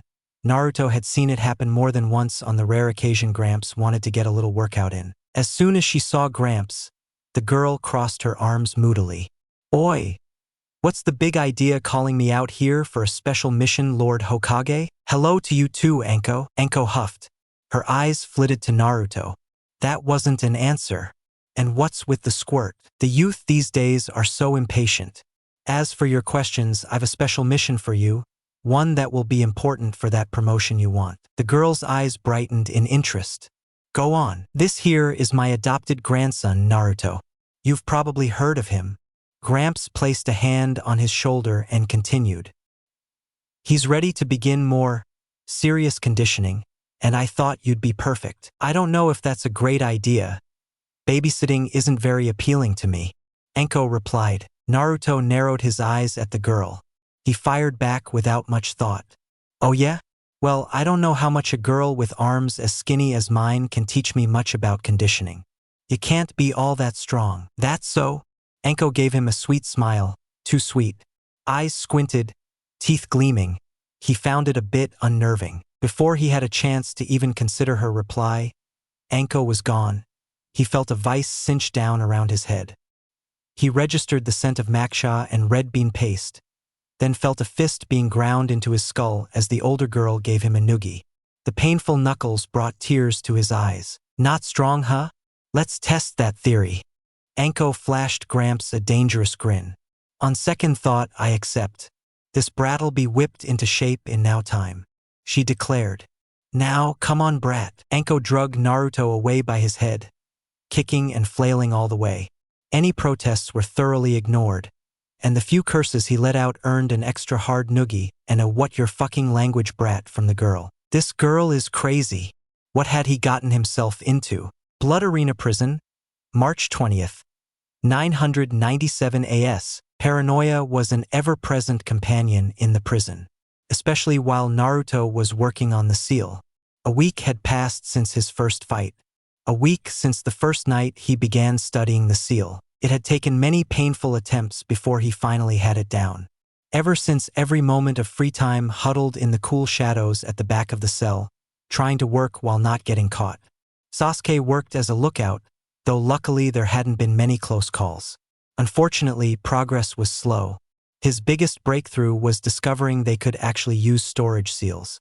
The chakra expenditure was just barely below the cap the seal placed on them. Every time he felt he was making a breakthrough in understanding it, a new aspect of the seal would be revealed and threw everything he thought he knew out the window. The worst part was, he had to check for every possible redundancy so he could figure out how to counter it. His eyebrows furrowed in frustration as Naruto stared at the newest symbol cluster he discovered. It was a cluster related to the electrical shock they would receive. On a separate piece of paper, several columns were separated into different categories: punishment, chakra limitation, control, and anomaly. Every new aspect was assigned a letter and number and labeled before being jotted down in the appropriate category. The last category was quickly becoming the largest. This links it to our central nervous system, a failsafe to make sure we don't get too much and kick the bucket. Ain't that reassuring? He mused sarcastically. One of his earliest discoveries was the fact the seal operated by drawing on their own chakra to produce the shock, something he found a dark sense of irony in. Given how it was used, he was actually surprised by the failsafe. He marked it down under the anomaly column. The more he explored the seal, he found little bits and pieces that didn't fit with his initial thoughts. Originally, he'd assumed it was a seal for torture. But pieces like this new cluster made him question such an assumption. It was as if there were two halves to the seal. One made by a sadistic mad scientist, the other a genius with advanced medical knowledge that didn't want it to cause too much harm. The sheer amount of medical knowledge needed to allow the seal to not only read the person's vital signs, but also adjust to the level that person could safely take was staggering. Unfortunately, the side he dubbed the mad scientist was overriding the latter, even increasing the amount of shock it would deliver past the initial safety threshold. Naruto hummed to himself and circled another symbol. Hopefully, any day now he'd crack the code. Suddenly, he heard footsteps. Sasuke hissed out a warning. "Someone's coming!" Quick as a flash, Naruto snatched up every bit of paper he could find, as well as his pencil, and resealed them into his wristband. He just managed to get everything stored away and take a casual seat on his futon when Haku walked in front of their open cell door. "Hello? I'm not interrupting anything, am I?" Naruto waved his hand dismissively and forced a smile. "Nah, what you need, Haku?" On his futon, Sasuke shot Naruto an annoyed look, but the blonde studiously ignored it. There was no reason to deny Haku, it would just draw suspicion. The only other option was letting him in on the plan. But nice as he was, they hadn't known the boy anywhere near long enough to just trust him with it. "Well, I figured we could chat. Maybe exchange some stories about our villages and teams," Haku suggested. "Sounds good. Not like we have anything else to do." Naruto waved his hand, inviting Haku into the cell. The boy took it gracefully, taking a seat at the opposite end of Naruto's futon. "So, what's the hidden mist like?" Naruto asked. Though he tried to hide it, Sasuke was clearly interested as Haku hummed in thought. "Well, it's obviously covered in mist. There's a lot of swampland, so the buildings are tall and cylindrical with raised pathways to travel between them." The black-haired boy began to explain, the passion for his home clear to see. Sounded a bit dreary to Naruto, but Haku seemed to love it. Eventually, Haku asked about the hidden leaf, and Naruto began to describe his home with just as much enthusiasm, with the occasional interjection from Sasuke. It was halfway through an explanation about his favorite restaurants, when Naruto noticed something that made his heart leap into his throat. A single piece of paper covered in his notes, laying just between his futon and the wall. "And, of course there's the Chiraku. They have the best ramen in the village." Naruto looked at Sasuke desperately, shifting his eyes to the paper. As usual, the Uchiha wasn't too slow on the uptake. Sasuke even managed to keep his eyes from widening too far. "I'm curious about your supply shops myself." The Uchiha spoke up uncharacteristically. He managed to draw Haku into a conversation about his choice in equipment. As the two talked, Naruto took advantage to quickly grab the last piece of paper and discreetly stuff it under his pillow.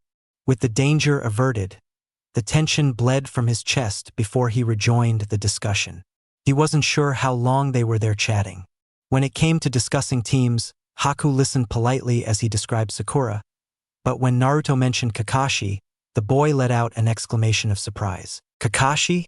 You don't mean Kakashi Hatake, do you?" "Yeah, I do," Naruto replied hesitantly. Haku smiled brightly. "Kakashi was a member of the team who aided the rebellion. What a small world we live in." "Guess it is," Naruto chuckled. "So, what about your team?" "Well, my teacher is Zabuza, one of the 7 ninja swordsmen. He's the one that rescued me after the accident. One of my teammates, Chojuro, is training to be a member himself. As for the last, well, she's a lot like you. Spirited, I guess you could say." Haku described them with excitement. They chatted for a while longer, but Haku departed, leaving Sasuke and Naruto alone. His teammate gave him a harsh glare. "That was way too close, dummy. Be more careful." Naruto shrugged. He couldn't argue much, it had been a narrow escape. He was reasonably sure Haku wouldn't turn them in, but it was better to be safe than sorry. He breathed a sigh of relief as he pulled out the stray sheet and sealed it away in his armband. Part of him was tempted to take the rest out and begin again, but after the scare, he thought it was better to cut his losses for now. As it turned out, that was a wise choice. Only a few minutes after Haku, he heard footsteps again. He dismissed it as a prisoner returning to their cells. Yet they didn't seem to stop. He didn't pay it much mind until a shadow fell across the cell. Naruto glanced up, his eyes widening as he saw Takaru's face poking through the wooden beams with a mad grin. The man looked decidedly out of place amongst the clean, almost clinical prison walls, with his vibrant kimono and well-groomed slick hair. Behind him, the looming figure of Itojiro stood like a wicked statue. His head was what was blocking the light. Naruto fought to keep the scowl off his face, though he was less successful at hiding his snark. An entire week in cramped conditions, sleeping on a lumpy futon, had him grumpy. Well, if it isn't our gracious host, how can we help you? His tone dripped with sarcasm. Takaru simply chuckled. Everything about the man spoke of badly hidden sleaze, even his laugh. You should watch your tongue. You might cut yourself with it. Although perhaps shock would be a better verb. Takaru feigned as if he was going to pull out the control device. His grin widened as Naruto instinctively flinched. The terrible shock from his first day still lingered in his memory. Now that the pleasantries are out of the way, as you've no doubt guessed, there's a reason I came here. It's about tonight's fight night. Takaru licked his lips, an excited gleam in his eyes. You see, I wanted to be special. Your first couple fights were so easy I hardly got to see anything, so I'm giving you tougher competition. Sasuke's eyes narrowed suspiciously. And who did you have in mind? Your opponents are going to be from Itojiro's team. You make them fight in the arena too?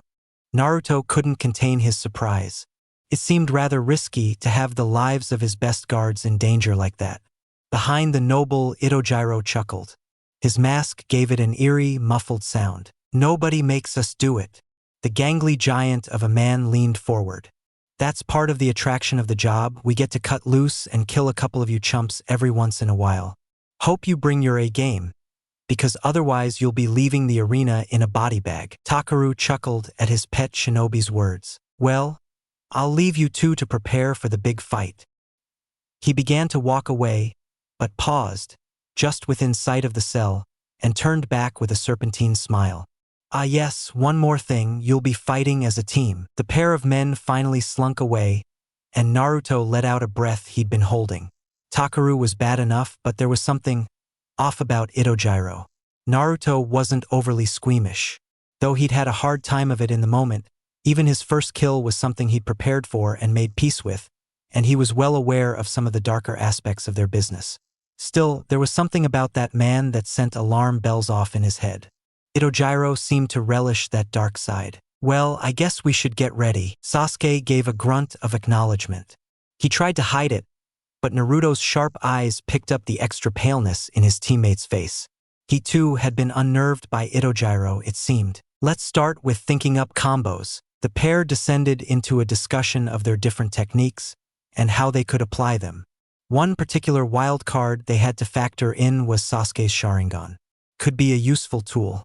By the time the guard came to fetch them, Naruto was fairly confident they'd come up with a solid plan. Hopefully, it would prepare them. A nervous energy shot through Naruto's body as he and Sasuke ascended the ramp into the arena. The last time they'd faced Itojiro and one of his men, they'd been totally overwhelmed.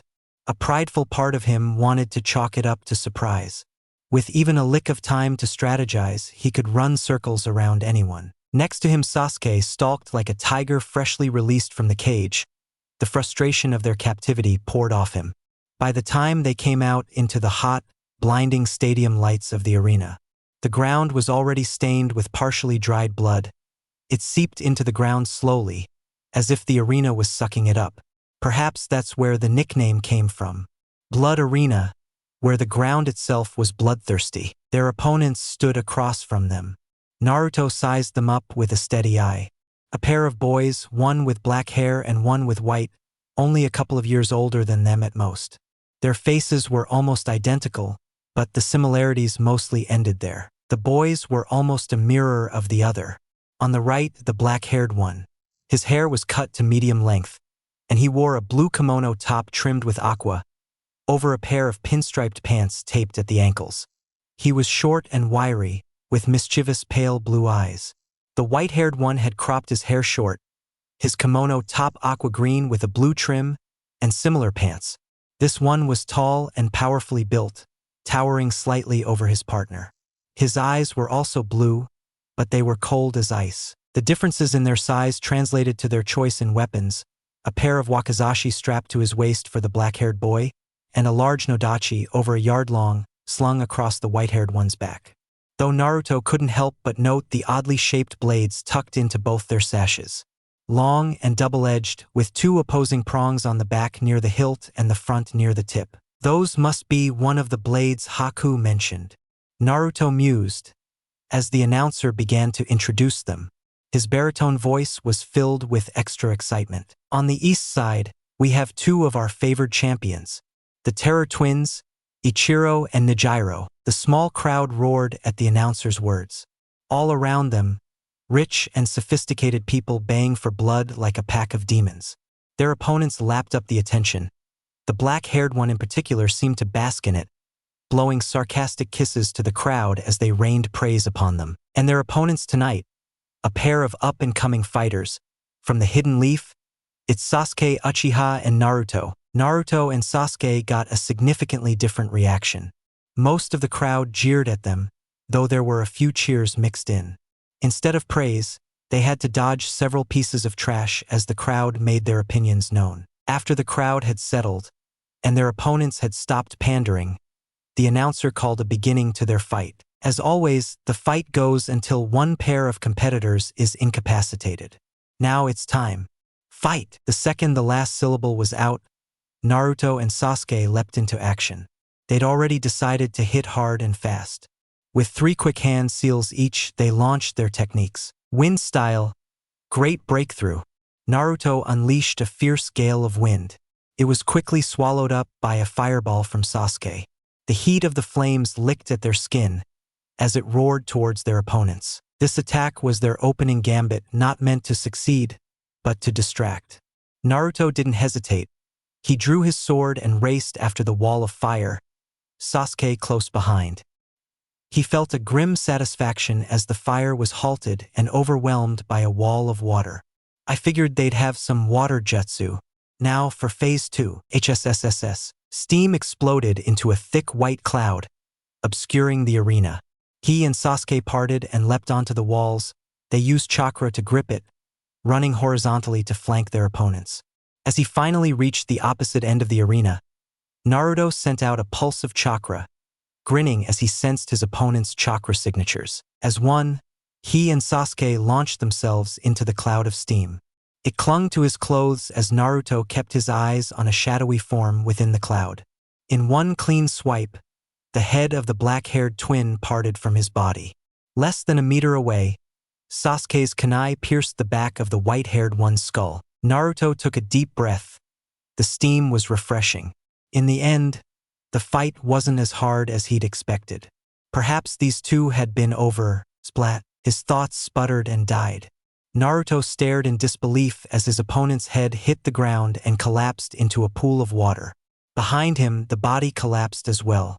Don't tell me. The hair on the back of his neck stood up, and Naruto smelt burnt plastic. He spun on his heel. His eyes widened in disbelief as the black-haired boy came bounding through the thinning mist, his wakizashis wreathed in blue lightning. Sup, I'm Ichiro. Do me a favor and don't die too quick. Naruto ducked under the boy. Ichiro flew overhead, bounced off the ground, and tried to slash him. But Naruto had already channeled chakra through his sword. He swept aside another swipe and tried to return a slash of his own. Undeterred by the setback, the mist shinobi spun on his heel and went for another strike, but had to retreat as Naruto lengthened his sword and tried to stab the boy. Ichiro danced back with a cackle. Despite himself, Naruto felt his blood pump quicker. This guy was fast and skilled. He couldn't remember the last time he'd had an opponent so strong. This might be fun after all, though I'm curious what the other one's deal is. In the confusion of the first attack, Nijiro had ended up on the other side of the arena. Yet he hadn't moved to help his brother. Sasuke, taking Naruto's moment of contemplation for hesitation, growled, "If you're just gonna stand there, then I'll press the advantage." He shot past Naruto, lightning sparking along his kunai as he slashed at Ichiro. The black-haired boy dodged, even as Sasuke readjusted and made a slash right where he was going. Ichiro still got out of the way. He threw a taunt at Sasuke. Whoa, that was fast. The Uchiha growled and began to move faster. Naruto frowned. Dang it, Sasuke, we shouldn't rush in, we don't know what they can do. You should stay back and observe like that Nejiro is doing. No chance. I can see everything with the Sharingan. Contrary to Sasuke's assurance, Ichiro danced circles around him. His body seemed to be fighting itself as the mist shinobi moved faster than he could physically react. The Sharingan might be letting him see what's going to happen, but he still can move that fast physically. This Ichiro is way faster. Ichiro cackled madly as he spun around Sasuke, threatening to slice him to pieces with his erratic circular swings. There was nothing for it, he had to intervene. Naruto raised his sword and prepared to intervene. Before he could even think to move towards the fighting, Nejiro surged forward. The white-haired boy was deceptively quick. He crossed the distance in a heartbeat. His Nodachi crashed down onto Naruto. He met the blow with the flat side of his sword. His arms shook under the strain. It felt like the force of a river lay behind Nejiro's blade. Teeth grit, he just managed to force the blow aside. There was no chance to rest. Nejiro was already going for another slash. Naruto raised his sword again. At first, he planned to simply move his head, but he noticed something clear and fluid glimmering around the silver blade. Without time to think, he contorted his body, twisting agilely out for the way. It was just enough to dodge a crashing water whip that pulverized the floor into rubble. What had that been? Some form of water chakra flow, he wondered. There was no time to ponder. With his unfair speed, Nejiro had already brought his sword around for another swing. This time Naruto was prepared. A white haze climbed his silvery blade. He'd meet chakra flow with chakra flow. Look out, they're switching. What the hell does that mean? With the blink of an eye, Nejiro was gone. In his place was Ichiro, already spinning like a mad top. It was too late to change the angle of his sword. Naruto had no choice but to dodge. Pins and needles shot down his right arm, as the edge of Ichiro's blade gave him a shallow slice. He was just about to prepare to match Ichiro's speed, when Sasuke gave another shouted warning. Suddenly he faced Nejiro again, a water whip already extended and ready to tear into Naruto. He was just able to slice through the tendril with wind chakra. What was going on? His first thought was substitution, but that made no sense. You couldn't substitute with another person, unless maybe their signatures are close. He frowned and tried to extend his senses. Despite having different affinities, the brothers' chakra was perfectly in sync. He heard Sasuke grunt in pain, but Naruto had his own issues to deal with. Nejiro bore down on him with a powerful, though thankfully not water-enhanced, blow. He tensed his arms and core to absorb the blow, and then everything changed. Suddenly, it wasn't the Nodachi in Nejiro's hands. It was the odd-pronged sword that had been sheathed at his brother's waist. Shwick! In one smooth motion, the odd sword sliced through Naruto's sword. A lingering electric tingle ran through his arms, stunning him. He heard the sound of Sasuke's kunai shattering but was far more concerned forcing his body to move out of the way as Nejiro's weapon switched back to the Nodachi. He pedaled backwards in a panic. They can switch weapons too? How can we fight them?